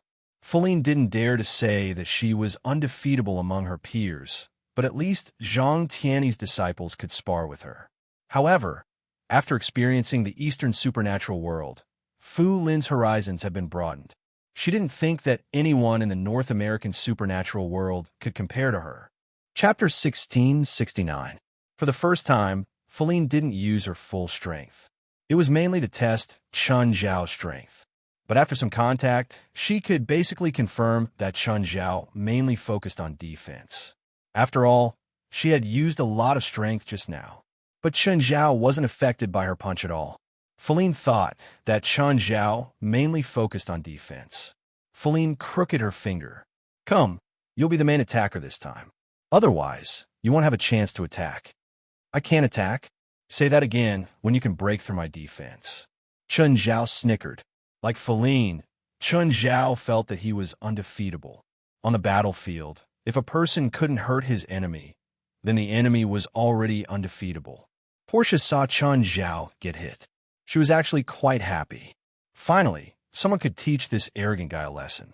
The big guy was different from Feline. When the big guy attacked Chen Zhao, Portia was worried that Chen Zhao would get hurt. On the other hand, Fu Lin attacking Chen Zhao was very satisfying. Feline looked at Chen Zhao. She had rich battle experience. In terms of strength, she rarely met a match. That was why the White Spear Gang had asked her for help. She had probably guessed Chen Zhao's thoughts. Chen Zhao probably thought that since she couldn't break his defense, he was undefeatable. The corners of Fu Lin's mouth formed an arc. It seemed that she had to teach him a lesson. She had to make him put away his ignorant thoughts. Chen Zhao realized that Feline's aura had changed. It seemed like she was going to get serious. Whoosh, Feline suddenly moved. She was so fast that it was suffocating. But in Chun Zhao's eyes, her speed was no different from movie in slow motion. Chun Zhao tilted his head back. Feline realized that her attack had missed. Huh? He could actually dodge her attack? Feline immediately changed to a left hook. But this time, Chun Zhao's body leaned forward and Feline's fist flew past his head. Feline's expression darkened. She raised her leg and kicked at Chun Zhao's crotch. They didn't agree to only use fists anyway. Chun Zhao finally punched. Feline's mouth was wide open. Her eyeballs were about to fall out. She felt that her stomach was about to be torn apart. Holding her stomach, Feline knelt on the ground. I'm sorry. Did I go too hard? Chun Zhao looked down at Feline from above. At this moment, Feline only felt grief and resentment. He should not have held back just now. This damned fellow actually pretended to be a pig to eat a tiger. Miss, are you all right? Portia was very disappointed. She had thought that Chun Zhao would be at a disadvantage. In the end, Feline was punched in the stomach. Portia glanced at Chun Zhao, who was walking down the stage with a resentful expression. This guy was too much. How could he be so heavy-handed towards a lady? He really didn't have the slightest bit of gentlemanly demeanor. Feline's expression was extremely ugly. She really couldn't stand up now. Moving her palm away, Portia saw that Feline's abdomen had turned black. Portia found a spray and sprayed it on Fulin's abdomen. Miss, can you walk now? I'm fine. I'm sorry, my boss has gone too far, Portia said indignantly. She was completely on Feline's side. Chun Zhao didn't care what Portia thought. Fulin was very depressed. She was the one who started the fight. In the end, she was the one who was beaten down. In the end, the assistant even pitied him. Chun Zhao had already left the arena.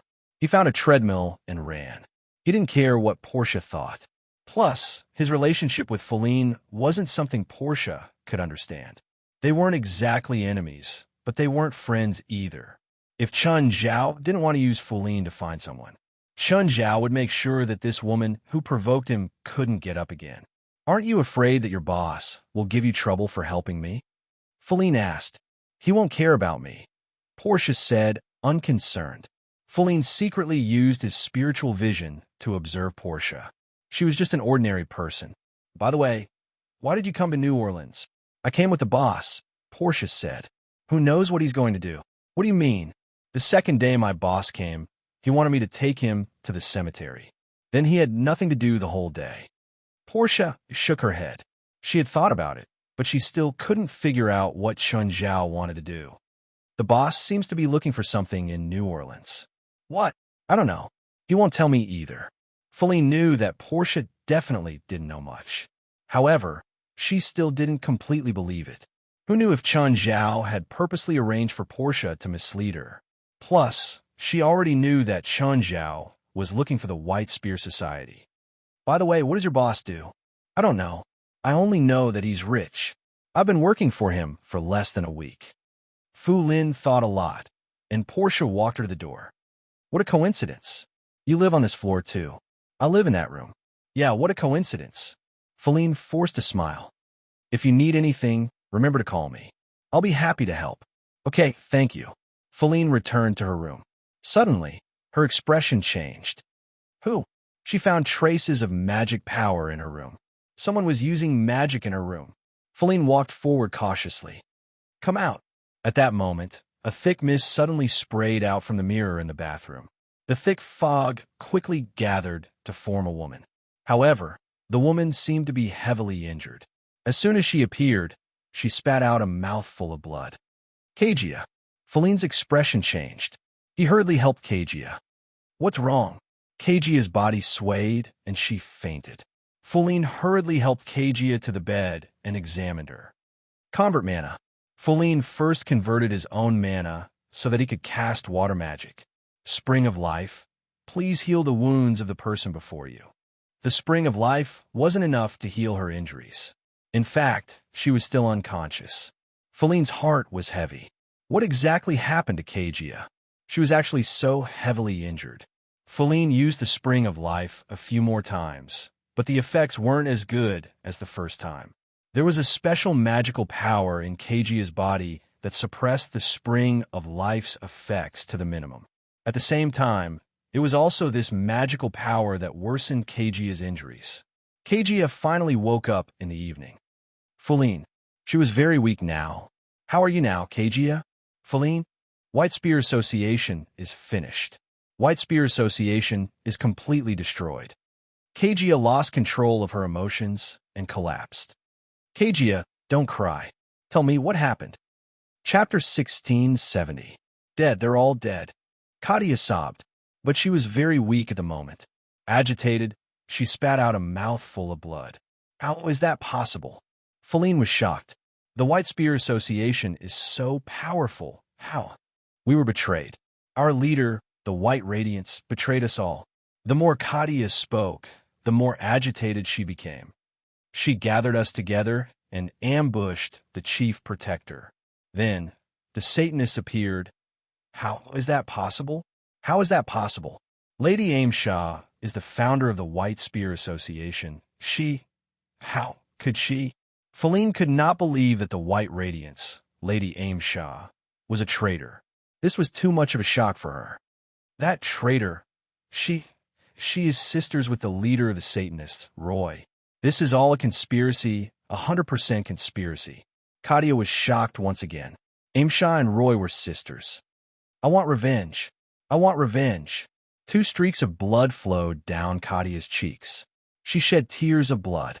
Feline's mind was in a mess. She was frightened by Katia's words. The White Spear Association was destroyed. Amesh's betrayal. Aimshaw and Roy were sisters? Everything that happened would make her feel bitterly disappointed. Revenge? Take revenge on Aimshaw and Roy? Revenge on Aimshaw and Roy? Did Katia have that ability? Or did she think she had a chance of winning with her? It was impossible. Feline was confident, but she was not that arrogant. She did not think the 2 of them had a chance of winning. Katia, we should take our time, Feline said calmly. She was here to help, but that did not mean she was willing to be a moth to a flame. The Satanists were a terrifying cult. Everyone in the Satanists was filled with terrifying and crazy thoughts. Moreover, every member of the Satanists had dark powers. Are you unwilling to help me? Katia raised her head and looked at Feline. I can understand. I can solve it myself.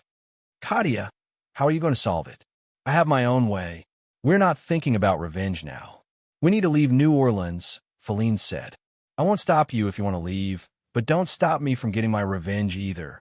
That's not revenge, that's suicide. Feline growled as he grabbed Kajel's shoulder. I don't need you to care about me. Katia's eyes could not conceal the hatred in them. Perhaps I shouldn't have asked you for help. Kajal, if you have a plan, I am willing to help you. However, if you want to throw your life away, then I must stop you. Feline stared at Kajal with determination. She could see the determination to die in Kajal's eyes. That was why she had to stop Kajar even more. You haven't even recovered from your injuries yet. What reward are you talking about? Feline softened his tone and said, if you really want to take revenge, then the first thing you should do is to heal your injuries and not blindly think about revenge. Kajel's eyes were still filled with unwillingness. To her, that kind of hatred was too unforgettable. As long as she could get revenge, she was willing to pay any price. It's meaningless to die now. If you really want to avenge your comrades, then make a plan. Finally, Kajel wavered a little. Feline suddenly thought of Chun Zhao. No, that guy's identity is unknown. He can't know Kajel's identity. They had to leave now. They couldn't stay in Hilda Hotel. Kajel, let's go now, Feline said. Go? To where? Leave New Orleans. It's too dangerous here. Unwillingness flashed across Kajel's eyes. Clearly, she had not let go of the hatred in her heart. Whenever she thought of her comrades dying before her eyes, her body and mind felt as if they were being burned by flames. Chun Zhao suddenly realized that Feline had disappeared. The staff was cleaning the room that she had stayed in. Her luggage was also gone. Chun Zhao did not use the small world to monitor Feline. He had thought that Feline would only act at night. This made him neglect monitoring Feline. Chun Zhao picked up the phone. Portia. Boss, what's up? Did you send that woman back to her room today? Yes. Why? Portia did not understand why Chun Zhao would suddenly ask about Feline. Did she leave? Chun Zhao asked. Leave? Did you say that she left the hotel? Didn't she tell you? No. Go to the front desk and ask when she left, Chun Zhao said. Boss, do you want to pursue her? You seem to have a family already. I think you should be responsible for your family. Miss Portia, please don't make me repeat my order. Okay. When Portia walked past Feline's door, she saw that her room was open and the staff was cleaning it. She was a bit disappointed. She had thought that she and Feline had a good relationship. At least they were friends. But when Feline left, he did not tell her at all. After asking at the front desk, she confirmed it too. Feline had indeed checked out. She had been gone for more than an hour. Boss, Miss Feline has indeed left for more than an hour. Chun Zhao was even more disappointed. Feline was a good lead. Forget it. Even without her, he could find it. Call Lerberg and Hampson and ask how the things I asked them to do are going. Okay. Portia was more curious about what Chun Zhao wanted. After a series of questions, Portia replied to Chun Zhao. Boss, Mr. Lerberg said that the news you requested will be on tonight's evening news. Mr. Hampson said that tomorrow's headlines will also be the news you requested. Okay. Chun Zhao nodded. Boss, what news do you want them to broadcast? Portia could not hold back her curiosity. None of your business. Also, I told Sam and Vicari that they don't need to go out tonight. Chun Zhao planned to go to the abandoned toll station on the Seabrook Coastal Highway himself. Since the White Spear Society was fighting against Satanism, then they would probably care about the supernatural incidents in New Orleans. If a supernatural incident caused an uproar in the city, they would definitely not stand by and do nothing. That was Chun Zhao's plan. After dinner, Chun Zhao kept staring at the New Orleans Channel's news. As expected, a piece of news appeared. It was the news that Chun Zhao had requested. Lerberg had also gotten someone to shoot a blurry video and put in the news. Chun Zhao was quite satisfied with Lerberg's actions. Chapter 1671. Portia saw the news too. She turned to look at Chun Zhao, who was eating dinner. Chun Zhao had been eating since evening. Portia didn't know how much Chun Zhao had eaten. 10 portions? 20 portions? Is it this news? Portia saw Chun Zhao's expression.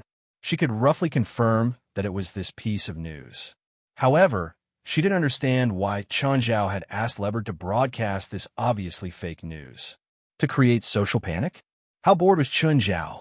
Why would he want to create social panic? Of course, Chun Zhao wouldn't explain it to Portia. Pack up. I'm going out for a walk. Boss, do you need me to go with you? No, Chun Zhao said indifferently. Chun Zhao drove to the abandoned toll station on the Seabrook Coast Highway. There was very little traffic on the road at night. Chun Zhao parked the car by the roadside. He hoped that his method would work. If it didn't work, he would have to do it himself. Chun Zhao had originally planned to create a supernatural event if it didn't work. Then he would create a supernatural event himself. However, it would definitely have a negative impact. If it wasn't necessary, Chun Zhao wouldn't do it. Suddenly, Chun Zhao saw two figures dressed strangely. They had searchlights on their heads and strange equipment on their bodies. They even carried a square box on their backs. One of them was also holding a device. The two were walking toward the abandoned toll station. Chun Zhao perked up. They're here? Wait, why don't they have magic? Vanderseer and Jomet were both supernatural enthusiasts. They even had a website. They'd come because of the news. They hoped to get material here. Vanderseer held the device he'd made. They called it a soul detector. Jomet was holding a video camera. Vanderseer, do you think we can succeed? I think it should be fine, Vanderseer said. The news is on TV. People were attacked by evil spirits here, so it must be true. If we can get some useful material and put it on our website, it'll be popular. But what if the evil spirits attack us? Don't worry, Jomet said. We have equipment. If we encounter danger, we just need to press a button and our clothes will be electrified. Are you sure our electrified clothes will work on evil spirits? I think so, Jomet said. We're not doing research. The soul should be some kind of magnetic energy. This magnetic energy is in an unstable state. If this magnetic energy comes into contact with the electric current, it will increase this unstable state. But these are all your speculations. Jamet and Vandersel didn't know that Chun Zhao had overheard their conversation. Chun Zhao secretly chuckled. That Jamet guy's analysis was pretty close to the truth. However, their understanding of evil spirits was still insufficient. Evil spirits were indeed a form of magnetic energy, but they will interfere with other energy fields. For example, when some evil spirits appeared, they could affect the normal use of some electrical appliances. Suddenly, the needle of the instrument in Vanderseer's hand started to jump. An evil spirit had appeared. Both Vandersar and Jamet tensed up. Where is it? Where is it? A figure was approaching them, but they couldn't see it. As the figure got closer and closer, the needle on the meter jumped even more frantically. At this moment, the square backpacks on their backs suddenly emitted a burst of green smoke. Oh no, there's a malfunction. The two hurriedly took off their backpacks. The backpack was the battery that they carried with them. It was used to power the devices on them. But strangely, even though they'd lost power, the needle on the instrument in Vandersar's hand was still jumping. That's weird. Why is the detector still working? Suddenly, the abandoned toll station behind them lit up. Both of them were startled and looked at the abandoned toll station. There was a figure standing inside. It was a charred body. Black smoke was rising from the figure's body. That's... Both Jamet and Vandersel were frightened, even though their goal was to find a ghost. But when they really faced a ghost, they were still filled with boundless fear. Chun Zhao watched from the side and didn't interfere. Did you record it? Vandersar asked in fear. Even though they were about to piss their pants, they still didn't plan on running. The camera seems abnormal. The camera's monitor kept flashing. Suddenly, there was an explosive sound from the camera. Then a burst of green smoke rose. It was burnt. The magnetic field on the evil spirit had already caused all their instruments to malfunction. So hot. So hot. Chun Zhao realized that they seemed to have fallen into an environment created by the evil spirit. Chun Zhao touched his chin. Should he interfere? After all, they were ordinary people. Chun Zhao's duty was to not let ordinary people get involved in supernatural events. Moreover, these two ordinary people had come here. In the end, it was all because of Chun Zhao. Just as Chun Zhao was hesitating, another figure appeared. Chun Zhao's eyes brightened. Spiritualist. Witch. Sam Mira rushed to the abandoned toll station with surprising speed. God of Void, please reach out with your dark tentacles and pull these two innocent souls out of their confusion. Sam Mira chanted an incantation. Two dark tentacles reached out from the darkness and slapped the two of them. Their eyes cleared up immediately, but in that instant, they broke down and screamed as they ran away. They had just faced a car accident that had happened before. Just like the evil spirit, they felt the same way. Sam Mira looked at the evil spirit in the toll station. Ancient God, dispel the unclean with your light of wisdom. Chun Zhao saw the witch's magic. She was probably using the ancient god's magic. It was a system different from demon magic. They were using the power of the ancient god. The ancient god that Sam Mira borrowed was the ancient god of light. The surrounding elements started transforming into a radiant body. The radiant body grabbed the evil spirit. The evil spirit struggled, but couldn't break free of the radiant body. Gradually, the unclean on the evil spirit was dispelled and its body was assimilated. In the West, this method was called purification. In the East, it was called transcendence or ascension. Simply put, it was turning the evil spirit's soul into pure light. It was just a method to kill the evil spirit. Religion, however, has always assigned a sacred name to this mode of destruction. Nine Heavens God Emperor. Chapter 1672. Who is it? Sam Mira realized that another person had come. When he turned around, he realized that it was an Asian. Who are you? Like you, I'm a spiritualist. I saw this news on the news, so I came to exorcise the evil spirit. Chun Zhao shamelessly said the script he'd prepared. I see. Sam Mira looked at Chun Zhao, no longer suspecting him. Are you a local spiritualist? Chun Zhao asked. No, I'm here to travel, Sam Mira said. Chun Zhao's expression collapsed. I got scammed just like that. Fuck, I spent millions of dollars. I got scammed again. Sam Mira saw the disappointment in Chun Zhao's eyes. She didn't understand where Chun Zhao's disappointment came from. However, Chun Zhao clearly didn't want to waste any more time. He turned around and left. Why are you leaving? Didn't you already destroy the evil spirit? There's no point in me staying here. Chun Zhao didn't even want to talk to her anymore. Anyway, he was very disappointed. But on second thought, he realized that he could stay here. No one would know that the evil spirit had been destroyed anyway. Suddenly, Chun Zhao thought of another idea. If he couldn't find him tonight, he could find the evil spirit group in the association. Sam Mira saw Chun Zhao return to the car. She remembered that she'd seen the car when she'd come. This person had been here for a long time. He'd also seen the two people being attacked, but hadn't done anything. He'd only appeared after she'd appeared. This was too strange. What was his goal? Sam Mira couldn't figure out Chun Zhao's goal. Perhaps she should test him. Sam Mira walked to Chun Zhao's car. Sir, how should I address you? My surname is Chun. Mr. Chun, you have other motives, don't you? Sam Mira asked bluntly. Chun Zhao sat in the car and glanced at Sam Mira. Where are you from? Washington. You a local spiritualist? I'm also here for fun. I'm from Los Angeles, Chun Zhao said. You've been here for a long time, but you didn't do anything to protect those two people. What do you want? Sam Mira's tone was a little interrogative. That evil spirit is not fatal. What's wrong with teaching them a lesson so that they won't risk their heads in the future? Although Chun Zhao's explanation made sense, Sam Mira still felt that it wasn't as reasonable as it seemed. But don't you think that would be dangerous? We're all adults, Chun Zhao said nonchalantly. I'm not a volunteer police officer. If they were really in danger, Chun Zhao would really help.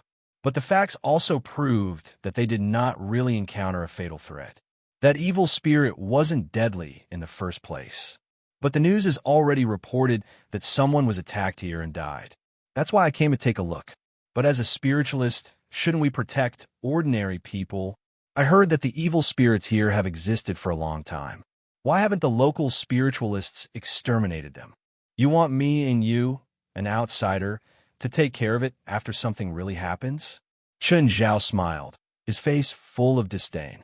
Actually, in Los Angeles, the supernatural organization and the idol spiritualists maintained a tacit understanding. As long as evil spirits did not do evil, they would not actively exterminate them. If it was just a small prank, the local spiritualists would most likely chase it away, not exterminate it. Unless there were casualties, the spiritualists would not kill. This was because there were many evil spirit organizations in the world. For example, the Evil Spirit Society that had ruled the underground world for 200 years in New York. If they really exterminated evil spirits on a large scale, they would eventually suffer revenge from the organization. Evil spirits were produced almost every day, but it took 10 to 20 years to nurture a qualified human spiritualist. Thus, in the spiritual world, humans and evil spirits always maintained a balance of not interfering with each other. Thus, Chun Zhao's accusation was even more groundless. Just then, two more people appeared in Chun Zhao's vision. Chun Zhao perked up. Sam Mira noticed Chun Zhao's gaze. Turning his head, he saw two spiritualists approaching the abandoned toll station. Chun Zhao immediately perked up. He got out of the car and walked toward the two spiritualists. Hey, are you local spiritualists? Chun Zhao asked. Sabonis and Rashid exchanged glances. Vigilance appeared on their faces. Sabonis glanced at Chun Zhao and then at Sam Mira. Who are you? You're not a local spiritualist. I don't think I've seen you before. Hearing Sabonis' words, Chun Zhao's face finally brightened. Are you from the White Spear Society? No, I've never heard of it. Sabonis and Rashid exchanged a subtle look and turned to leave. More accurately, they were running away. Wait. Chun Zhao grabbed Sabonis and Rashid with both hands. Let go. Sabonis and Rashid did not seem to want to talk to Chun Zhao. They seemed to be in a hurry. If you don't let go, we won't be polite. You should seriously consider my suggestion, Chun Zhao said with a faint smile. Sabonis attacked Chun Zhao directly. Death Poison Mist. Curse plus voodoo magic? That was a new and interesting spell. Actually, the so-called new spell was different from traditional demonic spells. It was not a spell that relied on complicated spells. Instead, it was just a combination of two spells. As long as Chun Zhao could solve the problem of releasing two spells at the same time, there would be no more difficulties. Chun Zhao inhaled heavily and sucked the poison mist into his mouth. Sabonis, Rashid, and Samira behind them were all shocked. Chun Zhao actually sucked the evil spell into his mouth. It was like a person drinking a bottle of sulfuric acid. It tastes good. Chun Zhao smiled. Rashid's expression darkened. His body suddenly turned into an ice cube. Cold air flowed along Chun Zhao's palm and soon froze his arm. Still not letting go, Chun Zhao only used a bit of force and the ice on his arm shattered. If you think you can win with this temperature, you're very wrong. Sir, I think you should control yourself, Samira said. You look like an evil spiritualist. Hearing Samira's words, Sabonis and Rashid realized that the witch was not with Chun Zhao. Chun Zhao turned around and glanced at Samira. He felt that the woman was about to attack him. Miss Witch, this is between me and them. It has nothing to do with you. Chapter 1673. It matters now. Samira stared at Chun Zhao coldly. She could feel that Chun Zhao's intentions were very unclear. When she'd appeared, he'd actively approached her. Then he'd actively approached Sabonis and Rashid. After learning that they were local spiritualists in New Orleans, he'd attacked them. This made Samira feel that it was Chun Zhao's scheme. In reality, she wasn't wrong. It was all Chun Zhao's scheme. If you want to find them, you should let them go, not catch them. Sorry, that's my style. Chun Zhao clearly didn't plan on letting them go. He'd spent so much effort to catch two local spiritualists. When talking about the White Spear Society, the two clearly had strange expressions. So, even if they weren't from the White Spear Society, they definitely knew about it. A figure formed by black and white energy appeared behind Samira. I hate such barbaric behavior. Samira was making her stand clear. If Chun Zhao continued to catch them, she'd attack. Suddenly, Samira's feet sank. Then, Samira found that his legs were bound by some black and red substance. The dark lava kept spreading upward. Soon, Samira was wrapped up like a dumpling and her mouth was sealed. Samira wasn't weak. In fact, she was very strong. But she didn't take Chun Zhao seriously enough.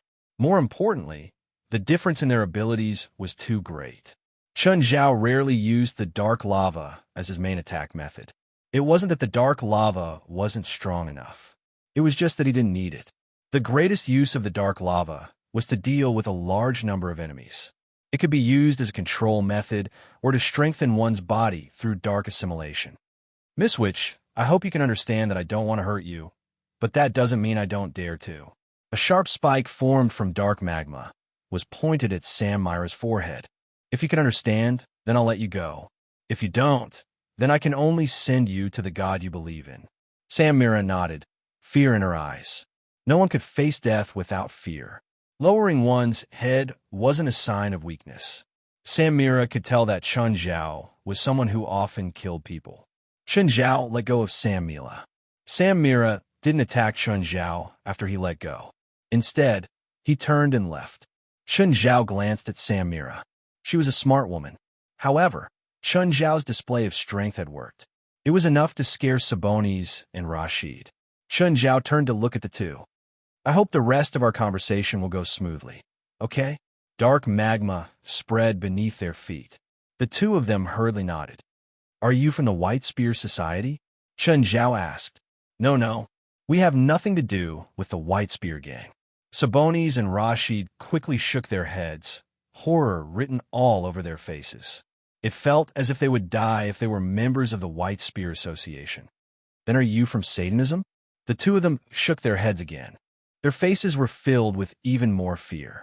However, it was different from before. Do you know where we can find people from the White Spear Association? Sabonis and Rashid shook their heads frantically. We don't know. We have nothing to do with the White Spear Association. Narrowing his eyes, Chun Zhao asked, did something big happen in the spiritual world of New Orleans? Is it related to the White Spear Association and Satanism? Sabonis and Rashid exchanged glances. Sabonis asked tentatively, You really don't know? I don't know, Chen Zhao said honestly. You're not from Satanism? Although my trip to New Orleans this time is related to the White Spear Society and Satanism, I'm not a member of these two organizations. No matter what you say about these two organizations, I don't care. I just want to find them. Sabonis and Rashid secretly heaved a sigh of relief. However, they still didn't dare to believe Chen Zhao completely. Why do I want to find these two organizations? Actually, I want to find Satanism the most, but I heard that the White Spear Association and Satanism are mortal enemies, so I want to find Satanism through the White Spear Association.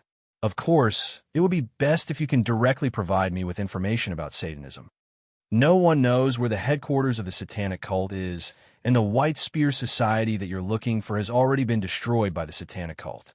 Just 2 weeks ago, more than 100 core members of the White Spear Society were all killed. After that, the satanic cult started hunting down the remaining members of the White Spear Society. All the spiritualists in New Orleans are in danger. The entire White Spear Association died? Chen Zhao frowned. Didn't I hear that the White Spear Association and Satanism are evenly matched? How did they suddenly get destroyed? Chen Zhao had heard from the handsome guy that the White Spear Association and Satanism had been enemies for more than 20 years. Logically speaking, Satanism shouldn't have the absolute power to destroy the White Spear Association. We don't know. We're just idle spiritualists. We don't know much about these two organizations. We've already told you everything we know. Please let us go. You said that Satanism is hunting the remaining members of the White Spear Association in New Orleans, right? Chen Zhao asked. We haven't seen them, but the news has been spreading in the spiritual world. You should have your own sources, right? Every spiritualist would definitely have companions that they would cross paths with in their local area. They were no exception. The two were unwilling to admit it, but they couldn't deny it. Then it's impossible that you don't know where Satanism is, Chen Zhao said. A large number of spiritualists were active in New Orleans. It was impossible that the local spiritualists didn't know. Recently, the police have been setting up checkpoints on all the main roads, Sabonis said. They say they're hunting fugitives to prevent them from escaping, but there haven't been any major cases in the city. Of course, the big explosion 2 nights ago doesn't count. Rashid added, the person who issued the order seems to be the director of the New Orleans Police Department. Is there a problem with the director? I'm not sure, Rashid said. Only then did Chen Zhao let go of the two. When they were about to leave, Chen Zhao said, do you want to make money? You want us to help you find information about Satanism? Yes. Didn't you say that a large number of Satanism members are active in the city? Find one, and I'll give you $10,000. $10,000 was not a small amount. Most spiritualists weren't rich. Sabonis and Rashid weren't rich either. Chapter 1674. Sabonis and Rashid reluctantly agreed to the deal. It was risky, but they were still tempted. Even if it was only $10,000, it was a huge sum for them. At first, they'd heard Chen Zhao mention the White Spear Society. They thought that Chen Zhao was from Satanism and thought that they were from the White Spear Society. That was why they'd been so terrified. After confirming that Chen Zhao wasn't from Satanism, they heaved a sigh of relief. However, they didn't dare to fool Chen Zhao. They didn't dare to fool Chen Zhao. Night. Fan Gannon enjoyed the darkness. In the past, he'd always respected justice and followed fairness. In the past, he advocated justice and followed fairness. He'd almost lost his life. Then a demon came to him. He'd almost lost his life. Then a demon came to him. He'd asked if he'd sold his soul to the demon. He didn't want to die. He was afraid of death. So he'd accepted the deal. He'd sold his soul to the demon. Of course, the demon had given him a second life. He'd been saved. Then, his career kept rising. From an ordinary cop, he'd become the chief of the New Orleans Police Department in a short time. Whenever he had competitors, they'd create all sorts of scandals. Or they'd get some weird disease. He'd started to enjoy it. It was as if his past pursuits were ridiculous. 30 years had passed. He'd gotten old, but he was still full of energy. He was even stronger than 30 years ago. Just then, Fan Gannon heard heavy footsteps. Fan Gannon jumped up from his chair. At the same time, he found the gun in the drawer. He divorced long ago. He was the only one at home. There wouldn't be a second person. Who was it? Was it a thief? Fan Gannon looked at the door calmly. The footsteps got closer and closer. It suddenly stopped outside the door. Fan Gannon took a deep breath. As long as the person opened the door, he could shoot immediately. He had every reason and every right to shoot. But the door didn't open. It was completely silent outside.